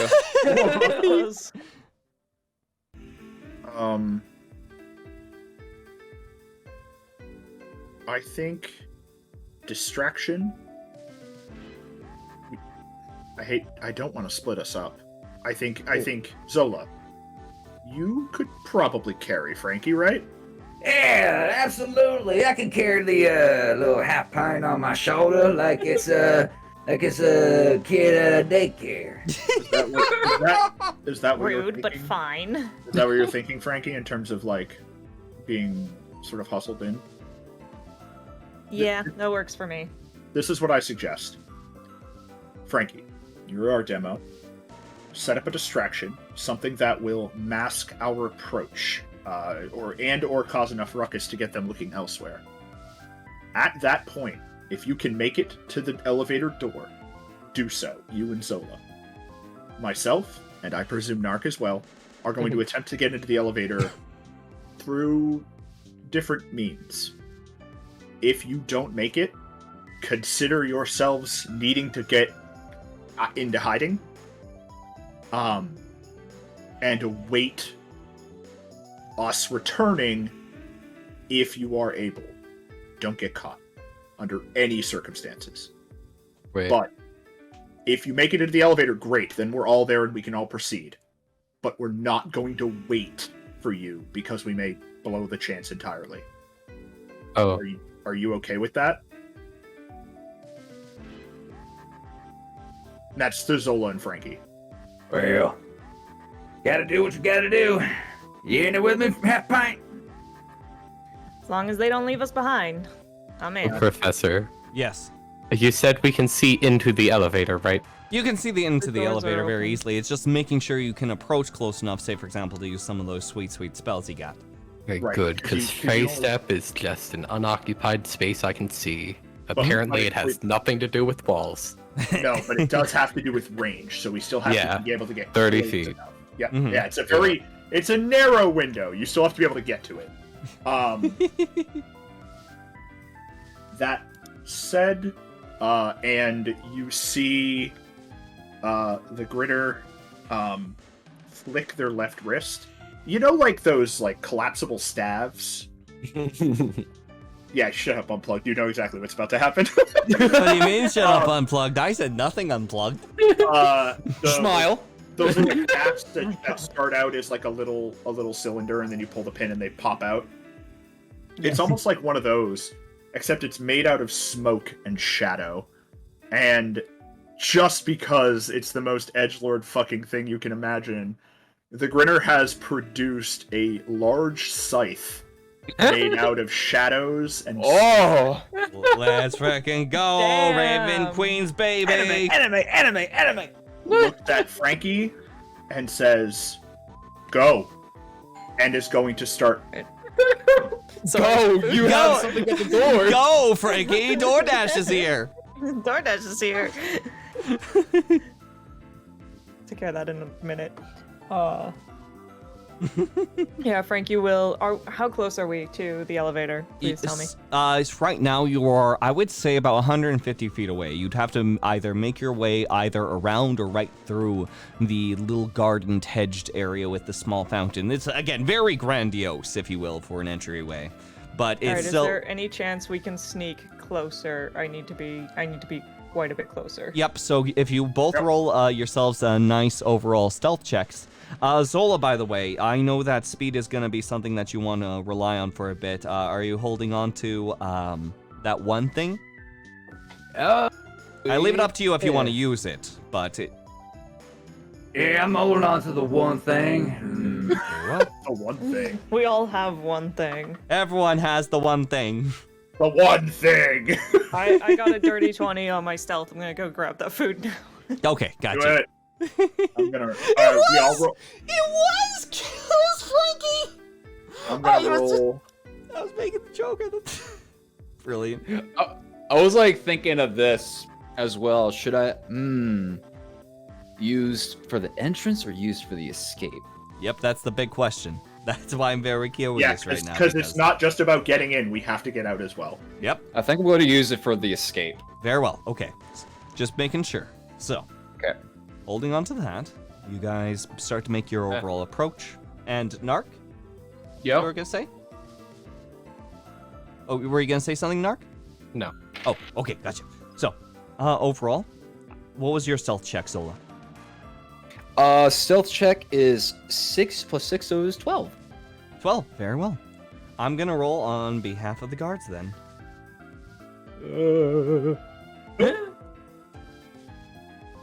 Because they are actively looking. Oh no. So, upon your approach, as you're making your way a bit forward and starting to sneak by, just quick checking in. Are you back, Kane, or no? I am. Okay, very good. You start to make your overall approach and kind of like try to like skirt across the way. Frankie, you're able to blend in with your surroundings pretty well, mostly because you have pretty much a very nice height advantage. The problem is that when Zola sort of like starts to move about, there's like certain like glints of like starlight that begin to sort of like flicker off, and almost like a little bit of a shiny reflective mirror. Suddenly one of the guards overall looks a little bit irritated and kind of like looks in a general direction, speaks to some of the other guards before two of them begin to approach your general direction. How close are we? Towards the overall escape, I would say that you've made yourself about 60 feet closer. So 60 with a... did I say 150 or 120 before? I think you said 120. 20, gotcha. So 60 feet remain between you and the elevator.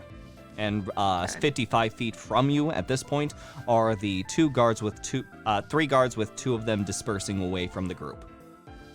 All right. This is close enough. Frankie's going to cast pyrotechnics to cause smoke to come. He's gonna center it in the middle of the guards. So I'm just checking, is the pyrotechnics coming out of the vehicle, or is it just more so just randomly like between all the guards? It's a smoke that will it's coming randomly from between all the guards. Very well.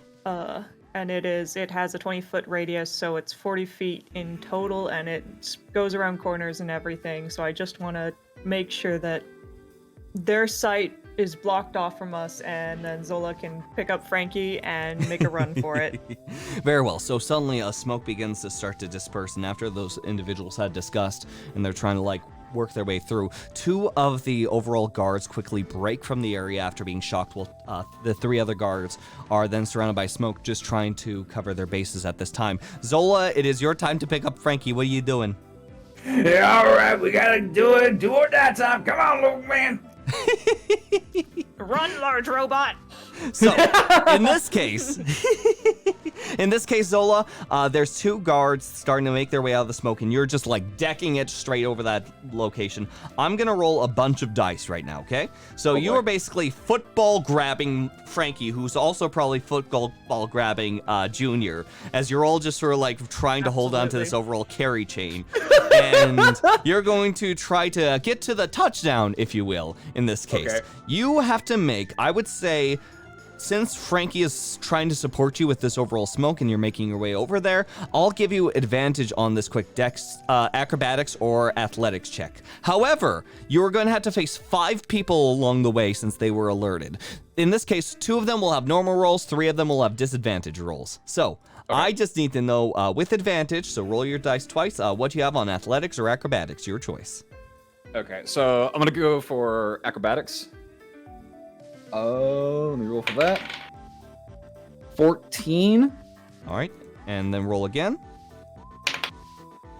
And 11 acrobatics plus 6. Okay, so 14 plus 6, unnatural 20. So all these guards have to do is kind of like reach a 20 on a dex check. So that I did all the disadvantage ones. And then we're gonna roll the 2 regular rolls. So, what happens here? As suddenly, like, what does the overall spark and smoke look like again, Kane? Like, paint me a word picture of, like, how this is emitting amongst the individuals outwards. Like, is it a big bang? Is it, like, a subtle, like, are we talking about, like, a nice overall, like, swirl from in the middle of the sky, or, like, straight from the dirt? What are we looking at? Oh, it definitely comes from the dirt. Okay. It just like spouts out from the ground and just starts to envelop everything. It's thick and oily and gross. Frickin' hell, let's go. So in this case, you quickly grab Zola, you quickly grab Frankie, grab under your arm and start making a dash over there. As this overall smoke is geysering out of the ground, 2 individuals who are like already scoping your spot end up seeing the overall moving capes that are around the end. It's like, all right, quickly go down there. We see him right there. And you manage to overall run forward. One person like tries to pull something on you, but you quickly sort of like grab the overall gun from them, like slam it straight into their shoulder, take it from the shoulder and pole vault over them and kick the other guy into the face before making your way straight through the overall fog itself. You feel overall some bodies begin to sort of like duck and weave and just try to make their way to you, but you overall escape their overall grasps as they try to work their way to you as you run straight into the freaking elevator. Now, inside the background as all this is going on, Nark, Grinner, how are we doing? Like, you both are also trying to approach generally, or are you just making a book for it like Zola? So we book, and at the point where I didn't want to interfere because it seemed like they had everything under control. Yeah. The Grinner, despite doing the whole like you're going to be on your own thing, eventually when they're running, sort of falls in formation with Zola. Had anybody gotten close enough, he would have whipped the scythe at them. But that didn't seem necessary. So essentially, it's just this really lanky, borderline Naruto running, freaky ass little cryptid man spinning a scythe around them. Smoke. Yeah, just like eking shadow and smoke. And the faster they run, the more it seems like their body is going immaterial until they get within 30 feet of the elevator, and all you can hear is a screech of ravens, and their body just combusts into smoke and feathers, and then they're standing in the elevator with the staff just sort of in front of them, like holding it like a staff, going do do do do do do do, just sort of waiting for everybody to catch up. Freaking hell! So for the sake of, you will have a much lower DC to accomplish this. Yeah. But still, with everything sort of like going on and still like other people dispersed about, just give me with advantage, low DC, a quick acrobatics or athletics check. Same thing to you, Nark. Nark, how's your overall traversing going? For acrobatics. Probably before they started even, he would have very just casually walked toward the elevator, because what better to do than just really, really look like you're supposed to be doing what you're doing. Roll a performance check, and both get advantage and disadvantage. Advantage for the sake of like the distractions going on, but disadvantage for the high alert. Just a base like performance check using your charisma. I'm just doing a base check, right? Yep. For Grinner, you are taking advantage of what's going on in the background. And you are booking it with your overall athletics or acrobatics, so I would say that's going to be something which is going to be with advantage, because you are... Yeah, I'm going to go with acrobatics. You're throwing yourself into the chaotic river in a chaotic way, and somehow you flounder to the other side, potentially. I rolled a 27 and a 25. Okay. Go! Yep, nope, everything you said to the fucking letter. My God. Let's go! Let's go! I've not rolled over a 10 except for that first insight check, so 14. 14. Okay.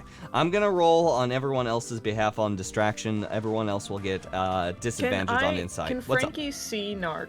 Yes. Okay. Whatever roll Nark just did, he can add a +4 to it. +4? Okay, and what do you say? Remind me what he was trying to do again, because I was eating. Nark. Oh, go on. very casually approaching the elevator, pretending it's what he's meant to be doing. Yeah, like he belongs there. And what is the name of this ability again, Frankie, that you're doing right now? Flash of genius. Okay, so what do you do in response to show your flash of genius to Nark? Like, you see what Nark is doing, and you want to aid with your intelligence. I want to aid with my intelligence. Yes. I do a signal that says, back straighter. Keep your back straighter. Nice. You basically get the things like, stand up fucking straight, man. You feel yourself like, even though like you know your eloquence is so freaking amazing, Nark, you are the best at what you do, you suddenly still feel almost like overcome by This the overall. tiny gremlin man covered in grease is telling you how to behave I think- properly. Puff up your chest. They hate that. Be more confident. I think Show up your plumage. the explanation for him doing everything average is just, even though he's really charismatic, he definitely doesn't belong here in general. Like the whole place. He is not dressed for it. But yes. I love Nark. So how does Nark look as like being corrected by Frankie with the added 4 to your roll? That would total 18. Yes. Yep, that'll be total 18. What does an 18 being told what to do Nark look like?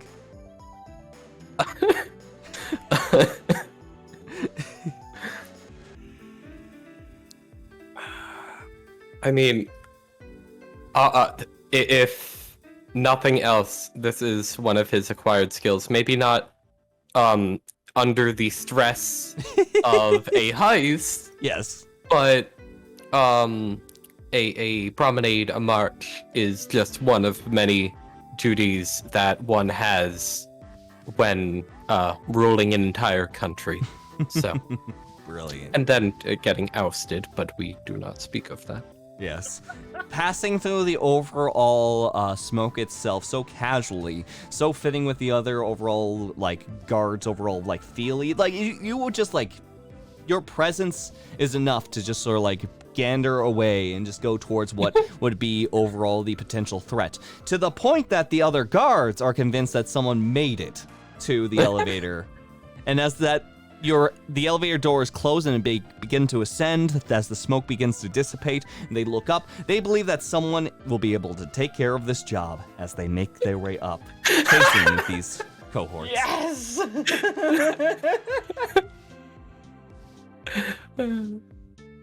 Ascending. Frankie's advice of stand up straight, really. Yep. It worked. Stand up straight, unclench your jaw, and get some swagger into it. I keep all of my clench in the cheeks. I know. Crumbs.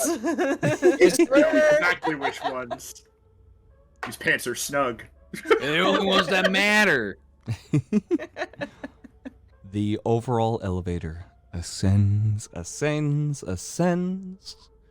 And as you begin to look higher and higher on towards that, you can feel like a prestidigitation begin to just envelop the area. Like naturally, there's a magic that just cleans off filth all around. You all just feel like a little bit cleaner as you are continuing to ascend upwards. Not gonna Until be you clean are- for long. As you stand Frankie. before now a wondrous looking manor, this overall material that the place is built off of is completely unknown to you. But looking upon it, there's only one thought that goes through your mind. Pure. It's not that like it's anything like it's blinding to look at or anything like that. It's got more so what seems to be, is that blue? Is that green? Is that yellow? Your mind boggles while looking at it, because overall your mind cannot settle on something that is so set in its own ways, beyond the mind's comprehension, and just perfect. The doors overall sit and await your entry, or the windows, or under the dirt, or however you wish you want. But beyond you is the manor that sits atop floor 777. I'll be.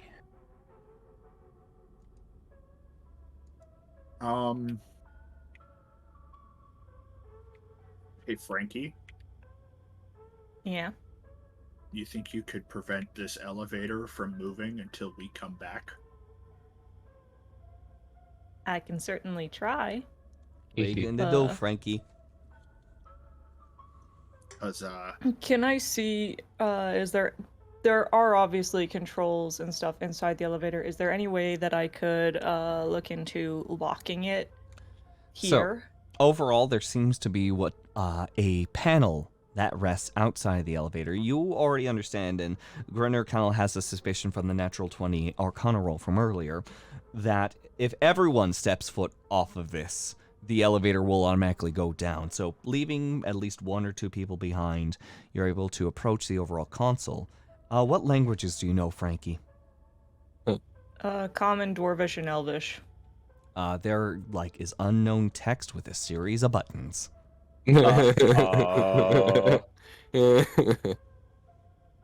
Alright, well, so Off. if just Frankie has left the elevator, Frankie will... Zola, Grinner, you guys stay on the elevator. Nark, you know the most languages. Come here. retrieve the cunning linguist. Well, get on over there, fancy pants. You got this. Alright, so is it from Begging the boy, list? follow me. He will agree. Is it from the list of Abyssal, Celestial, Common, Elfish, Infernal, Primordial, Sylvan, Thieves' Cant, Undercommon? It is in the twisted lettering of Abyssal. Oh no! You look upon this overall wretched script settled on to this overall console. There are a series of buttons, all of them with unique names.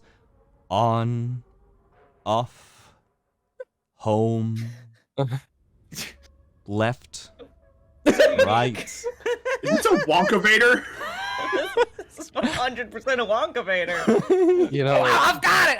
We can use And- it. Get out of here. Just like kind of Lock. wait. Just think of like a Wonkavator, just like use that as our escape route, and just like wham. Sorry, Prof. I didn't hear anything after left. I think you said Left. the last one was Right, lock. lock, yes. Lock. What do you mean left? I mean Left. left. It's just, it says left. you know, worst case scenario, he does know comprehend languages. Okay, lock. Do we? But how do we know what's being locked? Probably the elevator. Can Frankie? Actually, yeah, Is there no, a I is there a don't- panel on it for Frankie to pop open to see like the wires and maybe kind of discern from that where things might go a little bit and what they might be like what this thing might lock? As far as, say, for example, the wiring, if you want to break into some things, just this is, you can already tell this technology is fairly alien to you. So if you want to look it deeper, just know that there's a chance that things might get damaged along the way. So if you're okay with that, you can roll yourself an investigation. Evil demon tech. Demon! I mean, what do you I guys believe in you, think? Frankie. Okay. I believe in you, Bardic Inspiration. I believe in you, but here's a failsafe. Fair enough. Oh my god. All right. Alright, what's the bardic inspiration to? D6. Yeah. D6. Just in case, because who knows. Alright. So that is going to be, and that's investigation. Okay. Whew. Oh wait, I have a lot in investigation. I should not have doubted myself that much. Yeah, here we go. Yeah. That's a 30 for investigation. You are able to, there is a highest point roll where you are sort of looking about, and Junior is able to hack out what seems to be some form of chisel, and it just plops and handles up on there, and you're able to secure the overall spot into it and just gently move it to the point that you're able to just pop very nicely out. None of the internal machinations you see are damaged, especially ones that seem to be sort of like connected in on its interior. You see they look like wires, but something still remains off about them. You just kind of like see what sort of like travels. You see some overall magic script. Roll an Arcana check, Frankie. It's I was spaghetti. just about to ask if I could do that. All right, that is a 19. 19. Investigation and Arcana are my highest stats. You Let's do go. not know the material of the overall strings that are attached, but you do recognize some overall runes that are located onto the inside. As far as what all these overall wires look like, I will say that the one with the most wires seems to be like spliced in together with the on and off buttons. Like it seems like there is a lot of overall dedicated energy going into that. You see that there are like more so concentrated pieces, but it seems that they almost sort of like lift up in response to something, and there seems to be magics that deal with more so levitation when it comes to like the directional controls. Now, with the overall last of the controls, it seems that it's very similarly wired up to the on and off, but much less is connected to the overall lock button. So, with that in mind, lots of wires, little wires, or just kind of like press a direction. I'll leave it up to you.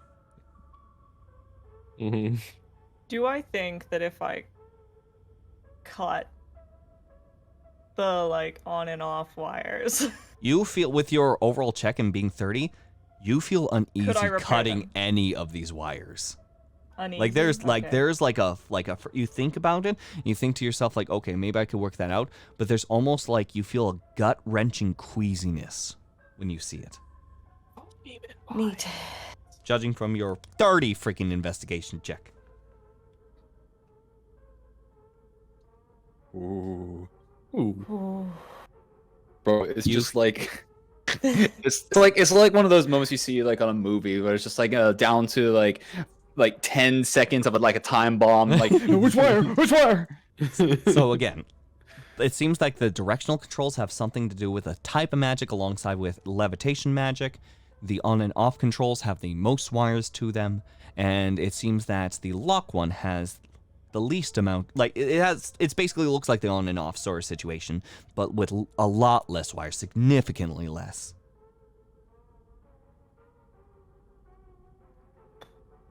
Well, Oof. if you think about it, maybe if we do the locked ones, it would lock in place and it can't be called down, ? But if we do the press off, then this whole thing could go down.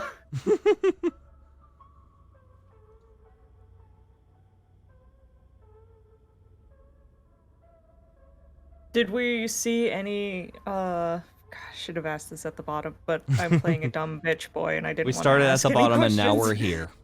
here. Did we see any control panels at the bottom that No. maybe said I- lock? No control panels at the bottom. Yeah, There's in whatsoever. fact, control- I looked specifically for that, and there were no control panels. down None. there. Alright. So I'm gonna go with that. If we hit lock, it will lock and stay here. That is my best guess. Mhm. But alright. And Frankie said like I think locking is the best guess, but these wires and this type of magic is something I have never seen before. Would it be kind of beneficial if we at least have 2 people off of the elevator, just in case something goes bad? And we can still get the book. I don't know what may happen, but I mean, Frankie Yeah. and Nark are both off the elevator with Yeah. 2 people. Oh, sorry. Just in the middle of like trying to think of like a pop culture references of to like just like oh No, it's rubbing- okay. rubbing your, Junior like, weirdly face. wandered onto it, we'll say. But yeah. So, dear party, What do we do? Well, Fuck it. Press the lock. Yeah, we won't know unless you do it. We're kind of running out on time right now. We kind of made a, a bit of an entrance on the bottom. We got to get it going. Do we have any knowledge that the guards think that we're being taken care of because of Nark's, I would say that the fact that there isn't like gunfire or anything sort of like going on outside that you could even like audibly hear, you can tell that they're giving it some time. Okay. And I'm asking that for the benefit of everyone else because Frankie would definitely not pick up on that. I got you. Yeah, no, there's just like an eerie silence in the air. There's the elevator's not responding, and you all saw what happened if someone tries to teleport into here. So, you think that as long as you can get this elevator secured, you might be able to make sure that no one comes up.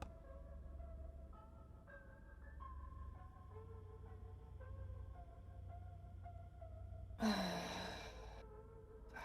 don't want to do this. I really don't. well, Frankie steps back on the elevator real quick. Okay. Welcome back. Later, fine. Hey. As long as there's something on this elevator, we know it won't go down. Okay. Yeah, fair enough. Yep, we got 3 people on the elevator. Nark is off the elevator. What are we doing? I pick up Junior off my shoulder. What I was thinking too. Just... So thinking about it, if we needed as much insurance as possible to go against what could be waiting for us, couldn't we just like leave Frankie here? Because technically, was trying to lock it in place. Could use them. Just leave it here, and like the 3 of us can go in there. It depends on how safe you think it's inside there, on whether or not you see that as an advantage. I believe Frankie's plan is to leave Junior here. Yes. Oh. That's the plan. Junior, as a homunculus, does have artificial life force. Yep. And if this thing were based on there being life force in the elevator, Junior would count. Oh, Very nice. okay. Yeah, So- the moment you said that, Kane, I was like, smart. Very Nice. fucking smart. It's smart, but also I don't want to leave Junior behind. He's my little boy. Oh True, my god. But Junior is also the least vulnerable of all of us, because even if the worst were to happen, you could just rebuild them. Wow. Wow. No. Just adopt another cat. It's not a. Adopt a new cat. It's not a new. No, it's not a new cat. As long as you make it, any homunculus. I have to get his heart back in order. You have to get the him gem again. back. Yeah. Yes. Well, luckily for you, you have a smooth talker, a gunslinger, and a literal serial killer. Yep, all 3 things known for getting gems back. Do you all love my cat as much as I do? If anything happened to Junior, I would kill all of you, and then I would leave because I'm not killing myself. Nark is fascinated. So. Well, Oh wait, hold on. Let me. well, I gotta say, that little feller got a bit of a soft spot in me. If I have actually soft spots, you know what I'm saying. You look at this overall figure that is wearing something very akin to the person you just ended up seeing earlier. As a reminder. This cat in a poncho with goggles. Even though that thing kind of reminds me of something I don't want to think about. I guess I'll let it slide for now. You, like, when placing Junior down, Junior kind of, like, looks up straight to you, cocks the head, and goes... Aww. Junior, I'm gonna need you to stay here. And I'm gonna need you to hide as best as you can. Make sure no one takes you from this elevator, okay? Where's it gonna hide? There's sort of like a nervous sort of like curl that goes on, but overall, you see like there's a small little in response. Aww. then Frankie, just a rub picks up against Junior one Red- last time and kisses him on the forehead and then That- sets him back down. She's like, you "I get a love you, full-on buddy." metal headbutt in your face because this cat just like rubs straight against you. You lightly bruise in your cheek, but overall I still. don't care. I have a question. I have an for answer. you. The poison that I have, Oh. poisons. It's a contact poison, right? Overall, it's been mainly used for the syringe, but mostly it's got to be something that's got to be ingested. Basically, that's where it's got the qualities very similar, but. But it wouldn't affect, for instance, a homunculus because they can't be poisoned, correct? Yes. Okay. I am going to, with Frankie's permission, I am going to coat the teeth and claws of this cat in one of my vials of poison. Yeah! Cat scratch fever! Arm the cat! Arm the cat! Order to the teeth! Give Junior a gun. I can't give Junior a gun, but I Good can. enough. But I can, if you think it is feasible, poison the claws. Like, it'll be the worst cat scratch fever somebody could ever have happen to them. I'll allow this. Okay. I Yeah, will roll. subtract. Roll with Yep. an animal handling with advantage.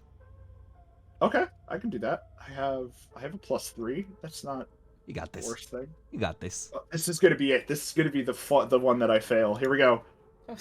Oh, never mind. Never mind. First roll 17. Second roll an 18. Come on! Yes, let's We're go! eating up all of our luck. 21. I was gonna Give me say, some of that luck if so I can if win you the have a lottery. bad roll, I will do another flash of genius You are. for you. You are basically like making sure this cat and this cat sort of like there's a mental link of like, yes, I shall become this deadly thing and I shall defend this to the I bitter have end. become Meow Death. I am becoming Meow Death. And you were able am the to destroyer of easily work with this overall cat and are able to apply the poison with extreme ease. Junior has so How many many- dads now. I'm How so many, proud. how many vials does it take to do it? I would say that at this point, since you rolled so high, only the one. Okay. So He is basically the size of a kitten, so. now, with this Oh my kitten of death left behind in the elevator, final goodbye stated, and a door remaining, what shall we do? Fuck. Checking Should the we, door for traps.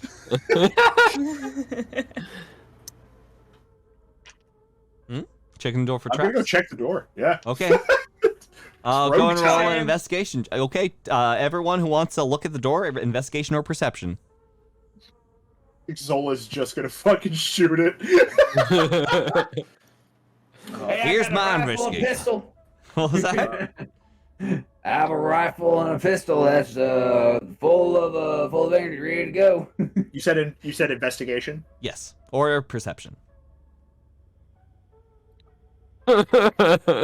Y'all. Yes, Nark. Frankie's really worried about Junior right now. I rolled Yes, I Snark? got 13. 13. D&D Beyond 15 plus 8 for a 23. 23. Got you. Nark. Nark. I think he's too oblivious What did you roll, Nark? to even look. But What did you roll? I will make it a perception anyway. Okay, Do gotcha. it. I believe in you. Nine. Zol- Yeah! Look at him go! Let's go! Zola, are you standing back? Yeah, I'll stand back for this one. Gotcha. Working our way around, all of you, except for, Zola, who's readying a gun, begin to, make, a good birth and, look around, if you will. Frankie, you're less confident on towards this, but Nark, Grinner, both of you kind of Grinner, wait, actually, let me look back. What was yours again? My investigation was a 23 total. Okay, yep, just double checking. So, Yep. Nark and Grinner, you end up sort of approaching with more so ends in confidence. You kind of look for familiar signs that would lead to, say, for example, a form of protections, something that will make sure that this place is settled. It seems that No, there's no like traps around. Like this seems like so heavily unguarded. That's almost like the point of suspicion. You believe that this overall sanctuary at this point, not hearing anyone, not seeing anyone on this overall place, you more so, Grinner, kind of get the inkling that even the guards aren't allowed up here. This is a sanctuary for this is those meant who to be the belong most secure here. place. Okay. Okay. A door awaits, or windows, or dirt. Dirt.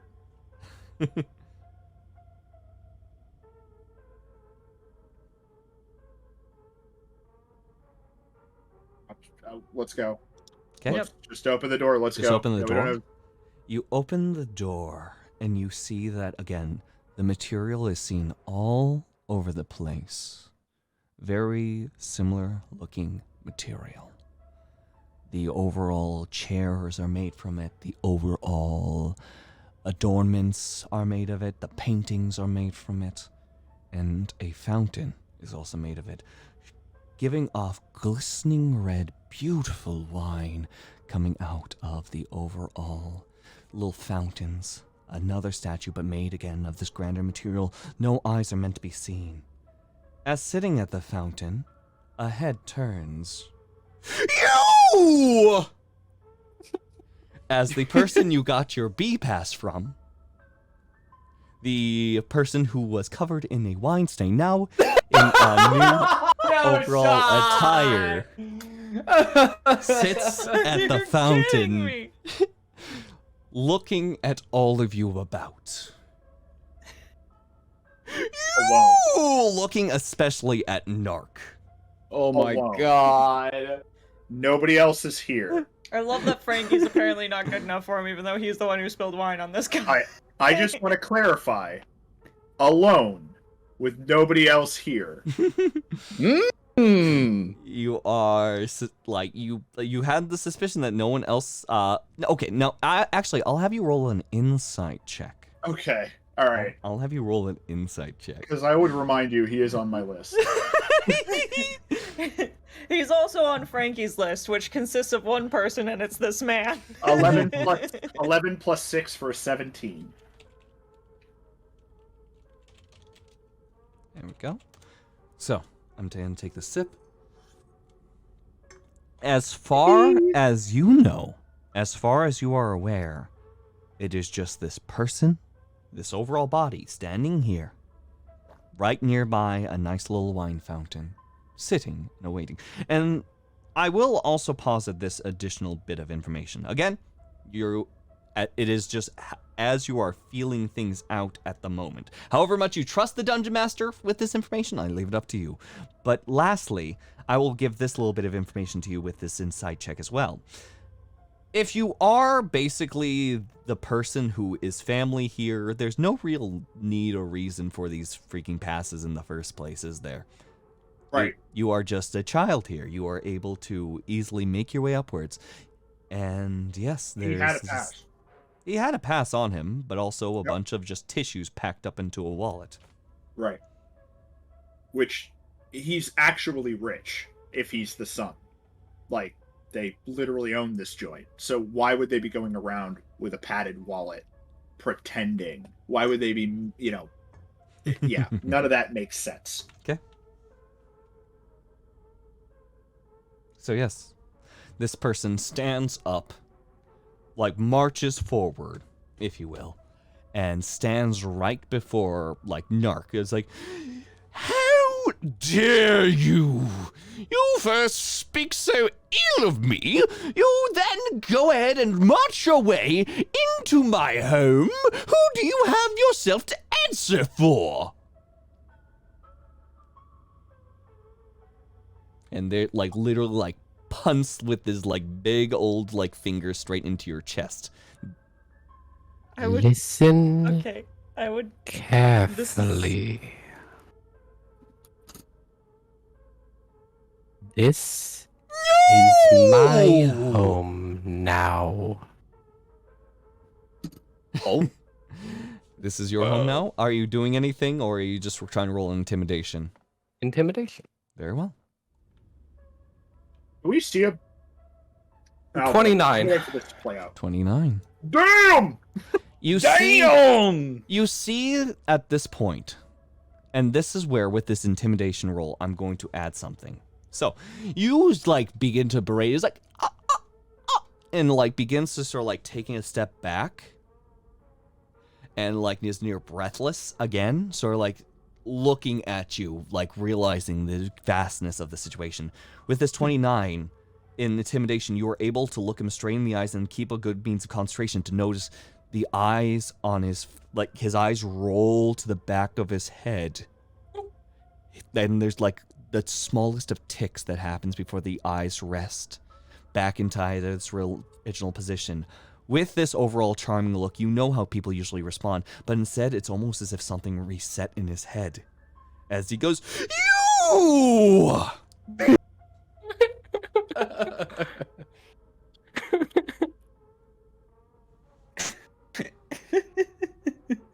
Wow.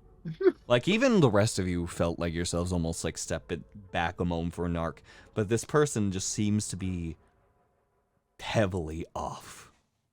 My blade sings your name. Fucker, it's a fucker. How's that? While this is going on, while this, like, altercation is taking place, the Grinner is just gonna look at Frankie and Zola, point at their wrist with 2 fingers like, let's fucking go, and is going to start looking for the book. Yeah, I think Yeah, that you good got idea. it from here. Like, we gotta go. Nark's got this shit under control, and I don't want to be in the same room as him for some reason. Yeah, this I'm suddenly very afraid of Nark. We gotta go. You should. Sure, what are you guys doing? Just like leaving the room, or are you doing investigations? Investigations. Yeah, Investigations. we want to figure out, like, it's likely that this book is going to be kept somewhere, probably locked up, but Well, do you somewhere presentable, because they're going to want to show it off because they're pretentious assholes. Roll a quick investigation check from all of you. I'll even let Okay. you do it too, Nark, if you want to do an investigation or perception. Yeah. 22. You know what? I'm not gonna touch D&D Beyond. I've been doing this. I have a bit of pride in me that I've been doing this with my cute little Spyro color scheme dice, which is actually my very Do first it. dice set. Let's go. Let's go. Okay. Perception. Rolled a 10 plus 13. Not 13. Excuse me. Damn! Plus 3. Plus 3. 10 plus 3, 13. And Grinner, what was yours again? 22, 14 plus 8. 22. Frankie?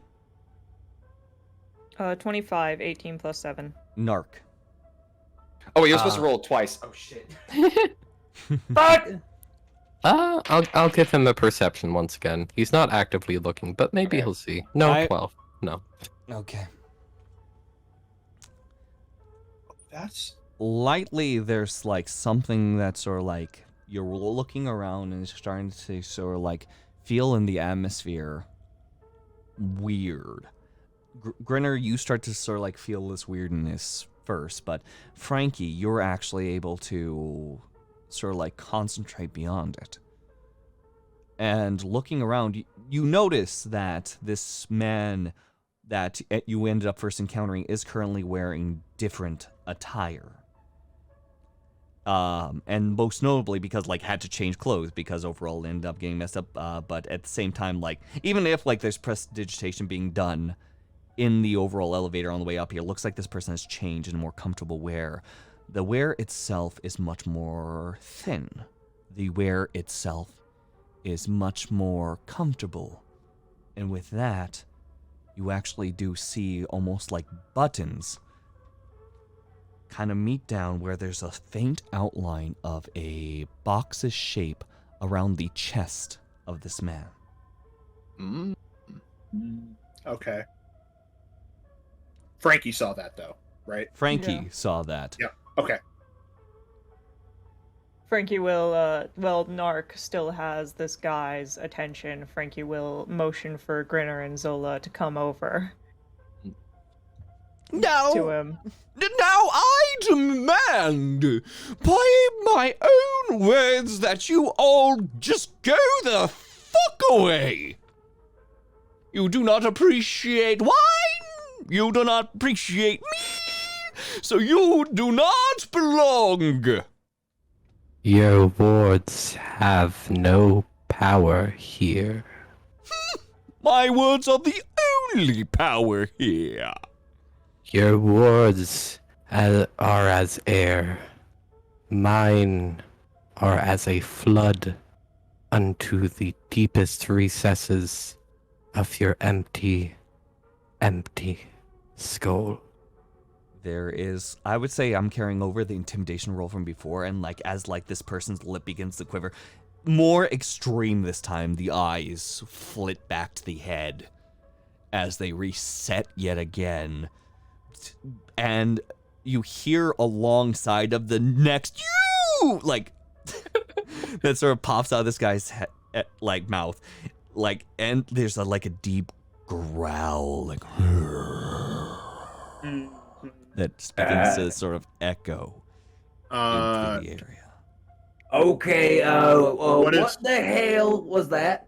What is so the Grinner is with Frankie now and wondering what he called them over for, essentially. Frankie is just like, I think the book is in his chest. If you look, points at the dude and is like, there's something up with his chest. I think it's in, and there's something up with him too. So you say the words "in the chest" and you look and you point at him, and when you look back, the Grinner's just holding a scalpel, like, huh? There is. Zola comes over. Frankie gives Grinner finger guns and is like, exactly. The growl sort of resonates and almost becomes the single orchestra to bounce off the walls around you, beating in both harmony and melody. As overall you hear, finally. You see that the eyes begin to roll back into this guy's skull yet again, as suddenly as like the back arches to a point you think that the spinal column will break, buttons pop, pop, pop, as the overall like front of the shirt opens up, and you see a brown tone.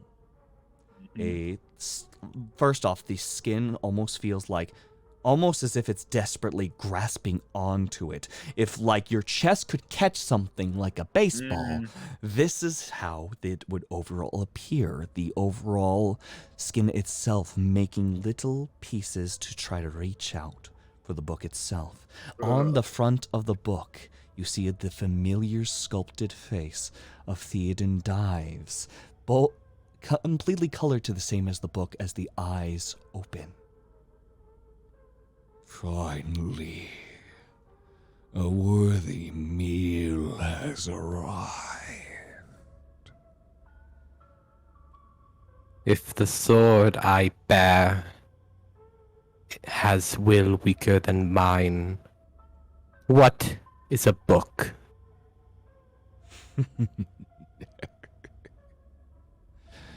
What is a blade to a god? As the body contorts further, the hands sort of like meeting straight towards bottom, the chest begins to sort of like buckle and move forward as the overall book begins to envelop the body below and begin to cascade over. This strange overall book wraps its overall skin and cover around the rest of the form as a single head lurches over in a nice thin mass and looks over you. Thank you for this meal. And then I need everyone to roll for initiative! Oh shit. 7. I'm fucking ready. Jesus! Oh my Nice. god! Let's fucking go! Okay. Okay, come on. I can't. 18! I will get to all these numbers very, very soon. I just need to load up the battle music, if it were. So, would Very one be aptly led to named believe- the Behemoth. Love it. Would one be led to believe at this point in time that the book, which currently now has the face of the father? The father, On it? yes. Parasitically, Oh. the father's face So can and book can I were attached to what seems to be the son. as you're setting up the music, can I tell you a little story? When I made this yeah. character, I made him with the intent that as a follower of the Raven Queen, he exists to kill the unkillable, yes. and that those who attempt to defy death are the ultimate anathema to his faith. Yep. And I said to myself, I think this book is either necromantic or it's some sort of source of, like, he's gonna make himself immortal. And since the start of this campaign, I was like, in the last stages of this, I might have to betray the entire party and refuse to hand over the book. Because the Necronomicon is Evil Dead! Let's I'm so happy. Let's fucking go! I am so ready to fight this man. I can't. All right. Just kill it. I need I'm pulling up a little bit of a sheet right now, and I just need from my Google Docs a 25 to 20. Anyone? 23. 23.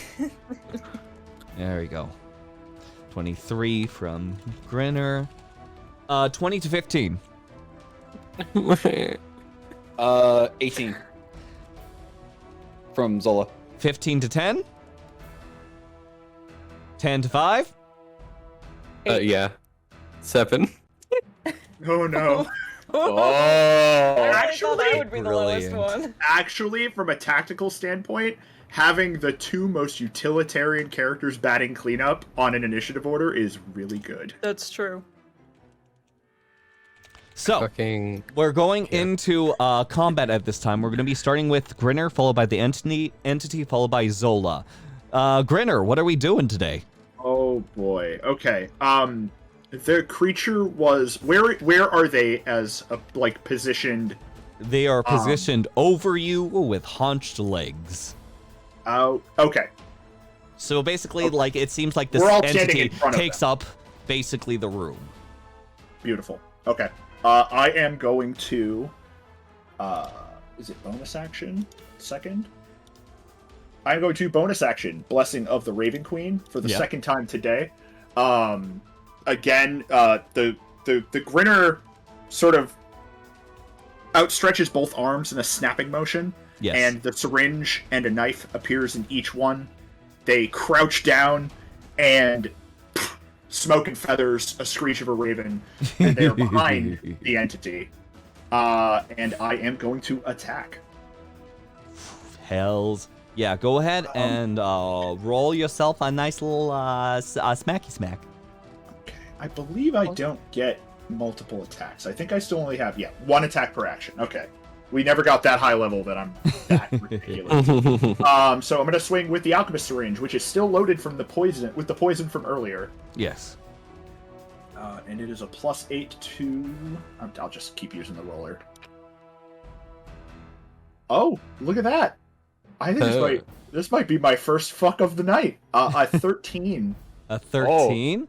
You Yep. attempt to overall overcome the overall large entity, and as you overall try to strike forward, you can feel almost as if your attempt to hit just sloshes off from the overall side, almost as if the skin itself reaches out and gestures your hand away, puppeting it off the overall skin. Irrelevant for this round, but just to remind me for future rounds, when you're Yes. flanking, do you get advantage on attacks? I usually, whenever I'm handling flanking, I put it dependent on the size of the creature. If the Okay, creature has yeah, that enough makes of most an sense. ability to, Yeah. gain its round, yeah. So in this Yeah, I case, can no remember. advantage. Yep. Nope. Good. Cool. So, moving on. This creature's going to use a legendary action And I'm going to roll a quick d8. It's always great whenever I open up a monster page and then I got rid of the dice that I was using. There we go. Got to love it. Love to see it. So I'm going to quickly, there we go. There's a dice roller. Got to roll myself. What was that? Yes. So. Rolling. Ooh. You see, I want you, Grinner, to make me a quick strength saving throw. Oh my fucking god! What? What is I have it? a +0. Look at the dice roller. I can't see the dice roller. I have it on a different page. You have a +0? Oh my god. And I rolled a natural 20. Natural 20? Let's fucking go!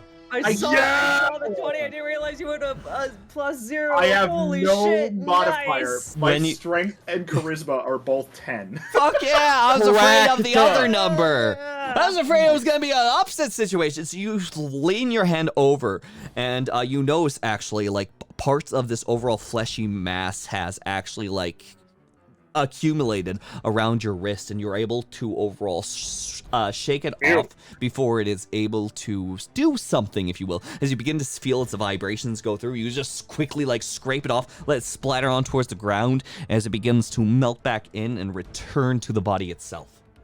Don't touch. Germs. Moving on, it is now the entity's turn.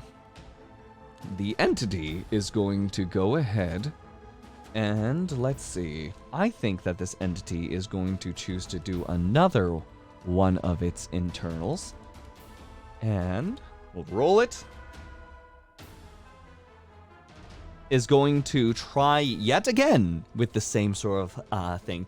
The overall head sort of like turns backwards, like pulls out from itself as the overall mob like opens up, and almost as if like it seems to overall strike, you hear like the act of vomiting from the overall son, who is like the body is just dangling from the bottom like vomit, as this overall like small little spored buddy ends up sort of like plopping out with little tiny hands and legs, slunches out towards you. Go ahead and make another strength saving throw. I don't like the word slunch. Slunch. Alright, let's there's no fucking way. Reminder, so I'm pretty Zola, sure your I'm turn is screwed. next. I'm pretty sure I'm fucked now. Here we go. Followed by Frankie. There we go. I rolled an 8. Oh no! For a total of 8. It completely sort of like leaps towards you, and as soon as like this small little gremlin-like creature attaches it to the body, the overall sides of it begin to like fly out. It turned from a solid creature straight into this strange sort of like goo, like a half liquid, and slam into the overall floor beneath you and has you completely restrained. So go ahead and add the restrain condition onto yourself. Is that something I can do? Oh yeah, look at that. So, overall, and it seems that for the most part, we're going to be then moving on to our good old buddy Zola, followed by Frankie. Alright. Well, we have one of our guys down, so I think it'd be like the best interest to help him in that situation. If I were to use either my laser pistol or my laser rifle at the little creature that is currently on Grinner, would it hurt Grinner Yes. as well? Okay. Yes. Okay. Do it. Okay, well, you know what? That's enough for me. If you say do it, I'll get my rifle out. Roll an attack roll in this Dungeons and respect. Dragons, and sometimes you gotta cast Fireball in a crowded room, okay? Dude, I rolled a 2. 2? 2 plus what? I'm checking Dex. It's going to show hit dice.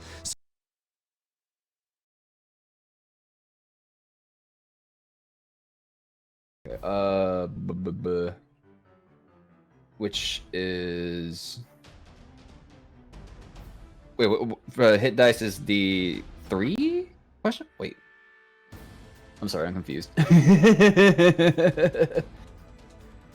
Are you in D&D Beyond right now? Yeah. Okay. So if you go to your actions, it's the box on the middle, the large square. Okay. There, one of the columns there is going to say all, and then oh, that's right. Okay, it'll I actually see it now. tell you all of the stats you need to know for your. Oh, okay. I was on the wrong one. you good. Plus 8. So it would be a 10.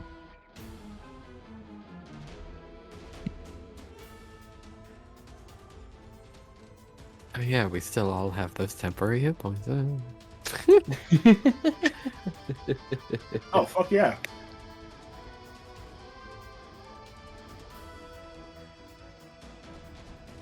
So wouldn't that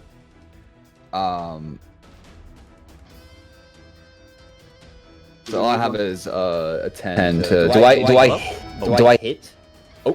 Hello? Hello? There you go. There we go. Okay, yes, no, Line just gave up on me. But, we're back. Oh, okay. So yeah, I was just like saying, hey guys, yap, da. So yes, anyway, what was the total again? 10. 10, you strike forward and you try to shoot off, but there is a point where, again, some of the overall skin of the overall leathered book just, grabs out and grabs the energy from the laser pistol and, absorbs its train in its form, as you hear a resonating delicious. Oh. Oh, great! It eats anything, comes after it! So, as far as your overall ability to shoot, do you have extra attack? Where would I see that? Let me see. Oh, yep, you do have extra attack, so you can attack one more time on your turn if you want to shoot Grinner again. Yeah, I'm gonna. You might as well go for How the many second times do you want to shoot Grinner? Enough. Okay, go ahead and go for another shot. Roll your d20. Let's see if you hit. Come on, buddy. I believe in you. You might not want to. Because guess what? I don't have a Guess choice. what? I swear to God, that was a mirror move. Because, I rolled it too. You keep shooting sporadically and just trying to make purchase, but the forms wild tendrils begin to slap out and continue to absorb your overall shots. So you hear.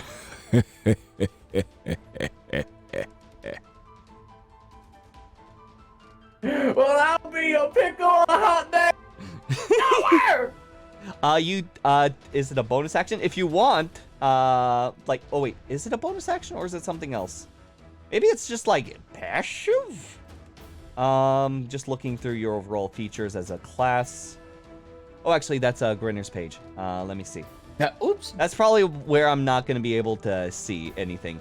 So, action surge. If you want, you can use an action surge. You can only use this once, and you can take another action on your turn. So you can shoot 2 more times if you choose to action surge. Do you want to action surge now, or do you want to save that puppy? No, I'll save that. Okay, very well. This is just the appetizer for him. All right, end of turn. Yeah, end of turn. Moving on, straight to Frankie, followed by Nark. All right, how far away is this guy from me? Any sort of direction you want to choose, left, right, up. I just mean, how far away is is he just surrounded? Overall, the body itself has taken up host around your environment. Yes. The 4 appendages are basically cornered around the overall room itself, and you can see overall some of the skin is spidering outwards from it.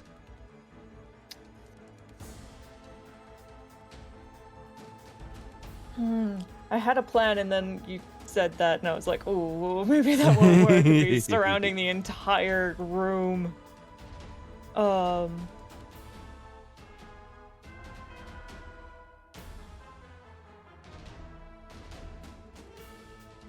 Okay, in that case, Frankie is going to bonus action his shield out and then cast Scorching Ray at this thing. Okay, has to roll what now? It's an attack spell. Oh, it's an attack spell? So it Very doesn't well. have to roll anything. Gotcha. But it does shoot it hurls 3 rays of fire. 3 rays of fire. Brilliant. Go ahead and roll to hit. Okay, so 18 plus 7. 18 plus 7 hits. Go ahead and roll some damage. Okay, I'm gonna roll all 3 attacks real quick. That one also hits. It was a 19 plus 7 and Yep. another 19 plus 7. Excellent. Let's Okay. go! Yeah. All right, roll some sweet damage. Look at this gamer doing numbers. Yeah. All right. There we go.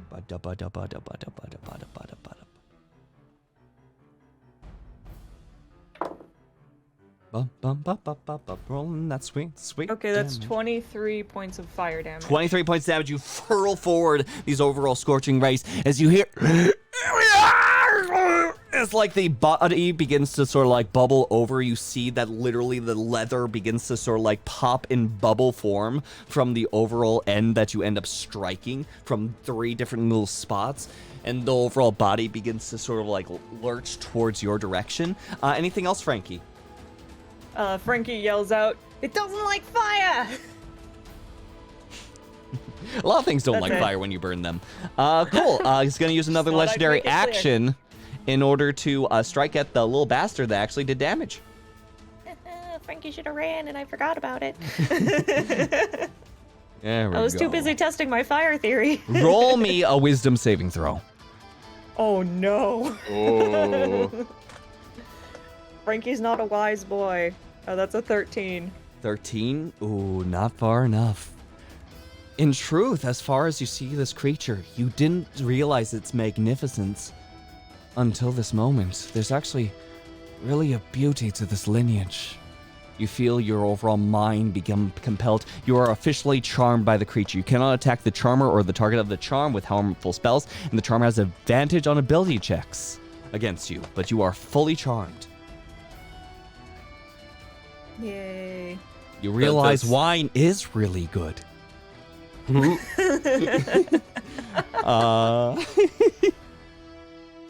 And you are fully charmed for the next hour. Oh.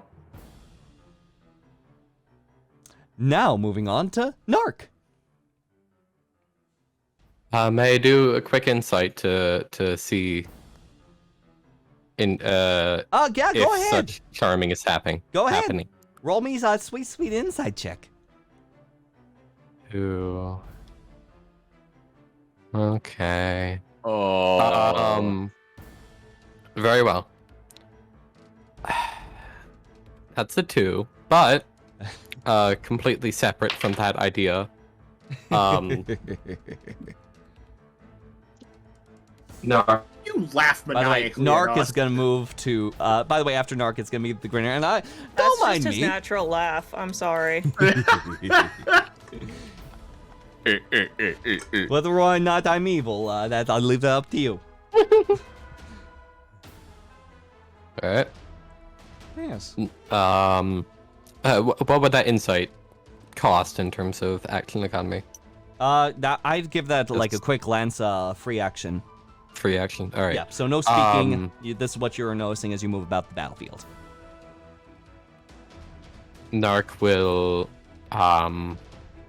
use unsettling words against the entity, saying as such, "You are pathetic. You succumb to gluttony. You are no more impressive than the common demon." In Abyssal as well. Brilliant. You speak Abyssal towards this overall entity, and what does this overall effect do if they fail to save? As a bonus action, you can spend one of your bardic inspiration, choose a creature within 6 feet, roll the bardic inspiration die. So Yes. I have to roll it. Bam, bam, bam. Roll that bardic inspiration Or- die. The creature must subtract the number rolled from the next saving throw it makes before the start of my next turn. Brilliant. So yeah, no, overall you see that overall compelling, like internally, like it continues to laugh at you, like. But below the overall body, from the overall sun, you hear like a frustrated groan, like. It seems that despite the overall tone, the body is still affected. And then stabby stab. Stabby stab. Okay, roll to attack. Let's go. Stabby stab. Let's go. would... Yeah, because sneak attack is just somebody else is also attacking it, basically, right? Well, for the sneak attack Rogan, you need to have advantage on towards it as one of the prerequisites, or depending on your subclass, there's alternative effects that can happen for that sneak attack. If another enemy of the target is within 5 feet of that enemy, Now, the enemy is like I mentioned to the Grinner okay. before, I personally set it up dependent on its overall view. So even if you do have your party ahead of you, the thing is that this creature already has an insane, I will say, wisdom stat that its overall perception is insanely high. The usual tactics that would end up hearkening against the overall being is out of the house for one of these passive abilities for this creature. There's still other ways to get advantage, but it's not going to be something in which just 5 feet away from someone. Yeah, just stab it. Stab it? Okay, roll to hit. 17. 17? I'll go ahead and let's see. Actually, you strike into it, and overall, yes, you feel your overall blade track into its overall direction before it suddenly kind of sticks into the skin itself and stays still there. It's like, no, pull me out, pull me out, pull me out! Nark still has his regular rapier. He's kind of tempted to just... As far as this item goes, that was a miss, so it did not meet the overall armor class. Anything else from you, Nark? He's gonna keep his weapon for now. No. Very well. You are a potential threat, so gonna use the third of the legendary actions this round to go ahead and let's see which one's gonna be on Nark's shoulders. Oh boy. Oldie but a goodie. You end up sort of spinning back forward, but almost like shish kebabbed is like a little marshmallow creature that flings itself towards you. Strength saving throw. 9. 9. You two are now restrained as you are being held in position by this overall glob that takes your overall torso and just anchors you. Oh boy. So, moving on. Grinner, you are currently restrained. Yeah. Now, by the way, Nark, you used your bonus action, your action, you cannot move, and you used your free action. Is that correct? Yeah. I'm just double checking. Yes. Cool, okay. Grinner, moving on. Then we're also going to be moving on to the entity, followed by Frankie. What's up? So Grinner is essentially lying. They're on their back, right? They are not on their back. They are actively standing in their spot as basically a cocoon is beginning to form around them. Outstanding. But I can see outside of the cocoon, right? Yes. You're restrained, not blinded. Their body just fully relaxes, and you just hear them say, Hold on. Hmm? So, would this marshmallow constitute a web? No. Okay. But we can go into more what as far as oh wait a second. Okay, let me read through this to see if there's any sort of wiggle room. Let me read. No, flesh is not a webs, and from the overall description of it that I'm adding some additional flavor to, we cannot, it would not be able to count for that. Okay. I'm excited by the thought, but not this time. So, Grinner, as you were saying? Yes. So the body sort of relaxes for a moment, and they just start speaking a prayer, an invocation. We hold no pity for those who suffer and die, for death is the natural end of all life. We bring down the proud who try to cast off the chains of fate. As the instrument of the Raven Queen, she who sits upon the throne in the great city of Sigil, the place between, you must punish hubris where you find it. Wherever they are, the undead, and those who avoid, the end we must all face, will be extinguished and sent to the end we all deserve. And for his third use, he teleports 30 feet straight up into the air, His robe is gone. The coat aspect of it is gone. And underneath is the fantasy equivalent of a man in an individual in a essentially skin-clad assassin's outfit. A knife in one hand and a syringe in the other.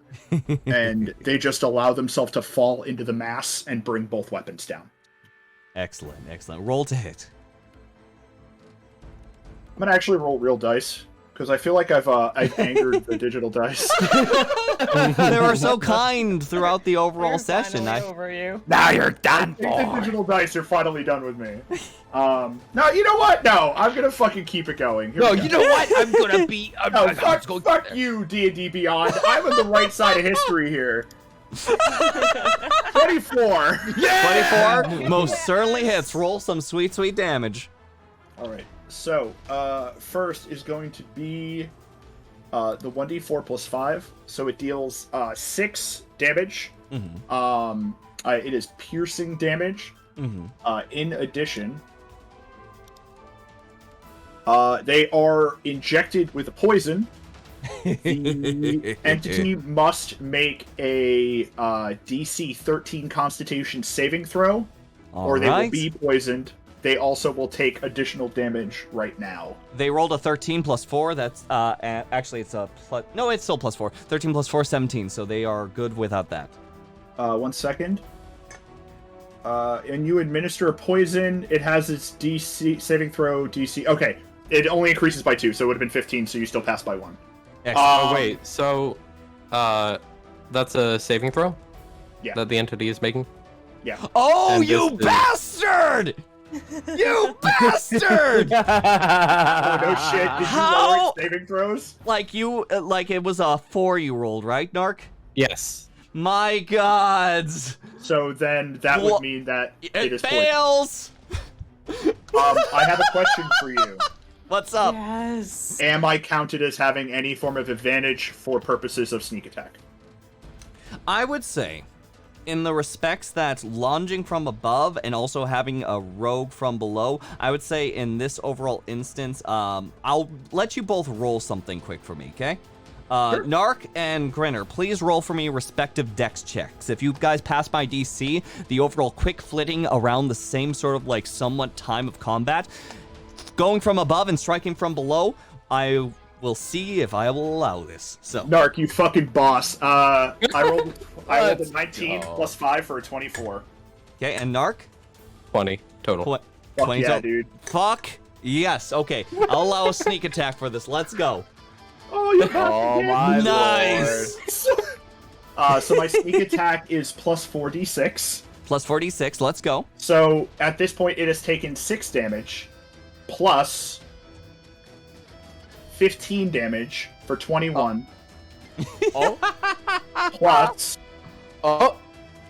3d6, which My I can't. gods. I don't think I can just do that. Lower left-hand corner of D&D Beyond. There's a little dice Oh, there we icon. go. There you go. 2, 3. So I'm at 31 right now. Mm-hmm. No, sorry. 21. 30 damage. Yes. He is poisoned. Fuck. Holy shit! Which means at the start of every turn that they take, Yes. they take an additional 3d6 poison damage. My Whoa! I don't think that Yes. counts for legendary actions, because I don't think those count as a turn. So it's not like every time he uses an Yeah, action. no, it would not. It's It's only on his turn in initiative order. Yes. And then at the end of each turn, they can repeat their saving throw. On a successful save, the poison damage is decreased by 1d6. It doesn't actually just end. Oh god. So if you pass, you only take 2d6. If you pass again, you only take 1d6. And if you pass a third time, then you are no longer poisoned. fucking nasty. I haven't played a rogue, like a straight rogue, before in 5e. This is gross. This is That's freaking gross. nasty. It's Yeah, cracked. rogues are insane. I swear. Okay. It's only once per turn. Thank God, because I was about to lose my mind. The double power from the double rogues. First you end up putting down my little dice DC, and then you get your sneak attacks, and now you just... poison him, my Ropes poor are baby. so OP. Bonus action. Offhand weapon. Offhand weapon. Okay. This one 16 to hit. 16 hit does not hit. Overall, Okay. like as it sort of like reels, it buckles in and overall begins to be extra defensive as its overall skin begins to try to bat away your hands and it reacts like, you damn, you poison my perfect form. I will take great joy in consuming your flesh. You will die, and you will be silent. Brilliant. Moving on to the entity, because fucking hell, it used its third one on the last round. It gets its legendary axes back. It regrets using that before because it fucking wants to destroy this bastard that's doing this, sullying its perfect form. We're gonna be going ahead. I'm gonna be rolling another nice little D. God. A nice little D secret dice. All right. Immediately, and it's trying to buck you off as it overall tries to get advantage against you. As you see that the overall pieces of it begin to sort of like try to grasp at the form and try to bring you in. Go ahead and roll me a dexterity saving throw, Grinner.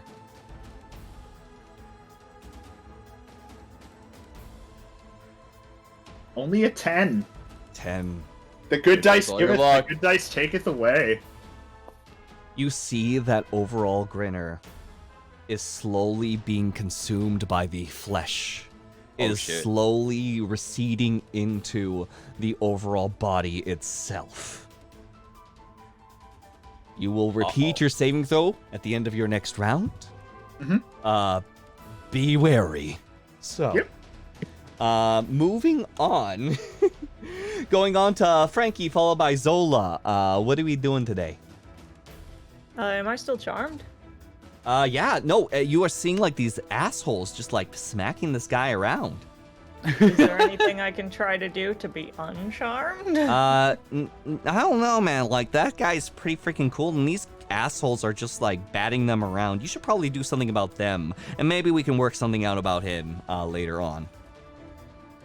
I can't even roll like a wisdom saving throw, I take it. You are here's the thing. I will, as a DM, let you know above the table. It says you are charmed by this creature for 1 hour or until this creature harms you. Or again, like someone uses a magical little spell on you. So until this creature harms you. That's the big puzzle here. Wow. That sucks. Smile. You feel rather compelled to overall try to come to this person's aid as they are slowly being overall struck. Again, you don't want their perfect body to be hurt.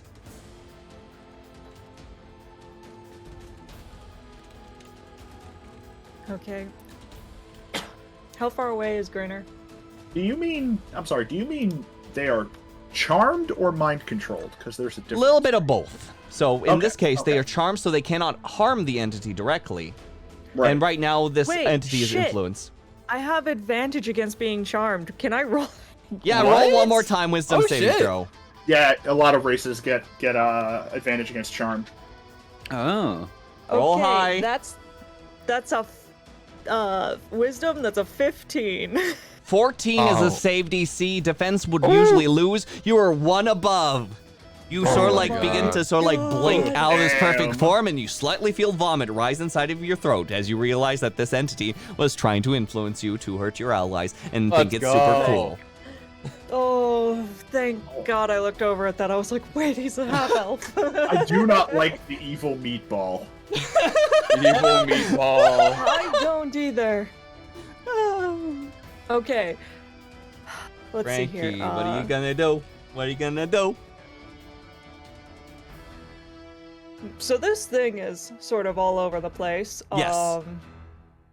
So there is definitely a way I could attack it without hurting Grinner at all. Wait a second, are you doing what I think you're doing? What do you think I'm doing? I think you're gonna be doing something that might consider like range and so on, like we discussed before.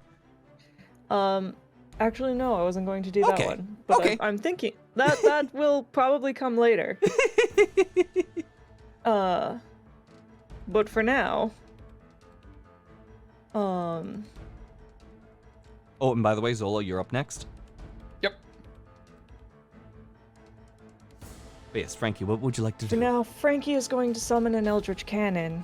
That is a flamethrower. How does Holy this shit. cannon look, and how is it summoned? I think that Frankie basically, so it's a small cannon. It's Yep. not like it's not huge. Yes.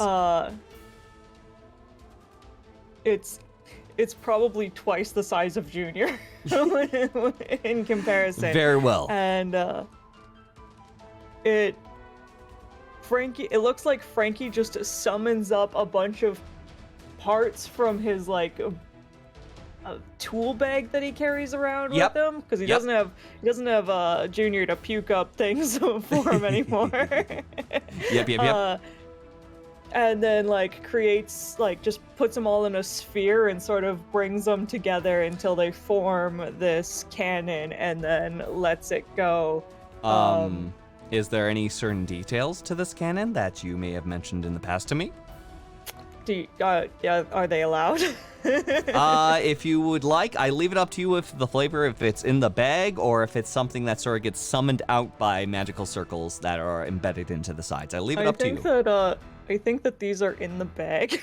These are in I bag. think that Frankie, what do you So- take out of your bag while you're building Frankie, through this, like, it almost looks like telekinetic type power as it goes into the sphere and then gets formed into this cannon, is a bunch of metallic pieces as well as fuel for a flamethrower, and then also two little blue pixie legs that are the legs to move this cannon. Oh. So there's all sorts of metallic works as like beginning to levitate as these two fleshy pixie legs like boop, at the bottom before it just like boom like resonates and sort of like shakes the ground a little as it falls as this overall like the thighs on this fucking pixie legs settle the cannon and ready themselves. These are the buffest pixie legs you have Artist. ever seen in your life. Artists, this is the fan art we need. Yes, Cannon, do it. a cannon that never skips leg day. Brilliant. I wasn't sure he was gonna actually let me do it. So with this but- over pixie-legged cannon, what do you do? Then, with my bonus action, the cannon can attack. Yep. It's the thing has got to roll. It has a 15 dex saving throw. Yeah. That's going to be from this friend's end. Rolling my eyeball. Like my dice is an eyeball. It's not. I'm not being an ass. It's just my dice are eyes. I know exactly what you're rolling. It's okay. Okay, that's a base 18, and the dexterity is +2, so that's an unnatural 20. Okay, so it saves. I believe it still gets half damage though. As far as the cannon goes, I think so too. But like, is there any like details that say against it, or is like something that could be potentially fully dodged? Sometimes things have enough dice that they can be Yeah, fully dodged. Here, let me go I'm ahead. looking. Because you're doing the flamethrower function, correct? Yes. Okay, I'm gonna look with you. There we go. Let's see. Infusion. No, that's not that. Eldritch Cannon. There we go. Because flamethrower takes or half as much on a successful one. So yeah, half Successful one, damage. yep. So roll you 2d8. I'll cut it in half. Okay, so that's 14. Half is 7. Half is 7. Okay. Overall, this overall leg again like readies itself as like there's flame beginning to broil and it strikes through. There's a lot of the overall entity is trying to like smack away the fire, but it still begins to sort of like scorch the edges as a low gurgle begins to be made out as it's trying to fight you off. Okay, All right. And then, yeah, Frankie's going to basically just keep his shield in front of him. Very well. Legendary action time because did not like that. Go ahead and roll yourself a strength check. Oh boy. Okay. Or actually, Constitution check. check or saving throw? Saving throw, sorry. Hell yeah. Nat 20. Nat 20, Fuck okay. Yeah. I have the house roll, like there's like a small middling chance, like everything gonna be evaded. So overall, this entity begins sort of like moving towards you, and you see that overall, like it's not dodgeable. Oh, really? It's something that just like spews mostly in your direction and tries to knock you back as basically a blot of what seems to be ink and smells like digested wine is vomited over your overall form. As overall you begin to buckle down and sort of like make your way through it, and the shield has perfectly been settled above your head that you were able not to get a little bit on the rest of yourself as you were just like standing there almost confused on how this happened, but thankful you are not covered head to toe with this overall stuff. Fantastic. My shield that comes out of my arm is black now. Yep. Black It and is purple. dyed. The meatball is sober. Yeah, and I was pissed. Moving Hates on. being sober. Anything else, Frankie? Any movements or anything like that? Nope, that's everything. Zola, moving on to Nark. How are you doing? What are we doing? Zola is moving first, and then it's on to Nark. So you're coming up next. Yeah. Okay. So, now then, hopefully I can get my aim really adjusted. Cause now since technically it's going towards Frankie, couldn't I do like a flank around to get like his attention and then shoot for him? What are you trying to do per se? Use a laser rifle, and then do like a cool action little slide, and then go pew pew to him. Okay, so you're just trying to hit him with a cool action slide? Yeah. Okay, yeah, go ahead and roll some hits. You can roll twice because you got 2 attacks. And if you want, you can action search for 2 more. So I could do like slide, then use my pistol and like make it like cool action pose. Wow, wow. Yep. The action pose is the most important part. Oh, absolutely. Go ahead and roll some hits. Okay. That is. So first I do the D20, right? Yep, first you do the D20 to see if you hit. You have a +8 to your modifier, so go ahead and roll yourself. Are you doing one with accent? Are you doing your accent search this round, or are you foregoing the accent search for just 2 hits? We did some pretty hefty damage on it. Might as well just put it like all for nothing. Brilliant. So action Might search. as well do it. Yeah, action search. Let's go. Let's go. Okay, go ahead and roll yourself 4 nice little hits. Soldier boy. So D20 4 times +8. Okay. And this is all coming from your rifle, correct? Yes. Excellent. Okay, let me make sure I have them all down. So 11, 13, 18, and 6. Okay, so wait, but you also have the +8, so 6 + 8. Oh, that's right, that's right. Yep. So let's see. Let's go back. Like, the first roll was again? First roll was 11. 11 + 8, 19 hits. Second roll? Be 13 plus 8, so that'd be 21. Hits. Third roll was 18 plus 8, so that's 26. Hits. And 6 plus 8 is 14. Misses. So you got 3 hits out of that. With an action surge, there's overall almost like a whistle off into the distance as you quickly sort of like move about, and it's almost just like air as your hand is able to flip back and forth and quickly sort of like reload things up on towards your overall laser rifle using your overall feat and ability, and you were able to basically fill this thing with lasery lead or laser. What is laser made from? Who cares? But we're going to hit them 3 times, so that's going to be go ahead and roll 3, 6. That'd be 98 plus 9. Wow. You're gonna fill this guy up with red! while we all hear Zola's theme song, the wow, wow, wow. Come on, baby! We'll go with Plasma Mochi. Yeah, let's go with that. Plasma's good. Okay, so I roll. Okay, so for the laser rifle, Yeah. for damage, 3 D8. So I roll the 3 times for D8. So wouldn't that mean how many times would I roll that? 98 times. If you want, I can also throw it into this and it can do the math for you if you want me to just like roll it on the sheet. Yeah. 1, 2, 3, 4, 5, 6, 7, 8, 9.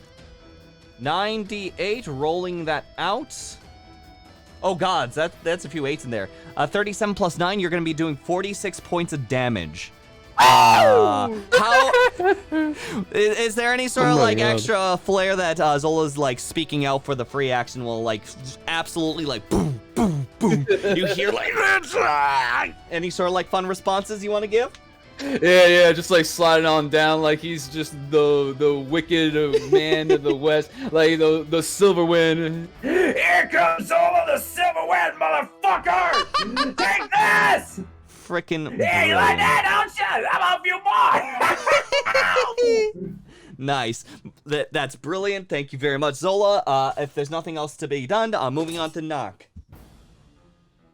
And which will be followed up by the Grinner. But actually, before that happens, this guy does not like what's happening whatsoever, and is going to use the second legendary action to put that in the direction of the person yee-hawing off to the side quick, because fuck, that was a lot of damage.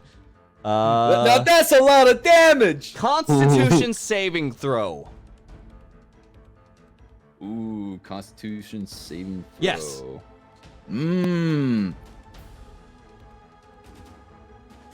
Question. Answer. I don't know how this is played into it, but I have a question about Dazing Shot. And this is like a special action. Am I allowed to use this? Because it says that I do need a Constitution saving throw in order to use it. Okay, so what was it called again? Dazing Shot. When you make a firearm attack against creature, you can spend 1 grit point. In this case, I don't think that you've really used any grit points. On a hit, this is only when you hit a creature. So. Oh, okay. Yeah, that's like whenever you make a sort of shot, you have a certain amount of grit points off to the side that you can end up giving yourself some nice advantages, such as Deadeye Shot, which would give you an advantage on an attack roll and so on. So. Okay. So I did not have grit point. Okay. Well, let us roll that. Oh, I rolled a 5. As you are sliding on and going ahead with your yees and your haws, there is suddenly tendrils that like dig straight into the base of the overall flooring, straight out of the bottom of the overall creature, and then pin straight into you. You are considered paralyzed, as this overall entity has barbed little pieces stuck into your overall chest. Ah, you son of a bitch. Ah!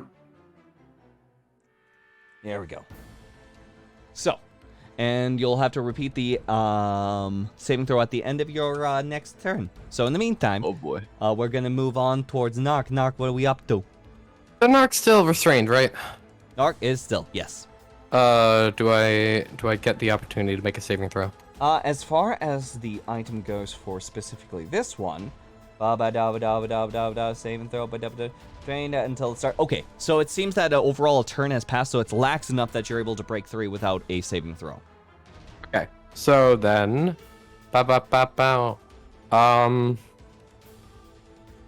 probably just stab again and then diss again. I classic at this point. Mhm. So I will I'll roll the die for the what's it called? Unsettling words. Yes. Very well. I think this time it's just some fun nonsense in Infernal, because what do demons hate more than devils? And does that make a saving throw on this one, or is it a roll to hit? Oh, that's it.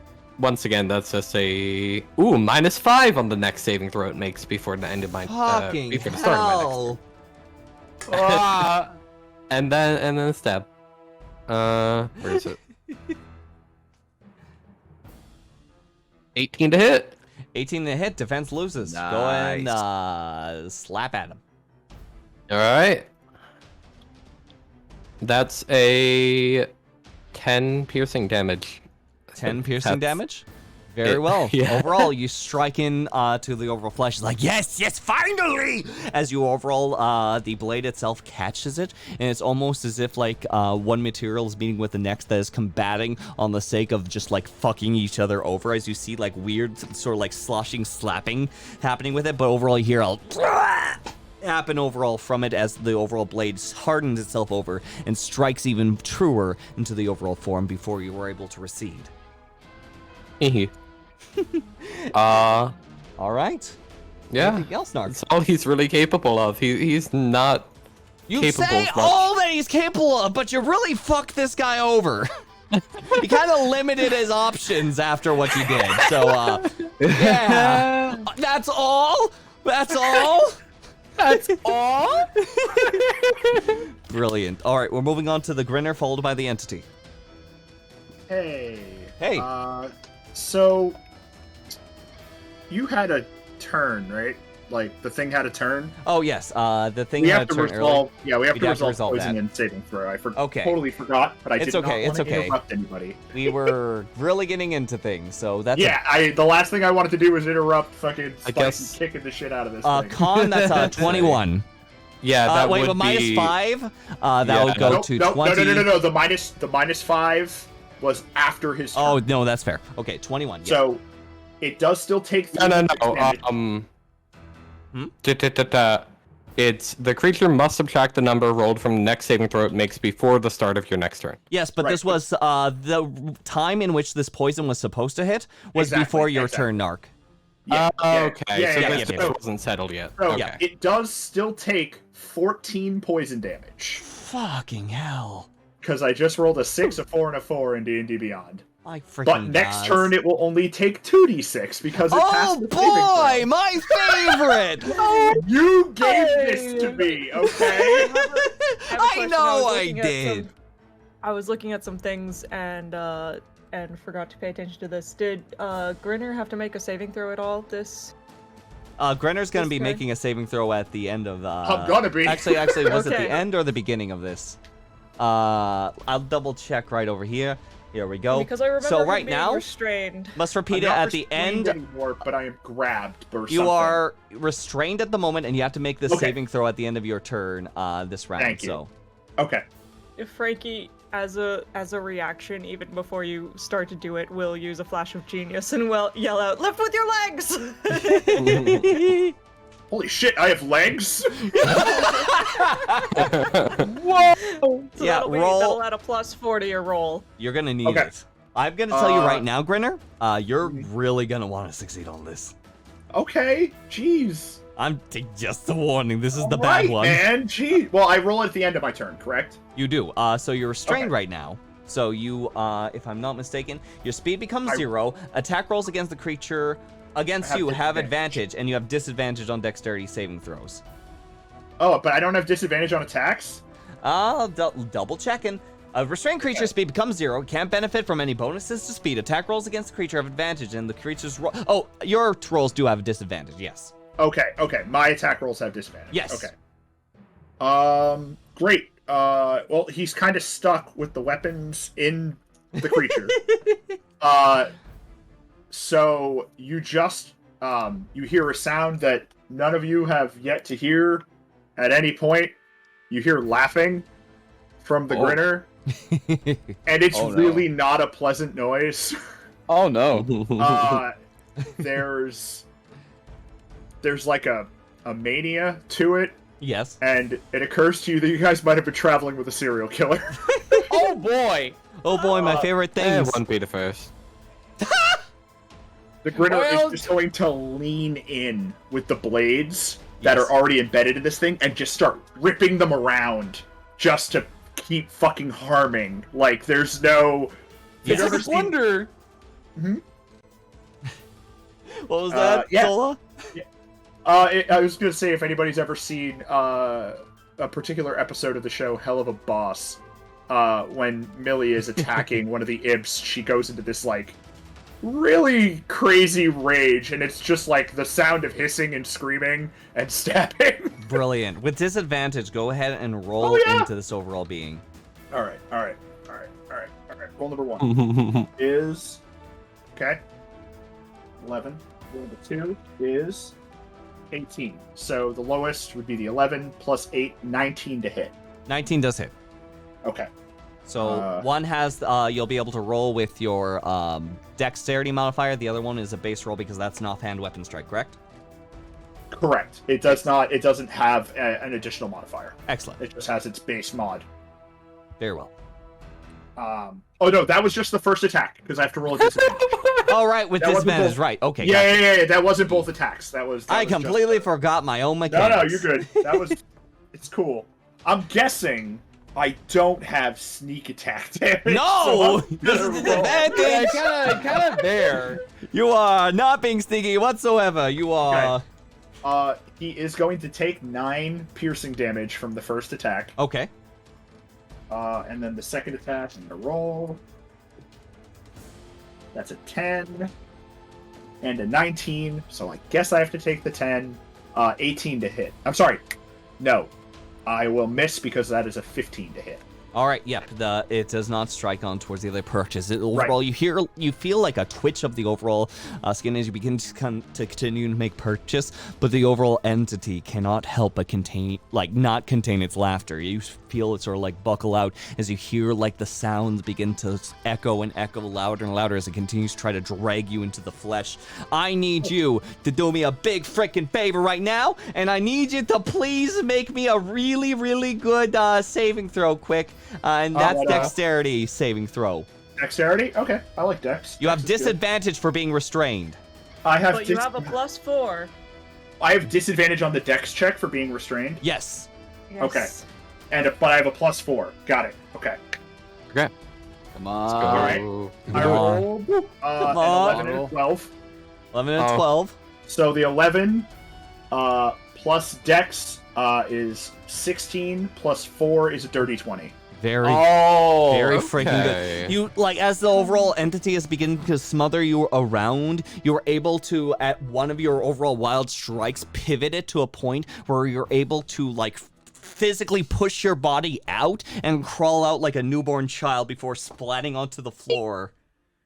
Not being what would be considered an equivalent to petrified. I am petrified? No, not being... Basically, if you absorb into it, it's considered something like petrified, in which if you're petrified, you can't come back from that without greater restoration. Yeah, that's bad. Yeah, it is really bad, so it's really good you got out of that. That's not bad. All right, cool. All right, brilliant. All right, we're moving on. Legendary action from the entity. It's going to roll a die, and we're going to see if it's going to just try to absorb you right back. We'll find out after these messages. No.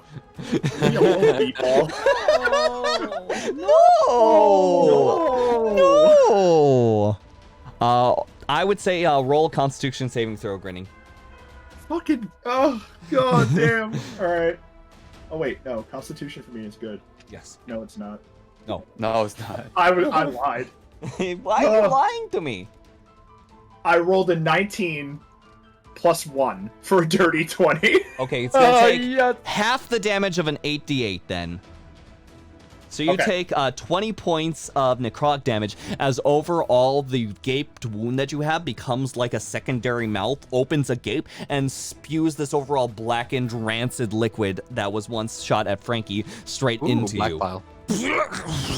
And it's just slaps straight onto you. You're able to feel yourself being able to handle it, but it still does not feel pleasant whatsoever. Got it. 20 damage. Yes, and now it's the entity's turn because that was a legendary action after yours. Ends up regaining all of the legendary actions back. Ends up looking straight back at you. What's up? I'm sorry, I don't take 22 damage. I take 11. I have natural resistance to necrotic damage. Let's freaking go! Brilliant. I was like, why do I feel like necrotic isn't something I was as worried about? And it's because I'm a fucking Shatterkai. And Shatterkais are edgelords. There we go. Okay, sorry. Rolling another D8. Looks like the head kind of looks at you. It's like, why even do this? Why not put your allegiances where they belong with your ability? As this overall strange snake-like head attempts to charm you, same way as your ally from before. Wisdom saving throw. Me? Yes. All right. I have advantage on charm. Let me roll. Roll well. And 15. 15 just freaking succeeds. Yeah. Like 14 would lose, 15 is a victory. So you're able to quell off the overall voice as you overall hear, like, almost as if your ears are overcome by the deafening silence of death, the welcoming death that overall embraces you thanks to the overall Raven Queen's abilities. And with that overall essence of death warding away these overall calls of cowardice being brought forth from the entity, you are able to feel yourself restraining yourself from that. Brilliant. Just locks eyes with the entity and says, "One day, I will join my lady at her side as one of her sorrow sworn. And I will ask her to be able to find your spirit in the Eternal River, so that I might erase you from existence entirely. And that will be my boon from her." Love to see I it. just want to be her little pog champ. Come here. Am her little pog champ! Come here. All right, so Zola, unfortunately you're paralyzed, so you can't do much other than make a saving throw to try to get up for your next round. I need you to make me a Constitution saving throw, please.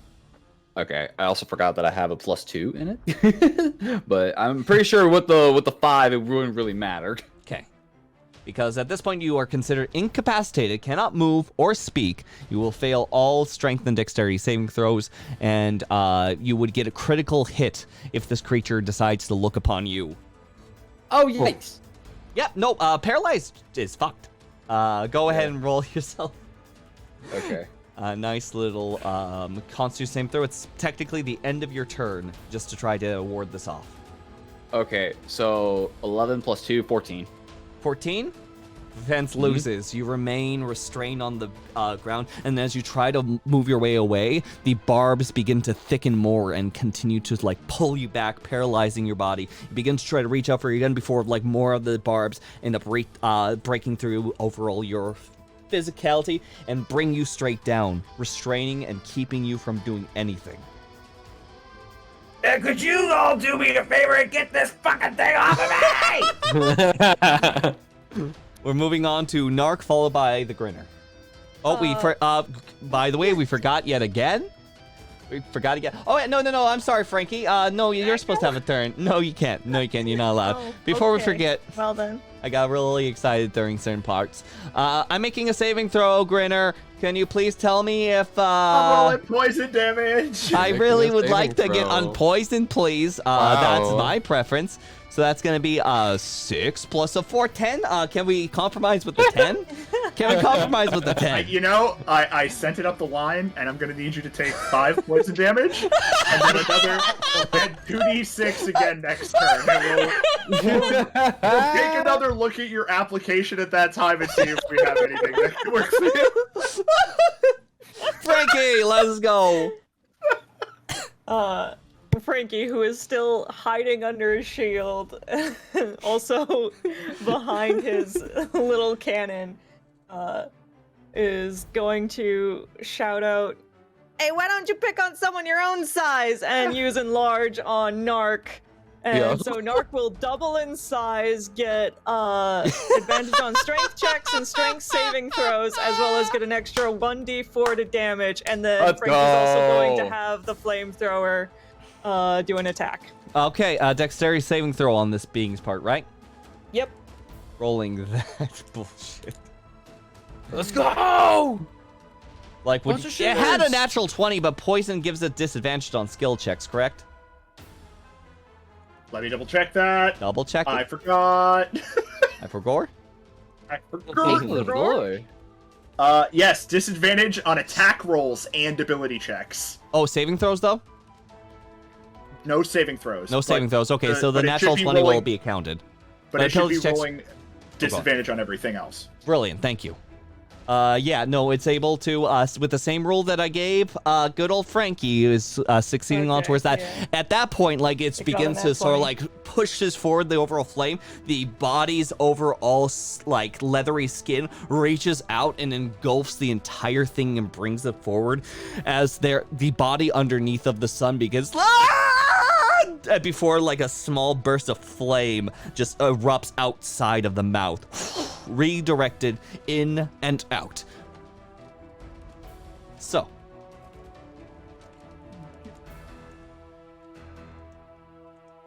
All Wait, right. did he just steal my cannon?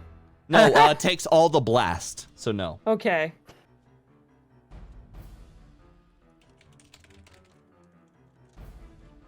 All right. And any movement from Frankie or anything?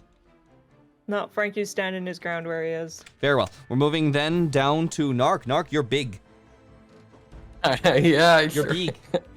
You big. What do you do? You are standing basically at near sort of like eye level from this overall creature now.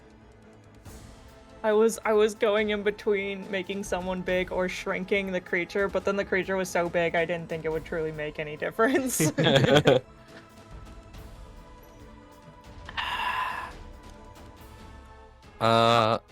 Well, I believe now, rather than, where is it? Well, actually, no, he's kind of obligated to now. So, he's What are you gonna do, going Nark? to take another good stab, but All right. big. Big step. Um, All right. You get 1d4 extra damage. yes, that's a let's- 24 to hit. That hits. Go ahead and roll So- with the D4 bonus damage. Let's go. He really doesn't have any combat spells or abilities in That's general. perfectly fine.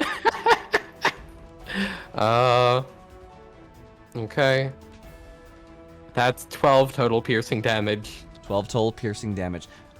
Nark, how does the creature die?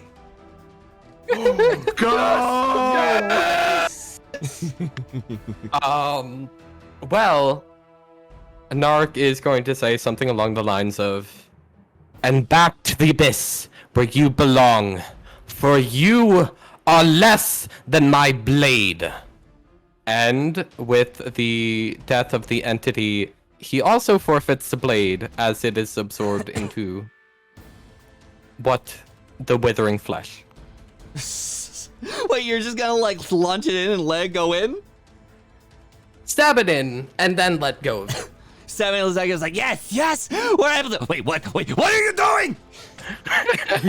Before the overall blade as well as the overall fleshed corpse like meet with one another, and as you step back in an elegant step, the overall flesh and leather begin to sort of lash out wildly as it begins to sort of like recede in a large like skin tidal pool in on it itself. Flies inward, shrinks down straight into the center of the room as overall both the father and the son are suddenly seen in their fuller humanoid forms, but still skin attached to the books themselves, armors reach, as well as the blade sandwiched in between as like 3 separate cries, one of them only heard by Nark, before all of those humanoid forms fling themselves down into this overall skinned book as it flops down helplessly onto the floor. Congratulations, gang. Yeah. You have defeated the entity. Zola, fucking go.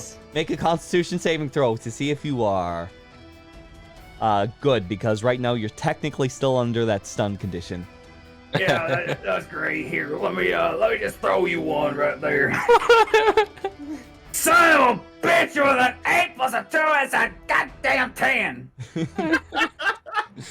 We'll just Get say me that up it takes. here. I'll say that the barbs go out, but I'll shorten the overall paralyze as you sort of like, as you feel your overall body sort of like buckle in and sort of like, nah. But as overall the book lies seamlessly on the floor, you are all alone in this overall place of immense fortune. And I'm going to be shifting the music back. So, If there's anything specific you all want to say right now or do right now, I leave that up to you, but I will be continuing forward on a few items. Oh, actually, that's the wrong one. That's too nice of music right now. Like, it's too joyous for the fact that one of your friends is pinned to the ground. There we go. Well, I may be down here, can't move a damn thing, but we did. He gives like a thumbs up to everybody that's in the room as he just like kind of has another hand on him, like clutching. The Grinner moves towards the book, and picks it up off the ground. Okay. Does not open it. Immediately, as soon as you pick up the book, 1,000 promises fly into your head. 1,000 promises that overall sees you and compels you and lets you know that overall it understands your mission. This is simply like a blade or dagger. This is simply another weapon that anyone could wield at any time to create promising effects onto those who they see to fall ill. It does not care whether or not you follow this Raven Queen. It is willing to help you out on your goals, whatever undeath overall stands in your way, whatever things would be compelled against this Raven. It promises you in 1,000 voices. It just keeps going and going and going and going. It just Does it like it just keeps failing off in his brain? Yeah, basically. He drops the book, looks at everybody, and says, "I'm sorry." Takes out a syringe, fills it full of poison, and just chucks it into the book. Now, why This. Why in the hell did you do that? Why wouldn't you just wrap it in cloth or something instead of just touching it? It's magic. This is still considered basically an overall magical item. So though it does overall look like it deflates, the poison still circulates. This is not pleased by this overall event. It is still nonetheless an entity that still remains below. Still, you do not hear the voices inside your head, but it is kept compelled and lies there. This tome will promise you anything you want, but it will likely take from you everything. I don't think Chum realizes how dangerous this is. It's a corruptive force. And I don't think any of us would be able to carry this out of here and not be overcome by it. Frankie looks the Grinner dead in the eyes. Debatable. Casts telekinesis on the book and just floats it over to him. It's just like, and As useless, gluttonous, pitiful, Is Nark still big while giving the speech? obnoxious. he's still huge. Not big Oh, he's anymore just after large he and uses screaming. telekinesis because that's another concentration. Okay, very well. So, Shrink. soon as you start giving the speech, you slowly shrink down to everyone's house. So it starts like booming, and slowly recedes back into your normal form. Please continue, Nark. As that book is, I do take offense as to your presumption as to my character. If I can't keep it out If of anyone my can head, hear a cat, I'm really sorry. I don't think any of us would be able to. May I remind you how long I spent with that blade, and how little it has done for me, or to me. Thinking that all corruptive influences are the same, could that sword potentially allow you to transcend death?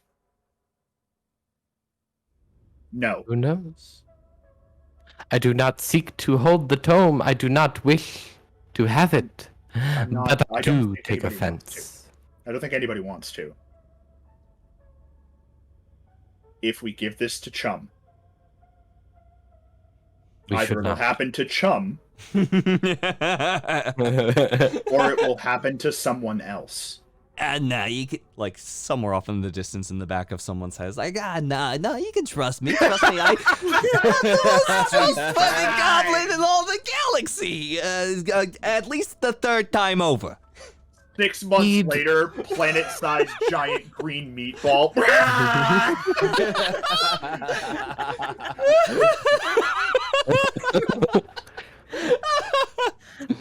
We all got our money. We're here to kill it again. Yeah. So I'm of two minds here. We came here to do a job. I'm not telling us we shouldn't do the job. I can put my beliefs aside for the work. This book won't last long enough in Chum's hands for us to get paid.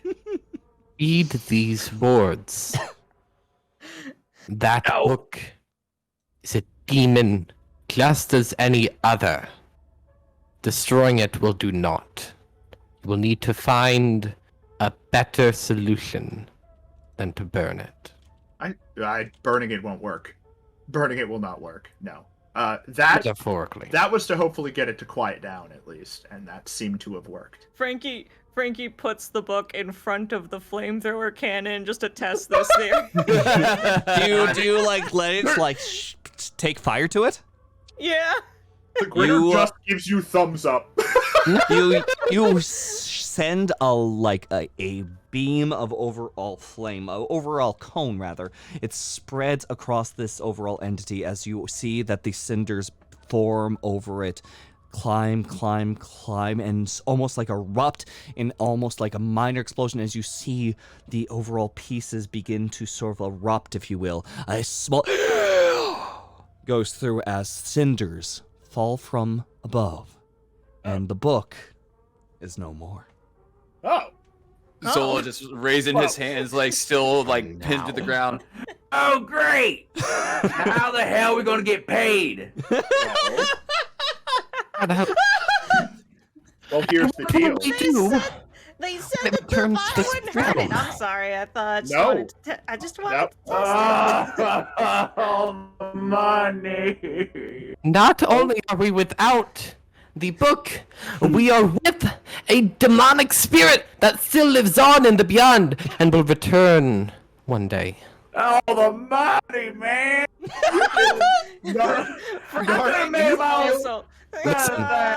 I needed the money. You got. Listen. I was doing it as a joke. You two.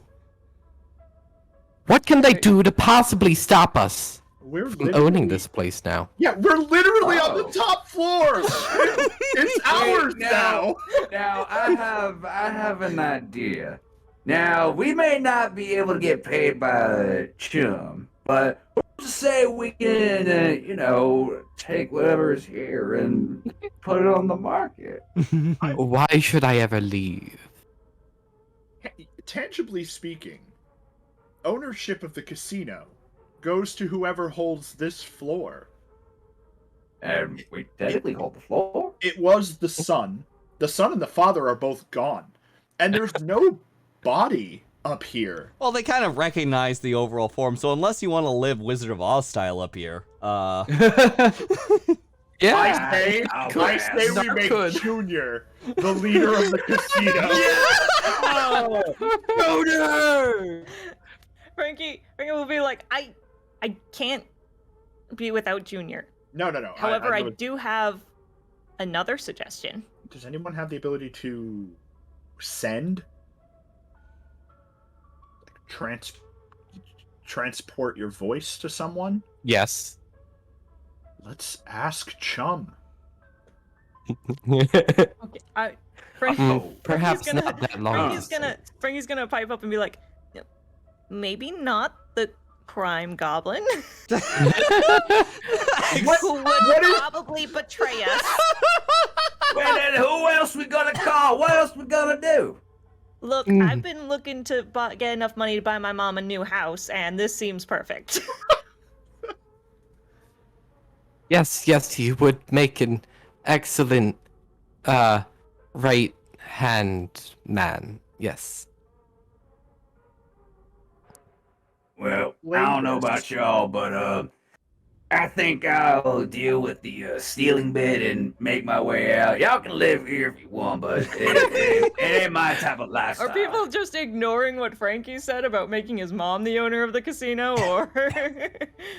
Sorry, I'm kind of pinned down and You're better now. You can get up. I can't. I thought I was still paralyzed. No, I was shortening it out for you. As well. I was taking a nap. But Zola, Yeah. if we could pull off this con somehow, we all get as much wealth as we want. Also, you would be the other one's boss. Well, you know what? He And would I be can working for guarantee you as you- entertainment in your casino. I can guarantee you my mom will not betray us. Your mother is not going to be the owner of this casino. I've never met Are her. you sure? I think this is something all four of us would have to go into together. Fine. Could I meet your mother? Points at Frankie. I mean, you can. In that case, that's how I met your mother. Points at They point at Frankie and say, operations. They point at Zola. Security. Yes, Point at Nark. The voice. We have everything we need here. Wait, for all intents and purposes, they still think I belong. You can do the mingling and the rich people talking.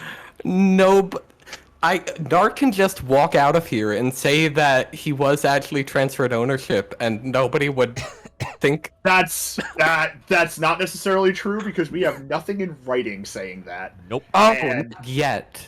Yeah, so I was gonna go look and see if there was a will here. God damn And it. I'm just gonna Any scrub sort out. of or if there's any sort of like technological file or anything to transfer ownership, Frankie would be right on top of that. Okay. So, Otherwise, move we're things just gonna along. take everything we can and fucking leave. this place, Yes, sir. nothing is nailed down.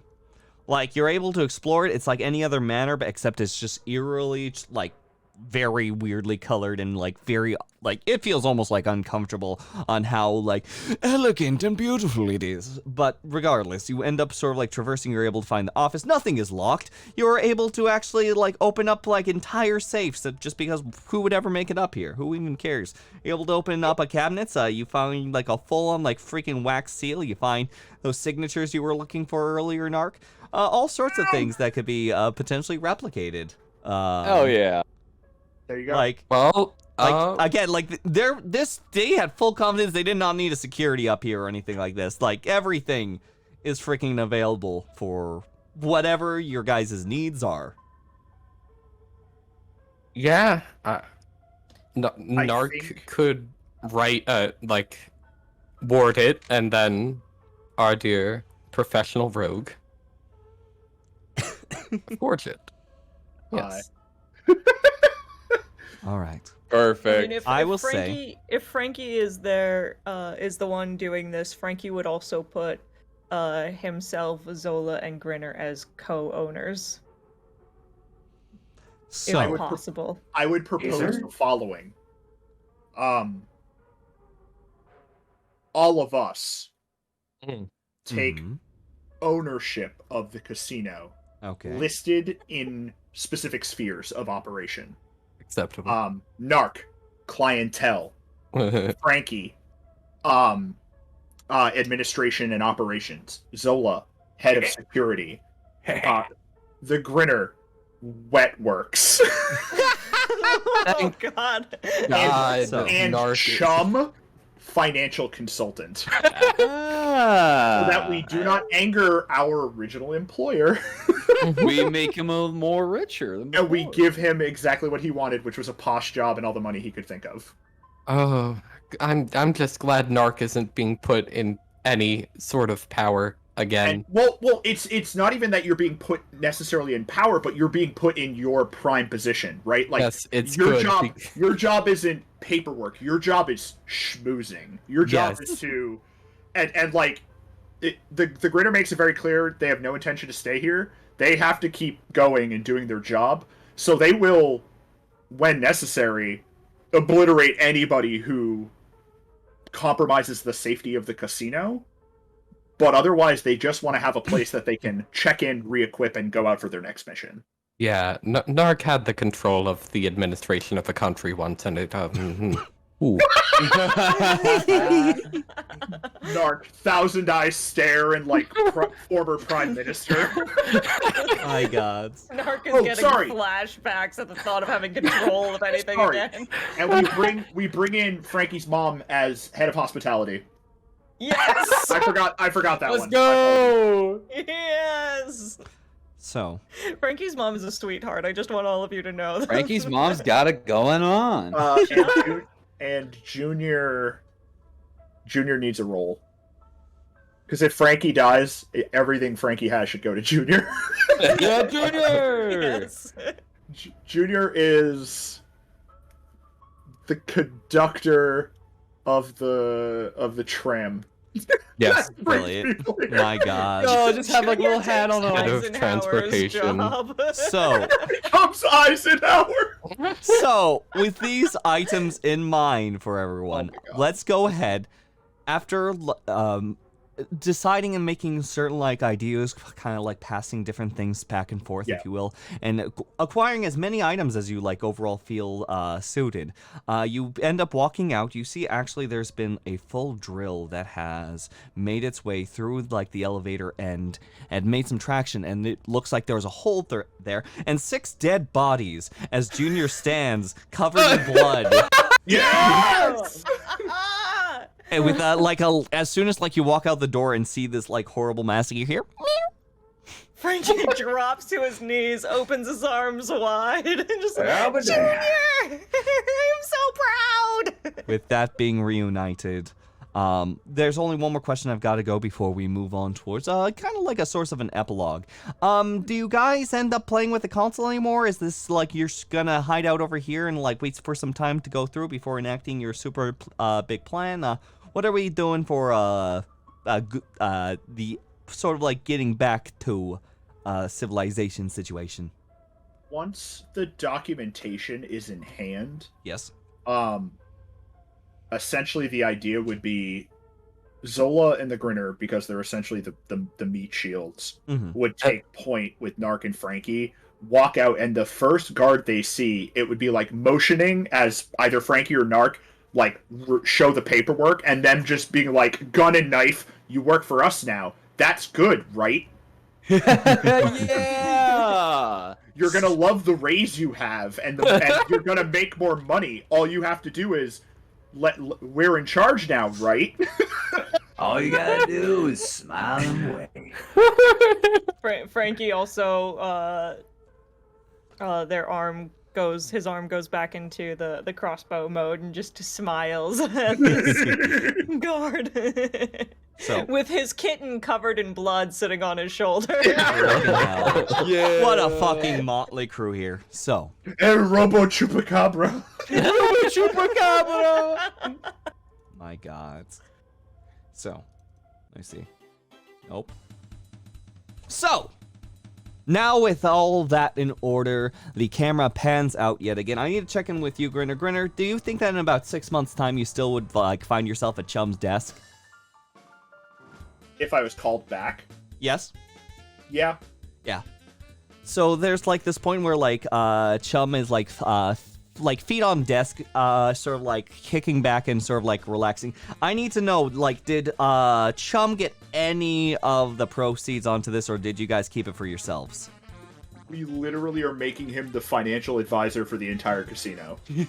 Chum, once before in a disheveled overall, like attire, if you will, this overall broke, like someone just keeping it together by pure like sass, is now actually like fully like decked out in like these like a very much Frankie style pinstripe suit with like extremely like broad and pointy shoulders, sitting back like smoking some of the fucking finest overall cigars, and he's like, as like Grinner, you are you've been called, if you will, so it's just sitting at a table as just like sort of like taps things away. Is like, I gotta say, I still can't get over this story. It's freaking amazing. And the fact that overall you guys ended up like taking that away, taking back the book, and I never heard from the guy who hired us ever again. Like, it all just sort of fucking worked out. Especially since it like stops himself from like revealing that he gambled on the odds that you guys would get the book back. It's like, especially since, you know, the book was evil and so on.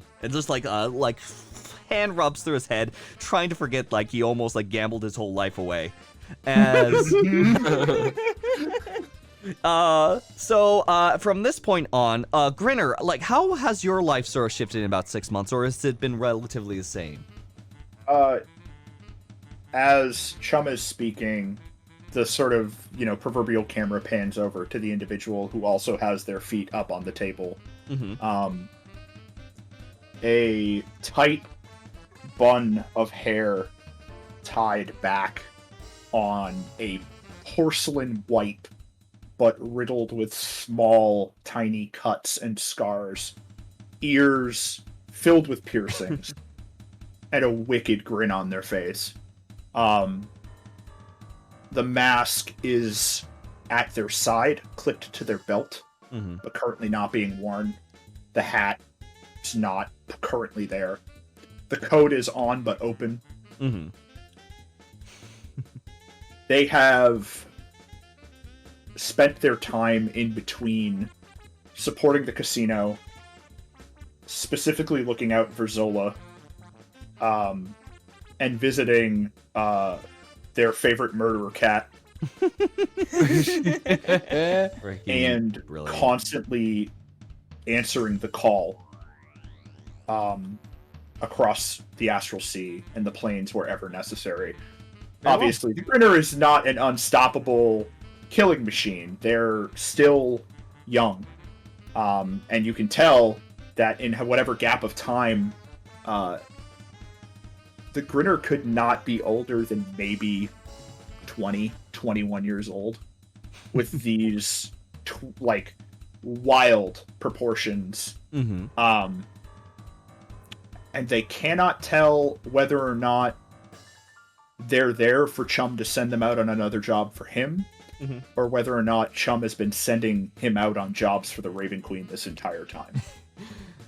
Chum, absolutely an absolute enigma on whether or not that works out, but Chum still regardless ends up sort of like kind of like belching out and still sort of like laughing to himself, like, I gotta say, even though like things are kind of like living it up here, I do appreciate the fact that you're still willing to work. You know, usually people kind of like make an eternal vacation for themselves with how much stuff is behind us. But hey, you know what? That's why I like you. That's why I love you. You know, can I say that? Is that appropriate? No, fuck it anyway. I fucking love you. You're doing a great job. Well, let's see if some of these other assholes are willing to have your work ethic. Picking up a nearby cell stone, ends up sort of like quickly dialing up and attempts to overall call Frankie. Frankie, you end up getting a phone call. Before we do have you answer the phone, what has Frankie's life been like as Frankie's phone begins to ring? I think Frankie is still big on tinkering and stuff. The special effects for the concert hall have just skyrocketed in quality. Nice. Freaking brilliant. He wears a much nicer suit, but it's still covered in grease, and like he clearly doesn't take care of it, even though it's a much better quality. He still has though the bandana that Junior will tuck into every so often. Junior himself now wears a little bow tie along with the poncho. Yes! Poncho! to add to his whatever his role ended up being, to show that he truly belongs. Frankie did move his mom in. She lives in the mansion. And he has been she cooks for everyone. I'm sure she just does whatever she can. She's so proud. As sounds like his And yeah, around sort of like one of those points where like a meal is being prepared and you're just like coming back from one of your latest show, you hear just often this says, "Oh my dearie, my darling, you gotta come around. This thing won't. I can't ever figure these freaking things out. I swear." And it's like holding on to like What is the it? What do you absolute need, shaking. Ma? It's your phone. It's your phone. You keep leaving it behind. I don't see why you keep doing that. I don't know what to do with it. It's not anything I'm gonna be dealing with. It bothers me while I'm at work sometimes, and I like to concentrate on You what I'm need doing. you still need to be taking breaks, though. You know, you like bring it along. Like, go ahead and relax with yourself. You know. I like my work. My work is relaxing, Ma. All I'm saying is you're kind of coming off as a workaholic, and I would really love it for you to spend more time with your mother, okay? And just like gives you a kiss on the cheek. No, go ahead and make it stop doing that. Okay. Frankie takes the phone. Hey, Frankie, so good to hear from you again. How's your mom? She's great. What do you need, chum? Well, you wouldn't believe it. We're gonna cut right there, and we're moving on. Zola, how's life? And before we do proceed on, Mochi would like to know, because I want to know, did Frankie ever spill wine on Nark? No. Well, I mean, yes, he did. Eventually, like in the 6 months time. In this 6 month time, yes, absolutely, Frankie did spill wine on Nark, and continues to talk about Nark to his mom as though he still doesn't know what's happening between them. I feel like one day Frankie woke up and went, "Shit, I still haven't spilled wine on Nark." And Nark is like sitting in a room, like looking through papers, and just hears. Frankie just runs in the room, like smashes a bottle at him, and then runs out again. It's canon now. Great. Brilliant. Just With that, after spilling the wine on him, Frankie just points at Nark and says, "Do you respect me now?" and then runs away. we'll get to that respect when we get to Nark. We'll go into Zola, but I'm excited to hear the ending and whatever Nark decides affiliations are afterwards. Zola, what have you been up to since the last 6 months? Well, Zola took on the security role pretty seriously. It comes with its perks. Overseeing, the casino area, just making sure that all money is great. Anybody that has, a little too much fun and is getting a little too rowdy with being cheated. Oh, we're not cheating over here, but we'll be talking to him. Zola is really decked out and more so business casual, still keeping up with the intimidation look, but also keeping that 10-gallon hat of his, but now in a nice little black, like all dress vest up, making sure you gotta show off like metallic arms, and he still means business, but also still having a good time with everyone now, still keeping the party alive. So other than that, he kind of dropped a little bit of the cowboy business, but he always keeps his shooter on him. Just in case anything gets a little hairy. Freaking brilliant. So overall, as you are like sort of like doing your overall usual rounds, if you will, there's like a little bit of an interruption that sort of like happens in the middle. It's like you hear from it, you're ready. Excuse me, sir. Apparently there's someone trying to reach out to you. His name is Chim. Shall I round him over to you? Zola in the middle of like flirting with someone, and then just gawks and like rolls his eyes. Yeah, go ahead. I think you meant chum, but I know who you're talking about. Yeah. I'm pretty sure I'm the right one, but I'll go ahead and route him over to you. I'm gonna like the biggest part is like being part of security detail most certainly has its perks. Does that one gentleman ever get a job here again? Does this one person, before we do continue into the chum call, does he ever get a job here again? Like, a little like starring role on stage? Yeah, he does. He does. It's more of they meet each other for when everybody else needs to do their smoke break. They more so of just play dice together like the good old days and kind of reminisce. But he definitely gets a star role when he puts it in. Very well. This old individual, if you will, like as you're like rolling over all these dice at one point, just goes, Well, I won't lie. I did not realize that my words would come to bite me in the ass so hard I think that I felt her right back in my teeth again. Amen to that one too. Whatever God's out there that we pray to. Just like at all times. Well, that's the thing with dice at this point. Begin to start rolling from the cup. Too old to one-up each other anymore, and we're pretty well tied, so might as well let the fates decide from this point on.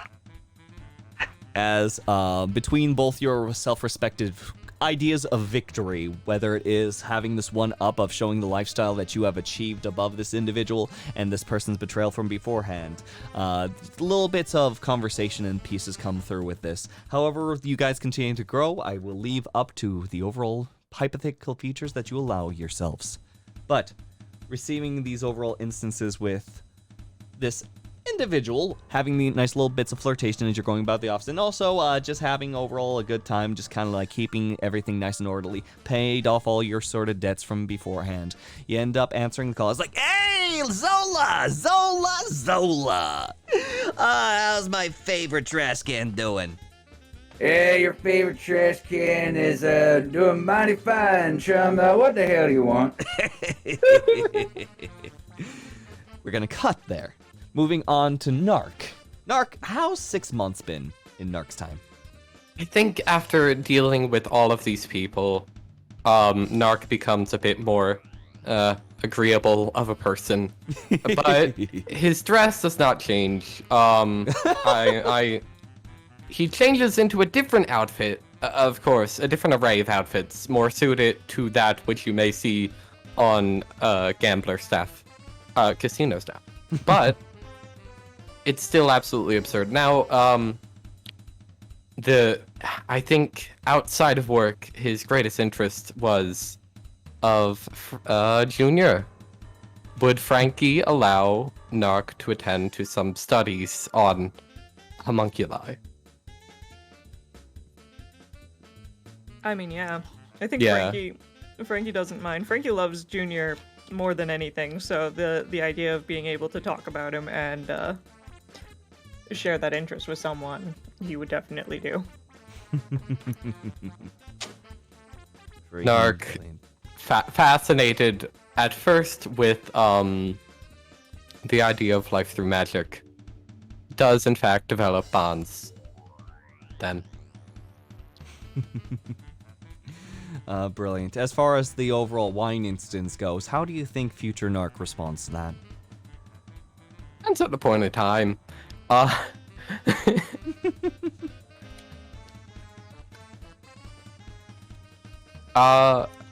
worst, laughs it off. Okay. At best, what, Frankie? I'll let you two decide on the timeline on this one.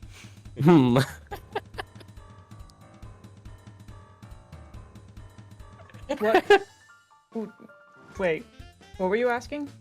I was When eating again. yes, when is the wine splashed on Nark? Because I would say, let's see. I'm gonna roll a d6. Let's see how good How many Frankie's months? memory is. How many months? It was 2 months in. 2 months Frankie in. finally remembered. So, 2 months over 60 days, having to deal with this, likely going through a fair amount of sessions already with Frankie, over, like, homunculus items. How does Nark respond? It's hard for me to imagine exactly how he would react, but playfully.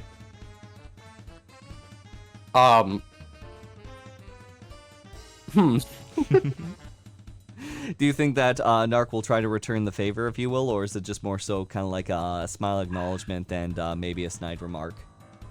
Return it back somehow, not through the same means since that bout is already over. But he would come up with something. Is there just going to be just a little bit of... Is this just how they flirt now? I think so. They fucking. They flirt by pulling pranks on each other while also studying homunculus. Perfect. Yes.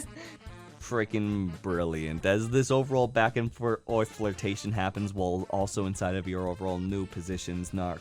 Eventually, one time, you overall just hear off to the side, excuse me, and just like this little, the small individual that landed on his face and so on earlier ends up sort of like, pardon me, but there is an overall call for you from, it seems, an old friend. The person kept on just saying that they were your friend. Well, it is quite bold of them to state as such, but Should I tell them to? Should I tell them to that you aren't available? from where do they hail? You see, it's like, oh, one moment. It's like, hello, forgive me, I didn't get your location. And you hear, just like a straining ears, like, I'm from wherever I need to fucking be. Put them on. Yeah, that's definitely not somebody from his homeworld. All right. Yeah.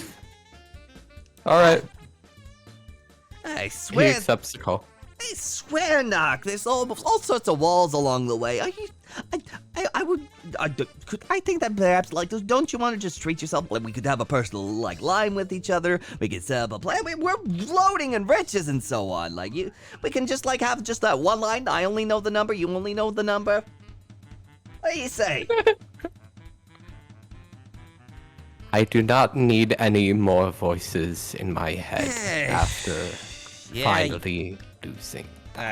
Yeah. No, don't worry about it, kid, okay? I've heard it 1,000 times. At this point, just write a book about it. So, all right. But the reason why I wanted to call you is, and all the conversations go about the same way. It's along the lines of, I know that we're rolling it, but you know what? Honestly, I kind of getting a little antsy not seeing some action for a while. So, and to each and every one of you, the same question to ask. So, how would another job interest you to get the bones moving, huh? Heyo. And that is where we're going to end the session today. Yeah, clappers. Go! Give it up in chat for the DM! Best fucking players! ever. Pardon me. Players are the worst! Give it up for the DM! Friggin' lies. So give it up for the DM. No, give some of these individuals some fantastic love. They've done absolutely amazing. I adore that we can come back with. I think I unplugged something that doesn't allow me to hear. Hello? Can anyone hear me? Nope, it's I broke my sound. One moment, I'm gonna fix it. I promise. Oh, this is wonderful. Okay. Hello? Hello? Hello. Okay, can you hear me? You're back. Yes. You're back. Is the stream still up?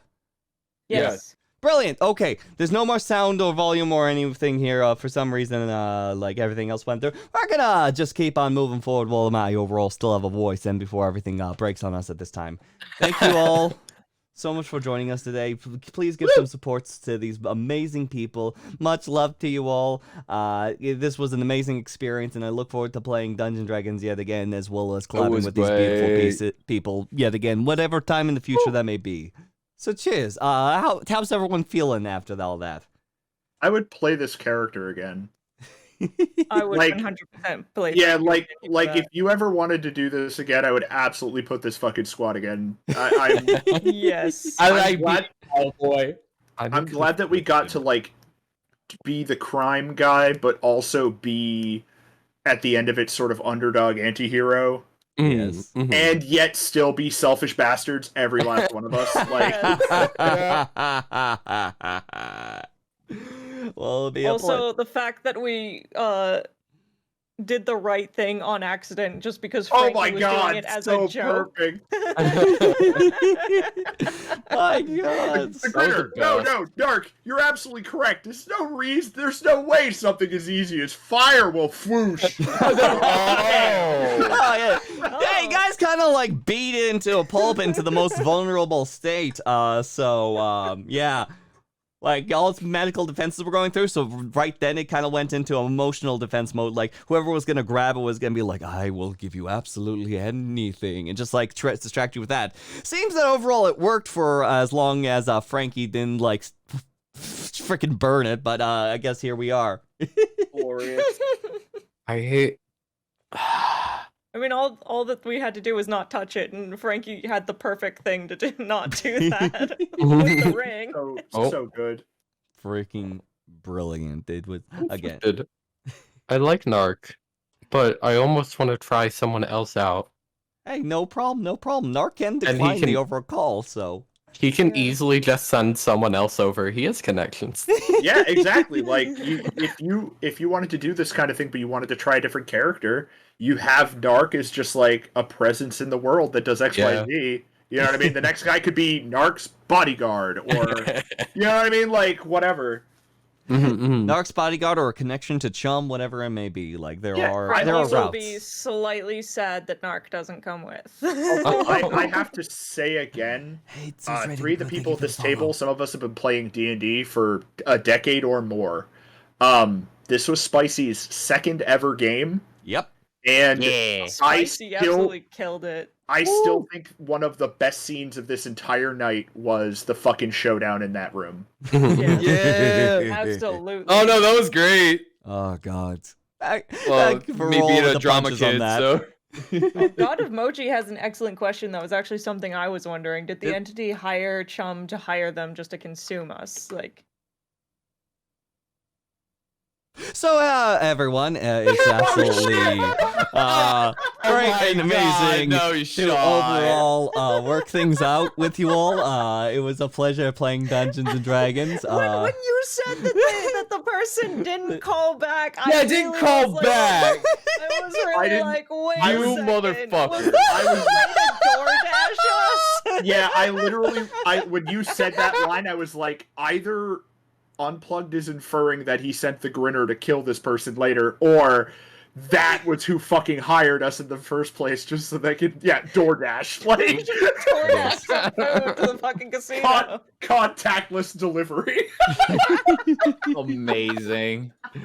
But yes, incredible. For those, it's beautiful. For those who ended up experiencing this overall item through Twitch, just as a forewarning, Wi-Fi was a little bit mean, so a few bits of it are in multiple pieces in case you have to look back on the VOD if you're interested in seeing what was beforehand. But these amazing pieces of talent are well worth that overall watch. If you want to wait a few days, I think I've got to wait 4 days before Twitch allows me to upload this to YouTube. I'll be uploading it onto the YouTube page, so be sure to check it out if that interests you. Sadly, oh gods, Khalil, why are you doing this? No, pardon me. Congratulations to Huki, to Mod, to Sparkle, as well as Arbiter and Ripped Cowboy. I hope you all enjoy your lack of ads, as well as various emotes and so on. And in the meantime, sadly, unfortunately, my mini feed isn't really showing off some of the other subs, but still, whoever ended up giving up some fantastic support today, thank you so much. For whoever's not shown on this list because Wi-Fi was funky, I'm sorry. But overall, still, thank you for the newest followers available, such as T-Rex, if I'm saying that correctly, Rubik's, Flab, as well as Tsu Dragoon. Thank you so much for your support. Thank you, Best Troll, for the biddies earlier, and thank you anyone who went to actually. Oh wait! Oh dang it! I can actually look at the streamy thingy over here to see because I saw. There you go, Nat Conrad. Thank you so much, Demimo. Thank you so much, and I believe that there were a few people that renewed their subs today as well. If I missed any names, I'm sorry. Please yell at me another time because I want to please say thank you and much love to the fantastic support you've all been given. I'll send you off in the direction of a Fantastic Soul at this time because they made this art of the characters inside the session. Look how freaking cool it is. You should probably support them too because they love Dungeons and Dragons, have been a player before. And please give them freaking love. Let's go. So cheers. We're going to go ahead and raid a nice old tech violence. Let's fucking go. I put an exclamation mark there because I was so excited, but that's not how raids work. So I'm gonna do this again. I was trying to emphasize the fucking raid! So, again, thank you everyone for turning up. Hopefully we'll be able to join in for another game of Dungeons & Dragons. Whether this crew or another crew or any other fantastic individuals, I just hope that overall we can share some fantastic stories in the future. So please, take care of yourselves, okay? Have beautiful times! Much love and goodbye! Have a good night. Bye. Later. Bye. Bye. Sending 38 people. Almost.